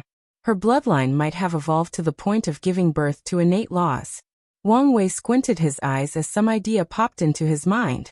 He sensed the innate law Ao Tianyi used and could sense an unknown and mysterious power. It was more of a will. Innate laws, primordial laws, and grand Tao source. The 3 paths of laws. Wang Wei remembered the information he knew from his ancestors. The grand Tao source is the origin of all laws or Taos in the chaos universe. And it is the highest form of power. As the name implies, the grand Tao source is the root or origin of all laws, concepts, or rules that make up the entire universe. By controlling it, great emperors have no restraint wherever they go, whether it is primordial chaos or any chaos worlds. And by the time they become paragons, the level of control over these concepts reaches unimaginable. A cultivator has to become the sole controller of whatever Tao he cultivates, granting powerful authority. For example, a peak paragon who controls 100% of fire Tao can stripe the power of a paragon with only 99% control. And if the 99% paragon wants to reach the peak of the paragon realm, they have 2 options. Firstly, fight the peak paragon and remove their imprint in the fire Tao, replacing their opponent. Of course, it would be best if they were lucky and no one had this position. The second option is to make their Tao unique, for example, Yin fire, flower fire, sun fire, etc. In this situation, the peak fire paragon could only reduce the 99% fire paragon's strength and not completely remove their control. With a unique Tao, the 99% fire paragon would essentially create a new grand Tao source of Yin fire or flower fire. At the beginning of the chaos universe, there were only 3,800 grand Tao sources, consistent with the 3,800 primary Taos. But, with the rise of cultivators, an infinite number of new sources appeared, blooming the universe into prosperity. Nevertheless, the paragons who controlled primary Taos had a vital position in the entire universe. So many people fought for their spot. As the controller of the root of all laws, emperors should be the most powerful and noble beings in existence, thought Wang Wei. However, the universe placed restrictions on them for balance. The power of order flashed in his eyes as he entered a state of enlightenment. Innate life forms follow the heavenly Tao path. Heavenly Tao boosted their innate laws. This is the reason many of them were on par with great emperors. However, as soon as an innate life form enters primordial chaos, they lose that boost. The same goes for fiend gods. They follow the primordial Tao path, and their primordial laws are boosted by primordial chaos itself. If they leave, their laws are also weakened. Great emperors follow the grand Tao path, comprehending the source and not being affected by the environment. Another way for the universe to maintain balance is to grant fiend gods and innate demon gods stronger fleshly bodies, allowing them to compete with the grand Tao path. As Wang Wei entered this deep state of enlightenment, he could see how the chaos universe developed when after its birth. He could see how these 3 paths were distinct, mutually exclusive. However, as time passed, life and the universe began to merge and evolve. Innate demon gods and fiend gods proved the Tao and walked the grand Tao path, while emperors began to temper their bodies to be on par with these blessed races. Under normal circumstances, these 3 paths should be a pyramid. After walking in the heavenly Tao path, a cultivator should evolve into the primordial Tao path before eventually comprehending the Tao source. However, the heaven will created a shortcut that allowed cultivators to skip all the other paths. Its existence is a form of disorder. Yin-yang balance, disorder and order. The heaven will's existence allowed for the rapid development of the universe's inhabitants without grave consequences. And the habitants' development benefits the universe, creating a positive change and development cycle. The Choice universe's strict order, rulers, and balance make one wonder if its creation was artificial or natural. Thought Wang Wei as he ended his enlightenment. He felt his mind clear as he sublimated his spirit. Although his strength did not improve much, Wang Wei did not mind. Order and disorder laws had many benefits since they allowed him to understand the universe and its operation better. And every time he does so, it becomes easier for him to divine or calculate information, easier to see and comprehend laws. It becomes easier to achieve his goal of attaining absolute freedom. Wang Wei could also feel that understanding the chaos universe would benefit him greatly in the future. Wang Wei sensed something and looked opposite him when he saw Xiao Tiandi looking at him with one eye. Interesting. He covered his enlightenment to not alert anyone, but the opponent detected something, even though Chu Luo right next to him did not do so. The innate grand source physique, the ultimate physique of the Grand Tao path. Wang Wei glanced at him before looking back at the fight. He could tell the outcome would soon be determined. Hua Fenghuang looked haggard and pale. She had regenerated too many times and reached her limit. If it was not for her willpower, dying or coming close to death so many times would have affected most cultivators. Nevertheless, she persevered as her plans finally succeeded. The law of luck flashed on her body, and Ao Tianyi made a mistake out of nowhere. His control of thunder laws caused a small backlash to his body and injured him. Hua Fenghuang acted swiftly as she used her slaughter law, directly linking to Ao Tianyi's heart. Swish! An enormous beating heart appeared before her. Without hesitation, she took a void-breaking talisman and disappeared from the trial. "My heart!" roared the dragon, his anger uncontrollable. He turned back to his human form with 2 horns, except he had a gaping hole in his chest. Without hesitation, he took a few pills from his space ring to swallow them. In an instant, the gaping hole disappeared, and his heart regenerated. However, the dragon was furious beyond describable words. His first instinct was to call his Tao protector to go after Hua Fenghuang, but he remembered his oath. So he decided to go after her himself. However, he remembered his father's words on the importance of this task. Ao Tianyi's face then twisted in strange ways for the next few seconds. He wanted to get his revenge, but he also knew what to prioritize. Ultimately, he controlled himself to focus on his task. He looked at the seated players with red eyes. Then he glanced at Lord Spirit. "Since she ran away, is this considered my victory?" "That's correct. Can I challenge people now?" "If you wish." Second seat, I challenge you. Wang Wei smiled. "Little dragon, are you sure you want to make this mistake? Don't waste my time, and watch your tongue when speaking to me." As you wish. Anyway, I also want a dragon heart."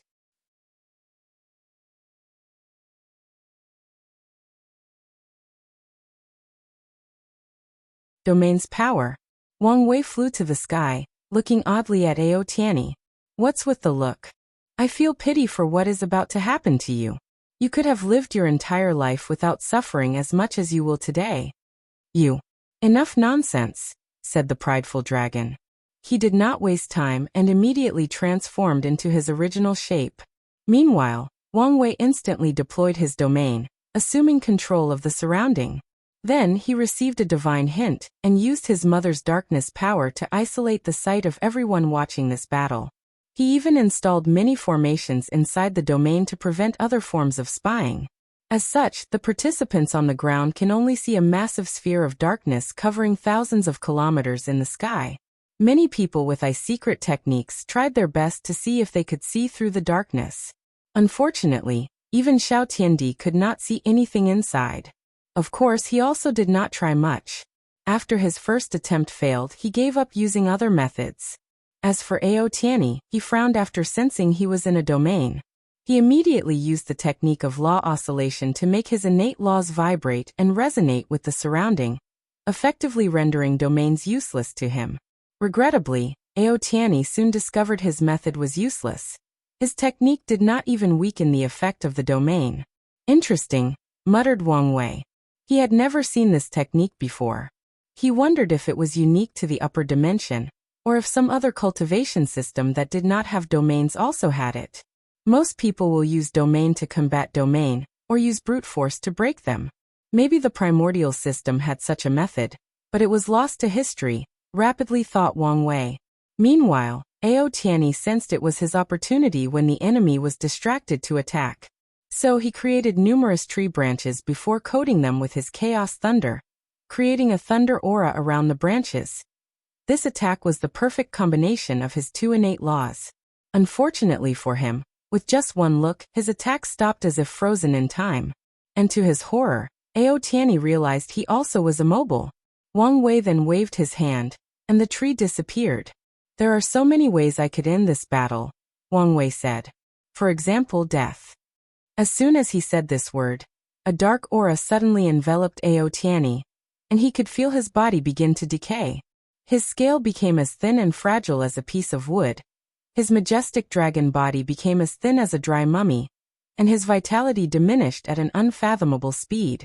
Ao Tianyi pushed his innate law to its maximum to stop the process, but it was useless. Horror and fear overwhelmed his mind, thinking about how he will die in just a moment. And right before his demise, he heard his enemy say life. And the process stopped before reverting to his formal appearance. Interesting, isn't it? Asked Wang Wei with a smile. But there is more time. Then, the powers of time began to affect Ao Tianyi. The dragon rapidly controlled his fear and acted swiftly. He revealed his third and finally innate law, fire. He fused chaos fire, yellow chi wood, and chaos thunder into a protective armor.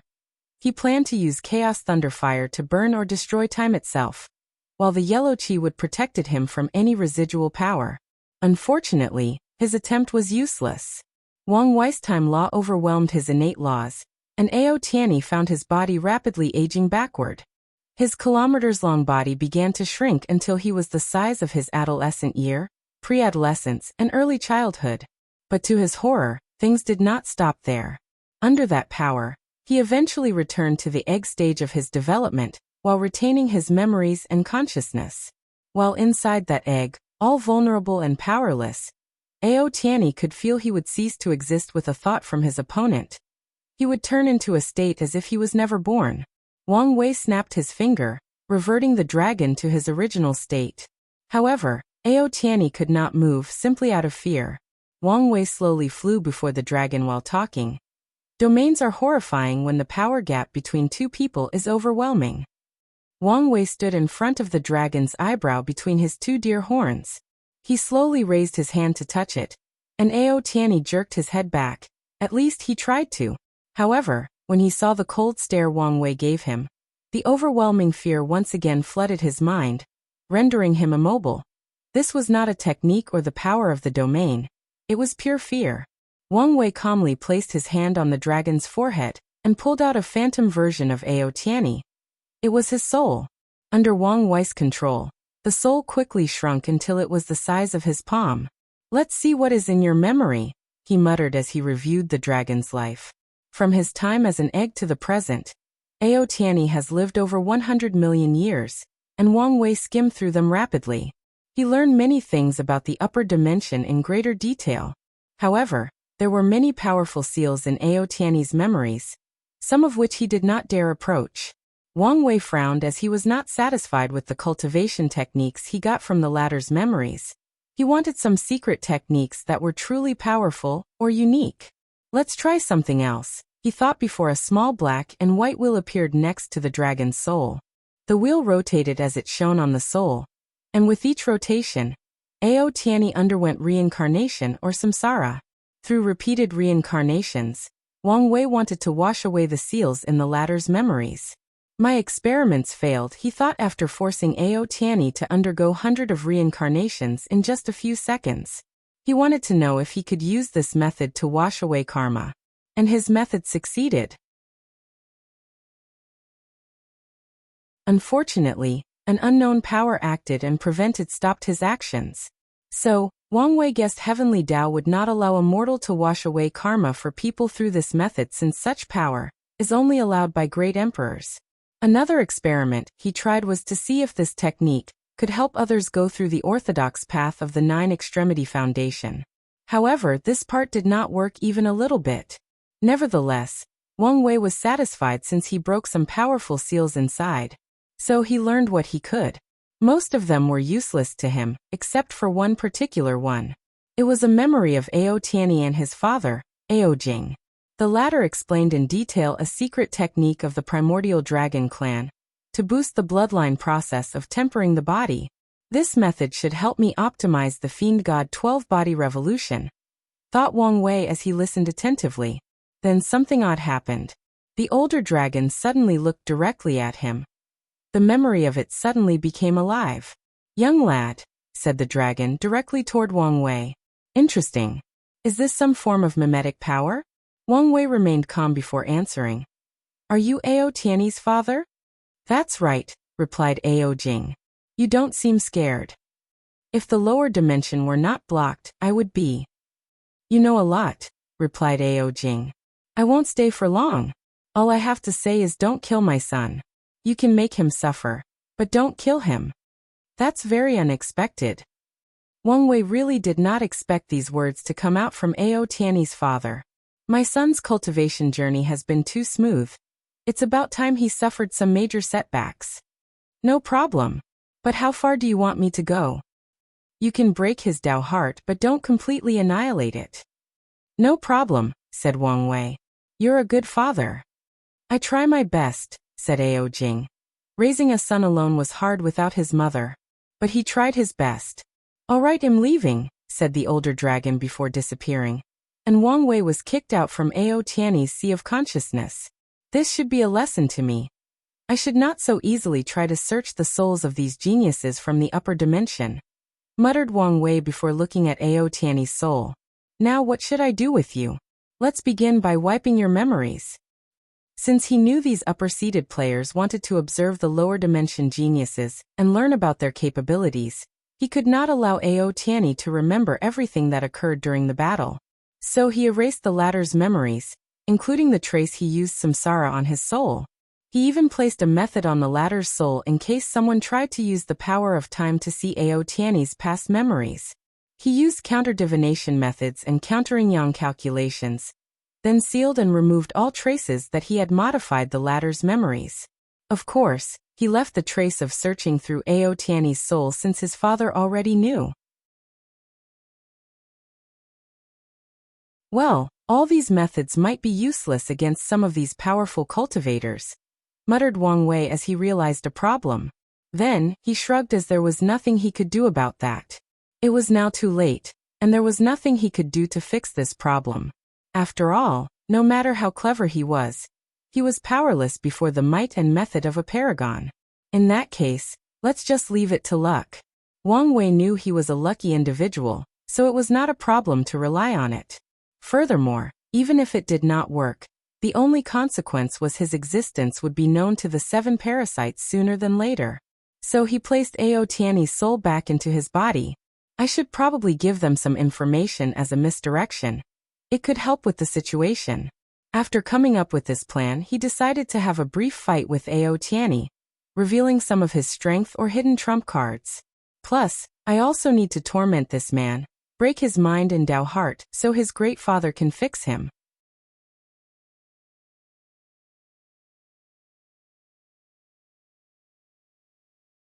Order Gift Bonus Chapter.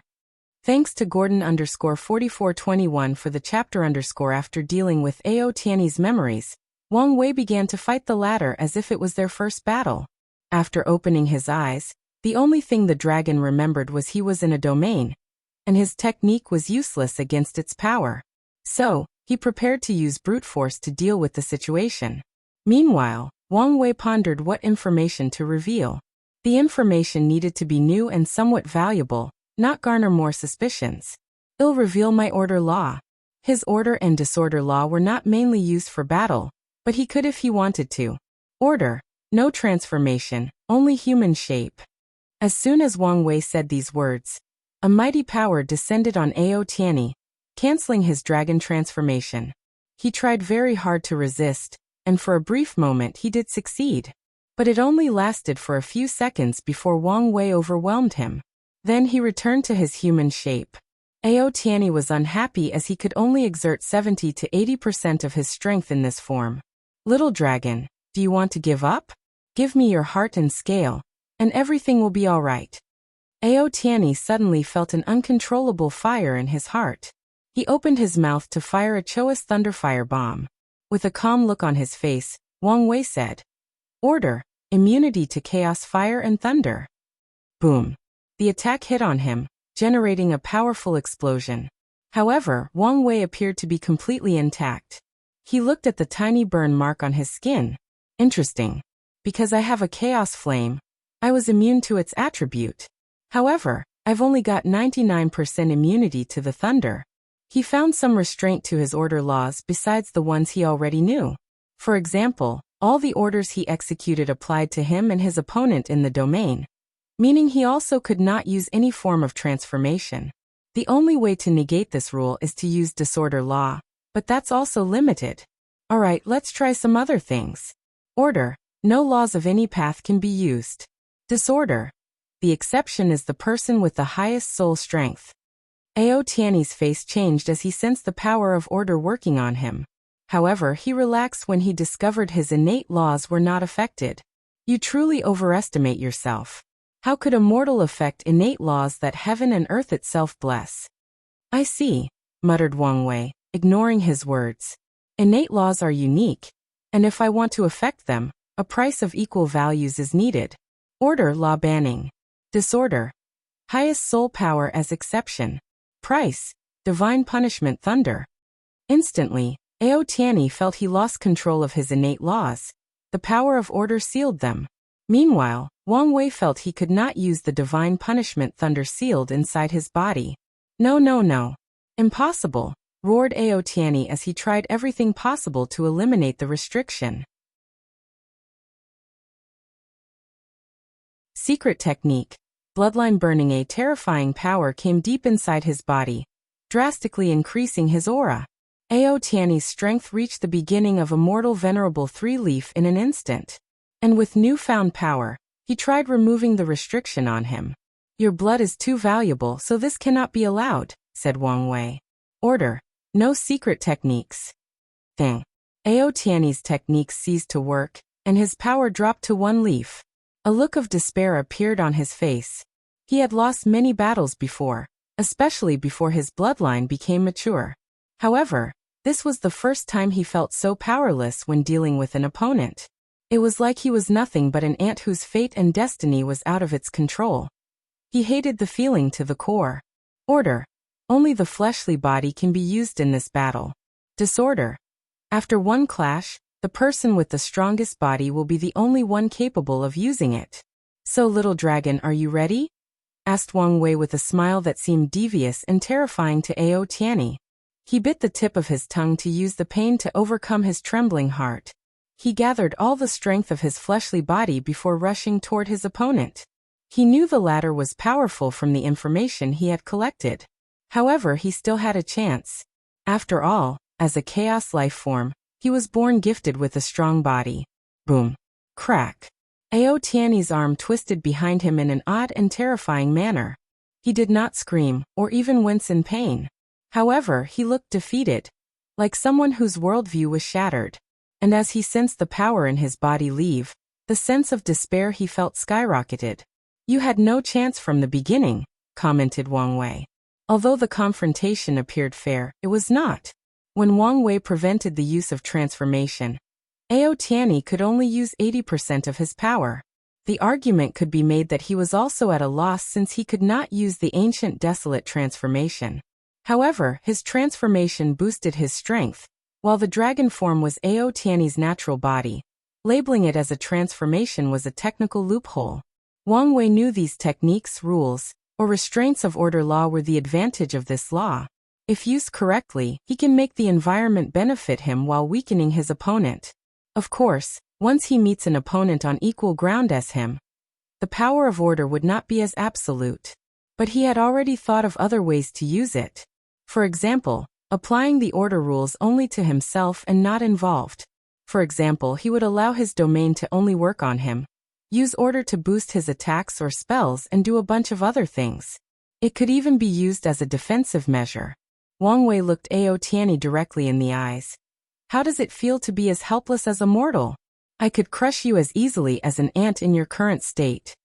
Shut up, yelled Ao Tianyi. Don't worry, I'll make sure you will never forget this day. Don't. My father will not let you get away with this. Have you forgotten the oath you took? Ao Tianyi's face became pale. He also remembered that his father could not descend into the lower dimension to save him. Do you remember what I said I would do the first time we met? By now, Ao Tianyi's face had lost all colors. Your scale, heart, muscle, blood, and flesh are precious. And I want them all, Wang Wei said calmly in a soft voice. Now I cannot kill you, so I will need some help to help you regenerate the body parts I'm going to take. Do you understand what I'm getting at? Ao Tianyi looked at him with a blank look on his face, not capable of answering. Wang Wei secretly shook his head. This genius state of mind was worse than he anticipated. Although he has been using intimidation and his soul power to elicit fear into him, he did not expect him to crumble so easily. Let me be more direct. I do not want to use my resources to heal you. So hand over your space ring. Do not make me use drastic measures to get it myself. Ao Tianyi then subconsciously handed his space ring, even deactivating the seal to allow Wang Wei to access the contents inside. Then Wang Wei did as he said. He took the dragon's scale, muscles, heart, bones, blood, and a big piece of his flesh to cook later. During the process, Ao Tianyi was alive and felt everything. Wang Wei wanted to use the pills inside the latter's space ring to help regenerate these body parts. However, he quickly discovered he had never seen any of these pills before, and decided to keep them for himself to study. So he used the ones he had instead. As for the reassure inside, he did not take them because he could sense some powerful marks on them. They most likely belonged to the primordial dragon race in the upper dimension. He did not want to complicate the situation by forcing the dragon race to abandon Ao Tianyi, as they tried to regain their precious treasure. Finally, Wang Wei looked at Ao Tianyi with a look of horror and despair. The man looked like he had experienced indescribable horrors. Maybe I went too far, thought Wang Wei as he checked Ao Tianyi's body. His Dao heart is not completely broken, so his father should be able to fix him. So he patted the latter's shoulder. Don't blame me. Blame your father. Although he saved your life, he also placed you in this situation. Wang Wei had no regret in putting Ao Jing under the bus. However, he doubted Ao Tianyi could help him in his state. The information I revealed should be enough to show my status as an overlord, but not too much to be suspicious. Hopefully. Then, he closed his domain along with the power of darkness, returning to the trial area. The participants could immediately see who the winner was after seeing Ao Tianyi's dazed look. And when they saw the anguish in the latter's eyes, they wondered what terrible thing had happened to him. They gave Wang Wei odd looks, but he ignored them. All Wang Wei cared about was how much destiny he acquired after defeating Ao Tianyi. The amount was quite large compared to when he defeated Heaven Chosen from the lower dimension. He did not know whether this was normal or a result of the recent changes in the lower dimension.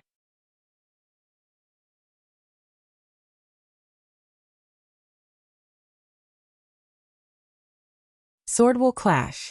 Wang Wei flew to his seat while ignoring the weird gaze of everybody else. However, as soon as he sat down, Tong Ruobing asked him, "You didn't really take his scale, blood, muscle, and heart, did you?"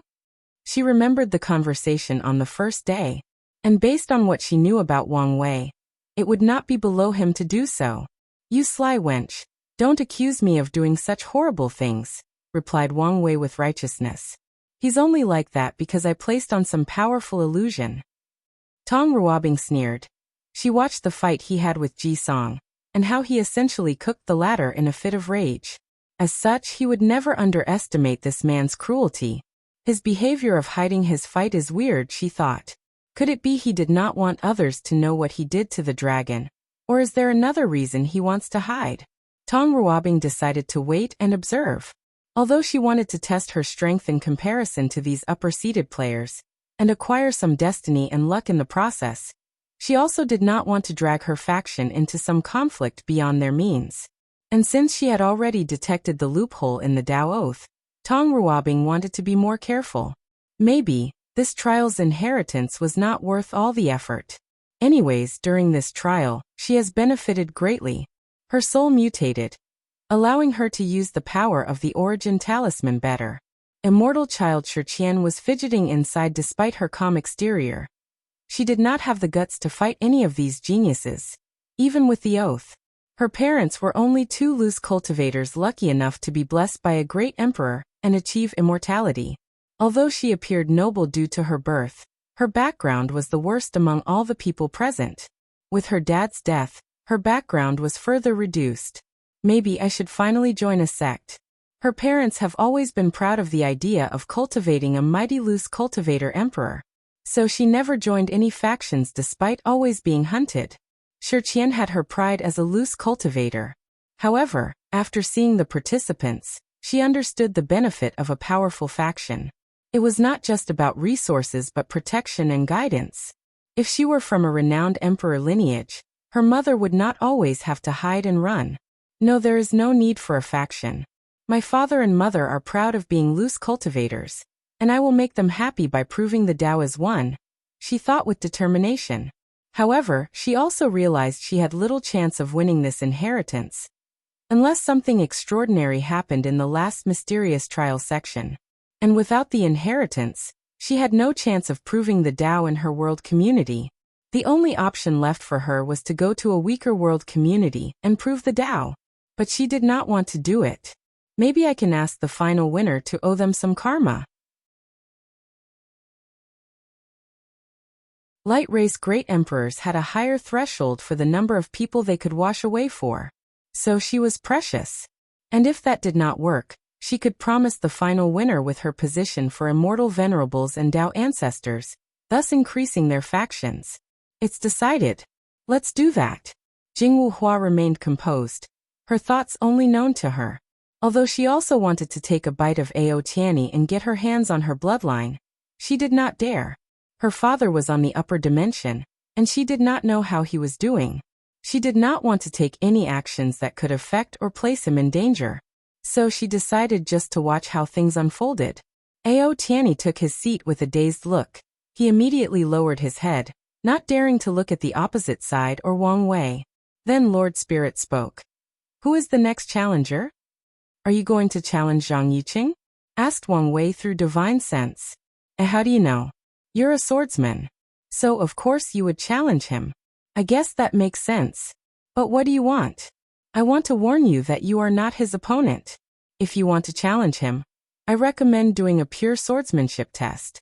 Wang Wei estimated Ji Lanfang's strength at the peak of one leaf immortal venerable. And this was not his limit. The latter was only tier 8 like him. And by the time he reached a realm similar to Quasi-Emperor, his power should reach 3 leaf. But even then he would not be Zhang Yuqing's opponent. The swordsman frowned for a moment, pondering. He took a big gulp from his gourd before saying, I want to challenge the Taoist priest. Young Master Ji, are you sure? Asked Zhang Yuqing. I know I may not be your opponent. So let's do a battle in the way of the sword. That's fine by me, replied the young Taoist priest as he flew to the sky, and the drunk swordsman followed him.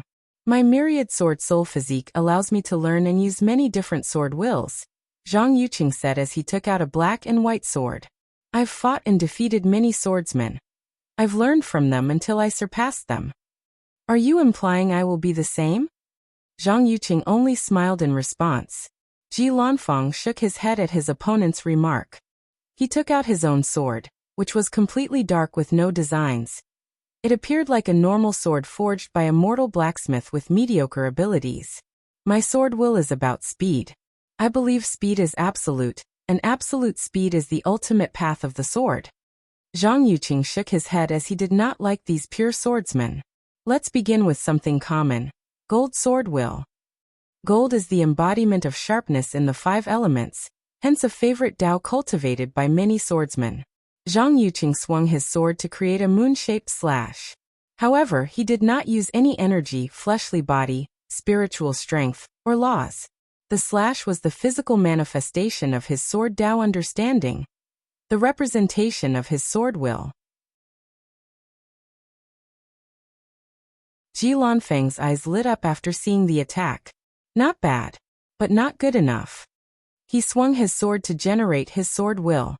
His slash easily destroyed his opponent before continuing to Zhang Yuqing. What a fast sword. Let's test something else. Earth sword will. The new slash he created easily blocked Ji Lanfang's attack. Swordsmen are considered the ultimate attackers. Yet the basic sword moves contain parrying or defending. I do not understand why so many of you are so obsessed with attacks when defending is also a part of the sword. Good question. And the answer is simple. The sword is a weapon for killing, commented Ji Lanfang before attacking again, this time even faster. Endless void, a secret realm. A hooded individual suddenly appeared before coughing off blood in his hand. I thought I overestimated his ability, but I was still wrong. How can a man who reached such height be defined by common logic? He blamed himself for not being more careful. Although the hooded person knew the reason for his detection was probably because he was too confident in his hiding method, and because he could not control his emotions, he should not have spent so much time staring at the young Fate Domination Emperor. This is a warning to me. I've prepared for so long, so I should control my emotions and not make such a mistake. The hooded shadow knew this was the opportunity he's been waiting for.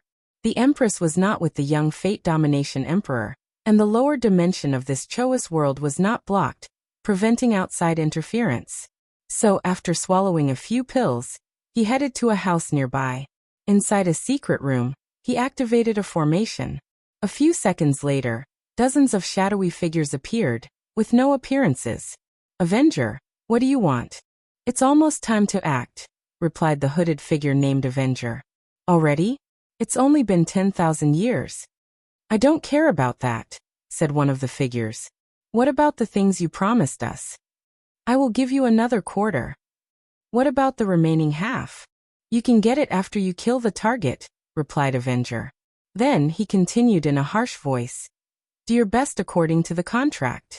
If not, you know the price you'll pay. Since you have delivered, we will also keep our end of the bargain.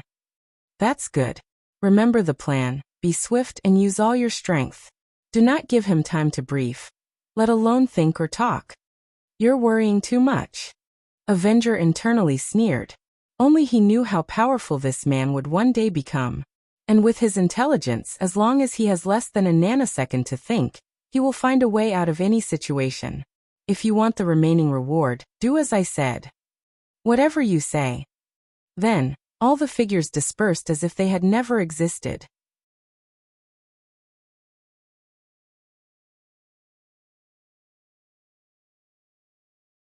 Hypocrisy. Ji Lanfang's attack sliced through the Earth Sword Will as easy as a knife through butter. Nevertheless, the Earth Sword Will was resilient and persistent like the Earth. So it reformed after destruction to continue confronting Ji Lanfang's Sword Will. Then, through sheer persistence, it blocked the attack before the enemy's attack reached its creator. Not bad, commented Zhang Yuqing. How about this? 5 elements Sword Will. All things in the universe originate from the 5 elements. The 5 elements are the embodiment of balance. He created a sword slash that would alternate between 5 colors symbolizing the elements. Any things that travel faster than the speed of light has broken the balance of the universe. Ji Lanfang replied before casually swinging his sword. His sword will instantly broke the perfect balance in the 5 elements, destroying the sword will. Zhang Yuqing frowned before waving his sword to create a black and white protective film before him. Yin-yang sword will, said Ji Lanfang. Although I pursue speed, I also know the concept of solitary yang cannot exist without yin. At extreme speed, time can be perceived to be slow. Ji Lanfang stabbed his sword, creating a sword will that alternated between speed and slowness. When the stab touched the yin-yang protective shield, it also broke the balance of yin and yang before heading toward Zhang Yuqing. The young Taoist priest squinted his eyes before using a blood-red slash to cancel Ji Lanfang's sword will. Then, he became serious as he knew this battle would not be as easy as he thought. Try this slaughter sword will. Zhang Yuqing created a second blood-red slash. And when everyone laid eyes on it, they could see a vision of a young swordsman who spent his entire life on the battlefield. The young swordsman killed, and killed to temper his swordsmanship. It did not matter whether it was humans, demons, gods, or devils. Everyone and everything felt at his sword, including his friends and family. The only thing the swordsman cared about was tempering his slaughter sword will.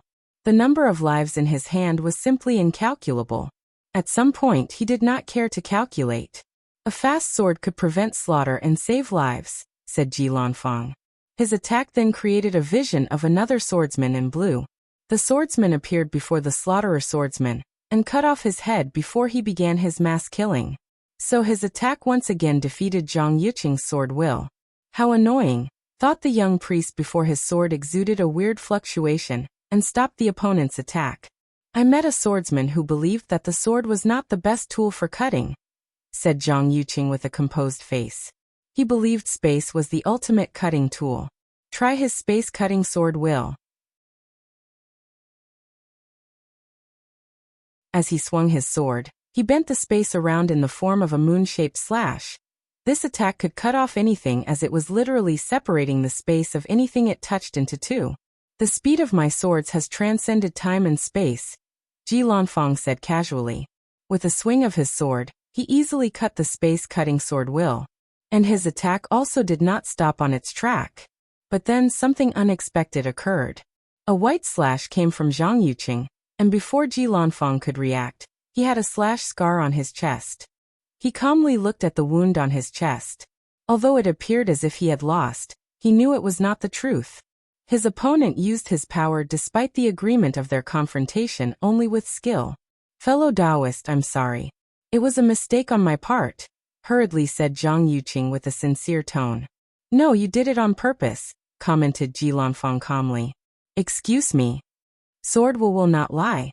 You could not accept your defeat, so you use your power, he continued. I can sense the impurity in your sword will. This was not a mistake, but a calculated move. Fellow Taoist, please do not slander my name. You will never be a real swordsman if you are so closed-minded, Ji Lanfang commented while looking directly into Zhang Yuqing's eyes. Then he calmly flew back to his seat and drank his alcohol. Meanwhile, all eyes were on Zhang Yuqing, with most people being judgmental. Nothing is worse than a cultivator who cannot keep his word in a friendly competition. TCHP. All these upper dimension geniuses have been a disappointment so far. One is prideful beyond reason, and the other is small-minded and cannot accept defeat. Everyone heard these words because of the previously quiet atmosphere. So everyone looked toward the speaker. It was one of the participants whose results could only be described as subpar during the trial. And the person had a shocked look on his face after saying these things, and he became horrified when he felt all the gazes on him. He reached his breaking when he sensed the fury emanating from Zhang Yuqing's body. Without hesitation, he took a jade talisman and crushed it. He disappeared from the trial's space. Zhang Yuqing tried extremely hard to control the veins popping on his forehead. While maintaining his pure Taoist demeanor, he flew back to his seat. It seems that Zhang Yuqing's reputation might not be good in the upper dimension, thought Wang Wei. He did not see any surprise from the others after Ji Lanfang's accusations. Meanwhile, Monk Wuxia shook his head in agreement. From Ao Tianyi's memories, Wang Wei knew there were some nasty rumors about Zhang Yuqing. However, the two barely interacted since the eternal ascension was vast beyond words could describe. The winner of this battle is Ji Lanfang, declared Lord Spirit with a calm tone. Zhang Yuqing, who quickly returned to his pure and gentle facade, cupped his hand and bowed to Lord Spirit. This is how things should be. He then looked at Ji Lanfang and also bowed. Fellow Taoist, I'm sorry for my mistake. It was a genuine mistake. I am also sorry you feel this way about me. I would never do such a thing. Ji Lanfang took another sip of his drink. The sword does not lie. He then closed his eyes to focus on healing his injury. Zhang Yuqing smiled, not minding the latter's response. What a hypocrite, thought Wang Wei. Although there was nothing wrong with the latter's facial expression, he could see the emotions emanating from his body using some of Su Ya's techniques. They were the rage, hatred, annoyance, and the desire to kill. Wang Wei turned his head to look at Tong Ruobing, who was staring at him. What is it? Have you become enamored with me? Well, I can tell you don't have a single chance. Not only because I'm a faithful man but because my wife is more beautiful, talented, powerful, has a better personality, and is richer and sexier than you. Tong Ruobing rolled her eyes and stopped looking at him. She only stared because she thought he was responsible for the actions of the participants who previously spoke. She thought he placed some spiritual hints on him, and wanted to see if she could gather some information based on his facial expression, reaction, and body language. Who is the next challenger? Lord Spirit asked. I am, replied Shishangyan as she stood up. After discussing with the patriarch, she first decided to watch things fold out. However, she also wanted to test the strength of these lower dimension geniuses to determine her next step. And who are you challenging? Young Lady Tong, replied Shishangyan. She wanted to test the level of the myriad emperor world's heaven chosens, and decide whether to prove the Tao there or go somewhere else. Based on her observation, Tong Ruobing was on the upper echelons in terms of strength, but was not at the pinnacle. So she was the best target to test the waters. Moreover, her actions can reduce the suspicions of the others and delay the time they learn of their clan's betrayals, and she can get some destiny after winning. Tong Ruobing? Asked Lord Spirit. I accept the challenge, she replied after a few seconds of pondering. She wanted to test the ground, and starting from 4th place was an excellent way to test the overall strength of these people. From how Wang Wei behaved during his fight with Ao Tianyi, I believe that these people might be here not only for the inheritance, and he also knows something about it. Maybe I can use this opportunity to gather more information. Tong Ruobing knew the importance of knowledge and information. Her interaction with Wu Ming proved their importance as one piece of information fundamentally altered her destiny. Wang Wei's single idea made her one of the most powerful heaven chosen of the myriad emperor world, granting her a high chance at proving the Tao and achieving immortality. Lord Spirit, what about my previous request? Asked Tong Ruobing. It has been approved. You can fight inside the Trials Pagoda, where there is a world with complete laws. Excellent, Tong Ruobing thought. With laws she can use law resonance and display her full power.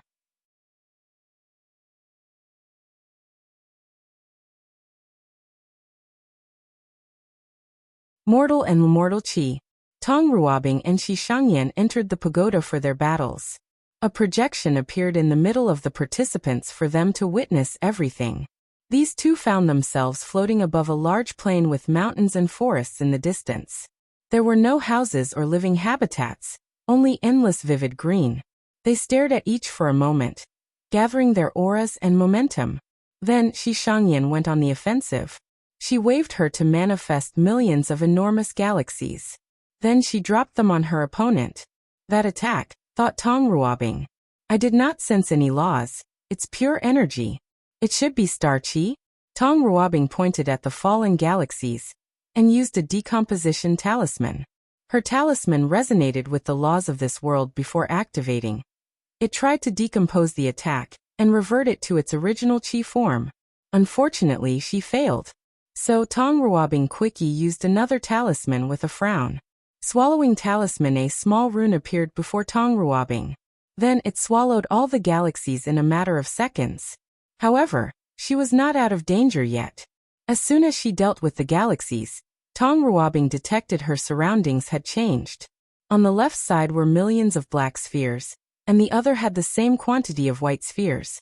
Black and white hole, she thought. And she was correct. The left side had a powerful gravitational pull that wanted to swallow her. Meanwhile, the right side had an equally powerful gravitational push that wanted to squash her into puree fruit. As the person caught in the middle, the feeling of constantly being pushed and pulled by a powerful force was a nightmare. So, Tong Ruobing acted swiftly. Gravity-canceling talisman, she used an instant talisman to cancel the gravitational power of both black and white holes. However, she also went on the offensive. Energy-suppressing talisman. Tong Ruobing noticed the enemy only used pure qi/energy attacks, and all her spells were abnormally powerful. As such, she concluded that there was a 70% chance she was a pure energy cultivator. It would make sense, given Shishangyan's identity as a celestial race. Of course, there is also the 20% chance she hid her law power as a trump card. However, if that was the case, Tong Ruobing determined this battle might be harder than anticipated based on how powerful her qi spells were. As for the remaining 10%, it was possible that her qi attacks were more powerful than even her laws, so she only used them for battle. Although this conclusion appeared logical, there were some truths behind it. Pure energy systems were weaker than law ones, because they usually created third-class emperors. Laws and Daos were subsets of the Grand Dao source. As such, cultivators usually comprehend them before in preparation for understanding their Grand Dao source. However, pure Qi cultivators do not have this opportunity. After acquiring the Heaven Will, they skip directly to comprehend the Grand Dao source, creating many third-class emperors. In the Endless Void's history, only one individual became an eternal emperor from a pure energy cultivation system. A strange force field emanated from Tong Rubing's talisman before surrounding Shi Shangyan, and the field could limit her control and power of her qi. However, she only sneered in response. Shi Shangyan pointed 2 finders toward her opponent. Then, her qi changed from the previous star attribute to a space compression spell immediately. Tong Ruobing felt the space around begin to compress her into a biscuit. She could tell she could not run away or teleport from this attack. She immediately used a space-twisting talisman to take back control of the surrounding space. Unfortunately, she only temporarily delayed the spell's effect. Something is wrong. Her spells are too powerful. She focused on the battle without the time to properly analyze the situation being this anomaly, and using law resonance to create space-related talismans cannot reach its full potential of space laws. Unless Tong Ruobing was willing to comprehend space as one of her secondary laws. And she has not done so. She has to use alternative methods to boost her talisman's powers. She waved her hand to manifest 9 more space-twisting talismans. Subsequently, she used a high-level technique for professions, synchronization. Using many of the same talismans, Tong Ruobing confused them to boost their strength through great control. So, as the 9 talismans in the shape of yellow papers with runes floated before her, they vibrated, linked through a green line before fusing into one. Boom! Space cracks appeared around Tong Ruobing as she broke free from the spell. With deep eyes she said, "You're a young emperor. You've finally figured it out. Your ability seems to amplify your qi-based spells by a large margin. Moreover, you can deploy your pseudo-domain without being detected." Shi Shangyan smiled without explaining. When she was young, the clan's patriarch trained her severely, tempering her Dao heart with extreme methods. Previously, she thought it was because she was the next heir of the clan. But now, Shi Shangyan realized the clan has been preparing for the possible defection for many years. And they might even have predicted the current change long ago. With how long the celestial race has existed and its background, she would not be surprised if they had some extraordinary method to predict the upcoming changes in the Eternal Ascension world. And she even guessed many people were also preparing. This woman is very talented. Using synchronization of talismans with space attributes is a feat few mortals could achieve back home. Synchronization was a high-level skill, but there were also levels of difficulty. For example, it was thousands of times harder to use synchronization on space attribute talisman than on a fire one. I need to get serious. Secret technique. Qi sealing Shi Shangyan clapped her hands, and immediately afterward, Tong Rubing's face changed. She discovered she had lost control of the origin essence inside her divine sea. She immediately activated the energy control talisman inside her divine sea to regain control of her energy. "It's useless," commented Shi Shangyan. "Unless you have better or equal energy control as me, you cannot break this technique." Tong Ruobing did not believe her as her mind functioned rapidly to find a countermeasure. Then, a mysterious will came from her body to block and protect her divine sea. "Duyi realm? I can do the same," thought Shi Shangyan. She activated her Duyi realm to boost her secret technique and counter Tong Rubing's Duyi realm.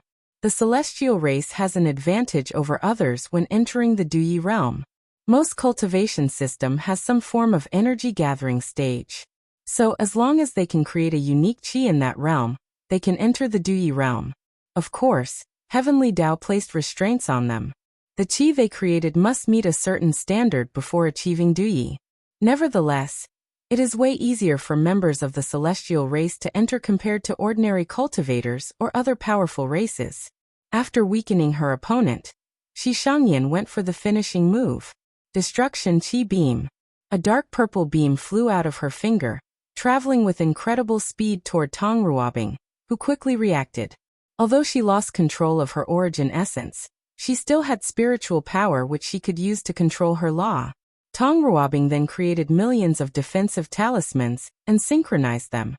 Unlike powerful attributes like space, where she is limited by the number of talismans she can synchronize, she had little to no limit on ordinary talismans like defensive ones. Unfortunately, despite creating the ultimate shield, the beam passed through it before stopping 1 inch in front of her heart. Tong Ruobing sighed. I lost. Shi Shangyan then cancelled her attack. Your celestial race is truly blessed. Indeed. The celestial race is considered one of the most blessed races from Tier 1 to 10 in the cultivation journey.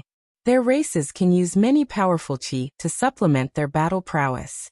They can even control qi that is based on supreme outlaws like destruction qi or creation qi.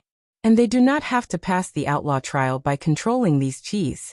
Many people believed if the celestial race could convert their mortal qi into immortal qi, they would truly be an unmatched race. Unfortunately, this was impossible. Shi Shangyan could not elevate her destruction qi into a higher form of immortal qi. She had to search for it in the source qi space like everyone else. Some mortal qi do not even have an immortal counterpart. As such, it will become useless after she proves the Tao. Additionally, if she did not prove the Tao and only cultivated destruction qi, no laws, and tried to prove the Tao with destruction grand Tao source, she would have to undergo a terrible heavenly tribulation with a 9,999% chance of death. A few of her clans tried to use this loophole to control supreme or outlaw Taos, and they all died under the tribulation.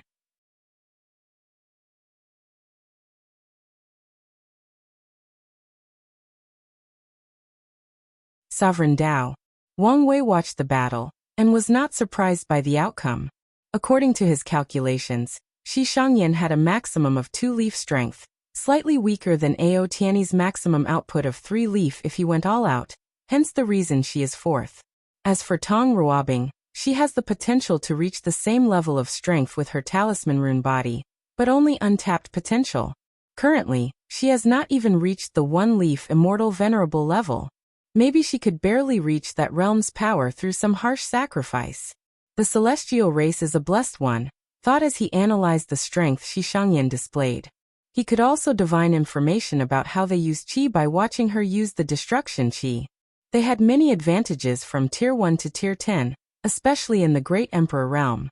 For example, if a celestial race only achieved first-class emperor, they could create heaven immortal qi to grant them eternal emperor's battle prowess in Tier 10. Shi Shangyan was the first to exit the pagoda, and with a calm demeanor, she took her seat. Despite her victory, she was not too happy as she could also sense Tong Ruobing's potential. With such strength and potential, she is not even the best heaven chosen from the myriad emperor world. She then gazed at Wang Wei. She knew that a Tao overlord was a sign of intelligence and strength. Although people know overlord for their intelligence and luck, their strengths are nothing to ignore. The very reason Heavenly Tao tested them was that their Taos were inherently too powerful. Let's see if I can gather more information before I make a decision. Tong Ruobing followed a few minutes after her. And as soon as she exited the pagoda, Mu Lei flew to her. Young Lady Tong, are you alright? Do you need any help? No need since I was not injured, she replied with a brilliant smile. But I do appreciate the offer. As long as you are okay. Tong Ruobing briefly chatted with Mu Lei before returning to her seat, waiting for the next competition. I need to increase my strength. I cannot rush my bond with the origin talisman. However, I can enter the Saint Realm as quickly as possible. With a domain, my strength should reach another level. Who is coming next? Asked Lord Spirit with a slightly raised voice, obviously elated by the battle prowess displayed so far. I want to challenge, said Shirulan. And my opponent is you. She declared as she pointed. I refused, replied Wang Wei. Why? She asked in a pampering manner as if she was wronged. I've been in the spotlight too much. Challenge someone else. As he said that, his head shook to point to Chu Luo next to him. while his face showed he was not doing anything. Fine, I challenge number 1 over there. You are not my opponent, Chu Luo said calmly. He an arrogant one. Do you accept my challenge or not? Asked Shirulan. As you wish, said Chu Luo before flying to the sky. Wang Wei wanted to warn him not to reveal his 9-extremity foundation, but stopped himself. Firstly, Chu Luo will most like not to listen to his warning, especially without any specific explanation. Secondly, if the latter revealed his foundation, it would benefit Wang Wei as the attention would no longer be on him. He did not want to reveal his 9-extremity foundation, so he's been careful since these people's arrival. The only problem is that Chu Luo and possibly Lord Spirit know of its existence after he used some of its power in his fight against Yi Tuizi. So he could only hope those two would keep their mouths shut. After getting into position, the two began their battle. Chu Luo did not waste time as he went for a powerful attack. Sword of Fate, a gray sword appeared before him. Then, it rushed toward Shirulan with absolute speed. The sword had the power to annihilate fate, similar to Wang Wei's Fate Annihilation Fist. The 9-extremity foundation? Thought Shirulan as she sensed the horror of this attack. She knew she could not survive under an attack compared to a Dao ancestor. So, she acted rapidly as a weird aura emanated from her body. Then the attack's power drastically decreased. Shirulan then punched the sword. Bang! They confronted for a few seconds before she repelled it. The upper-seated players squinted their eyes after seeing Chu Luo's attack. Knowledge about the 9-extremity foundation is more common in the Eternal Ascension world, so they knew about it. Many wanted to establish the best foundation for cultivation before proving the Tao. Unfortunately, reincarnation was troublesome, and it was not easy to understand existence. The best way to acquire this foundation is to go to the lower dimension. Unfortunately, the problem of resources often limits the success rate. Furthermore, given the world's current political situation, being too talented and powerful was not a good thing. On the contrary, it invited the wrong kind of attention. But these heaven chosens had no time to lament the situation of the upper dimension. They came here not only to acquire the deceiving heaven longevity art, but also to observe and take notes of extraordinary geniuses of the lower dimension. They had to determine possible candidates that could cause the upcoming changes in the entire Eternal Ascension world. And someone with such a powerful foundation instantly became at the top of their list of candidates. Wang Wei secretly smiled as he sensed the slight change in the upper-seated player's demeanor after Chu Luo revealed his ability. Although he knew he would not entirely be ignored, he was satisfied as long as he was not the primary suspect. This brief gap was enough for the changes to finish and for him to do many things. Meanwhile, Chu Luo frowned in the air. He did not care about the changes on the ground. He felt his strength had drastically decreased. He went from 3-root Dao ancestor to 3-leaf immortal venerable. Such a large gap was remarkable. So he looked at Shirulan. My emperor bone does not just allow me to become an emperor. It's a physique that trains a powerful emperor. So, it helps me with tempering my body, comprehending laws, and even tempering my Dao heart, she explained. And when I combine it with my Dao, some interesting ability appeared. A large image appeared behind Shirulan. It was an enormous image of her sitting on a throne, looking at myriad things in existence with disdain. She had the aura of a sovereign who ruled above all myriad Daos. A vision ability, commented Chu Luo. Correct. It's called Sovereign's Minister. It can force all my opponents to a cultivation stage at least one realm below me. Chu Luo could immediately analyze how scary such a divine ability was. The only way for someone to defeat Shirulan is to have the ability to skip the realm for battles. And given she also has the same capability, it's challenging to accomplish. In the lower stages of cultivation, it's still possible to defeat her.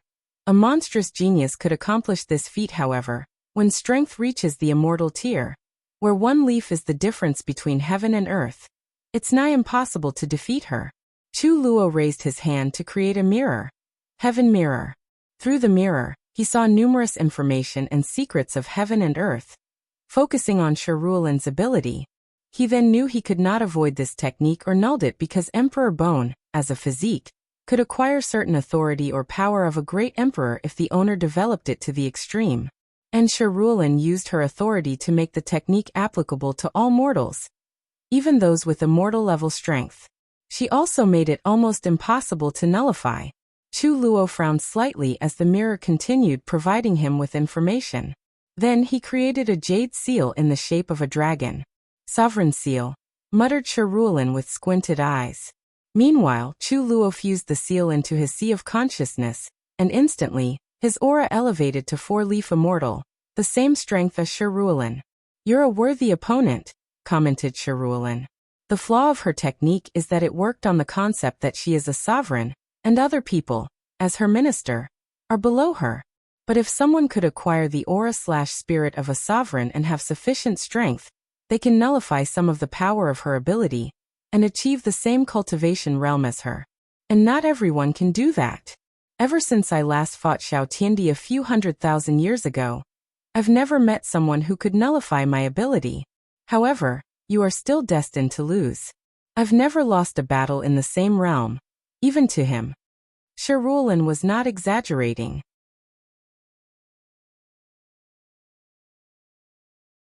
Even Xiao Tiandi did not defeat her in their battle. He only gave up after he felt it would be a hassle to continue fighting. Nevertheless, she has never lost. There is a first time for everything, Chu Luo replied calmly. We'll see, said Sharulin as she went on the offensive.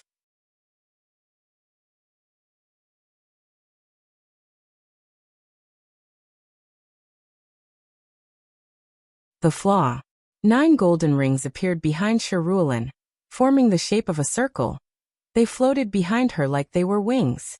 And as soon as they appeared, her aura increased, and the blood energy in her body suddenly increased, creating an area of intense yang energy that could be felt dozens of meters away. Shu Ruoland had activated a unique technique called the Sovereign Tyrant Body that people with Emperor Bone could only cultivate. She cultivated this technique by condensing blood energy in the shape of the rings behind her. There were 12 rings, and each subsequent one required more time, energy, and resources to condense. The Sovereign Tyrant Body was a unique technique that allowed its user to open the Gate of Power after condensing the 11th ring, and the Gate of Flesh after condensing the last one. However, this technique had a significant flaw as it was an active body refining technique. When Sharulin did not activate the rings, her body was relatively weaker. It was still powerful but not nearly as powerful as when she activated them. As such, she can get assassinated a lot easier before she activates the rings. Luckily, Sharulin used some other techniques to somewhat compensate for the deficiency, which will also disappear after opening the Gate of Power. Sharulin rushed toward Chu Luo to punch him. Bang! She flew back a few dozen meters. She lost in a direct confrontation, and she immediately knew the reason. Her ability forced her opponent to have the same stats as her. However, Chu Luo was better at controlling his strength. As such, with the exact stats, he could exert more power than her. Nevertheless, she did not stop attacking after one confrontation. No, she kept rushing at him with the objective of a fist-to-fist brawl. With each attack she lost, and Chu Luo would go on the offensive to punch her in the stomach, ribs, face, and everywhere else. It was a one-sided beating. Sharulin planned to evolve amid battle and reach the same level of control as her opponent. She did the same tactic during her battle with Xiao Tiandi. Regrettably, she soon realized the two were in entirely different realms regarding force control. If she wanted to reach his level, she would need years. And even then, she might fail. Let's change tactic. Sharulin decided to stop the fleshly body confrontation, and used her other powers. She had lost in this confrontation. Nevertheless, excitement emanated from her eyes as she knew she had met a worthy opponent. A golden aura covered her body as the natural pressure she released suddenly increased. All the participants could tell she had gotten stronger, and people like Wang Wei, Chu Luo, Zhang Yuqing, Monk Wuji, and Xiao Tiandi could tell her strength had increased from the middle of four-leaf to the peak. Heart of invincibility, commented Chu Luo. Exactly.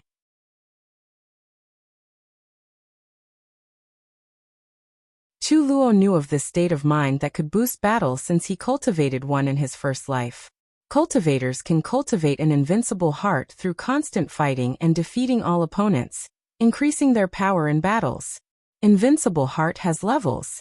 For example, all the people Chu Luo defeated were no match for him in the first place, so his invincible heart had little effect on the boost it granted. Meanwhile, Shi Ruolin had to defeat many of her peers, people as talented if not more than her. As such, her invincible heart gave her a significant boost. It's a shame you're going to lose your invincible heart after this battle, Chu Luo commented with a sneer.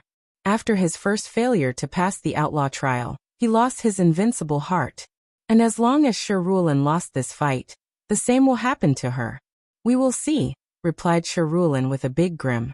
Then, golden flames appeared on her body before she punched. Sovereign flame. The golden flame engulfed half of the sky. However, Chu Luo remained calm. He waved his hand to manifest a cauldron. The cauldron's top then opened to release an ocean of black water that cancelled out the flame. Shi Ruolin raised her hands to manifest 2 golden bolts of lightning swish. She threw them so hard that they traveled a few million faster than light. The bolts were powerful and contained a suppressive power even more mighty than a gravity trillion times of a planet similar to Earth. Regrettably, her opponent responded rapidly and with ease. Silver chains suddenly appeared, and they caught the bolts. Anti-lightning chains? No, but also anti-sovereign powers. Creation Tao is too versatile in battle. Despite this, she would not give up. She had cultivated her sovereign Tao to a high level, where it could compete with outlaw Taos. She wanted to lord over all laws and concepts. She wanted everything between heaven and earth to bow to her, including Grand Tao itself. With an unwavering fighting intent, Shi Ruolin rushed toward her opponent. When she was closed, she controlled her law to use one of her most potent spells. The court's corruption. Chu Luo's face changed as he wanted to react and move out of the way.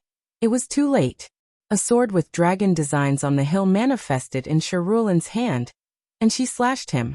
Chu Luo crossed his arm to defend himself, but the attack's potency sent him crashing to the ground, destroying many buildings.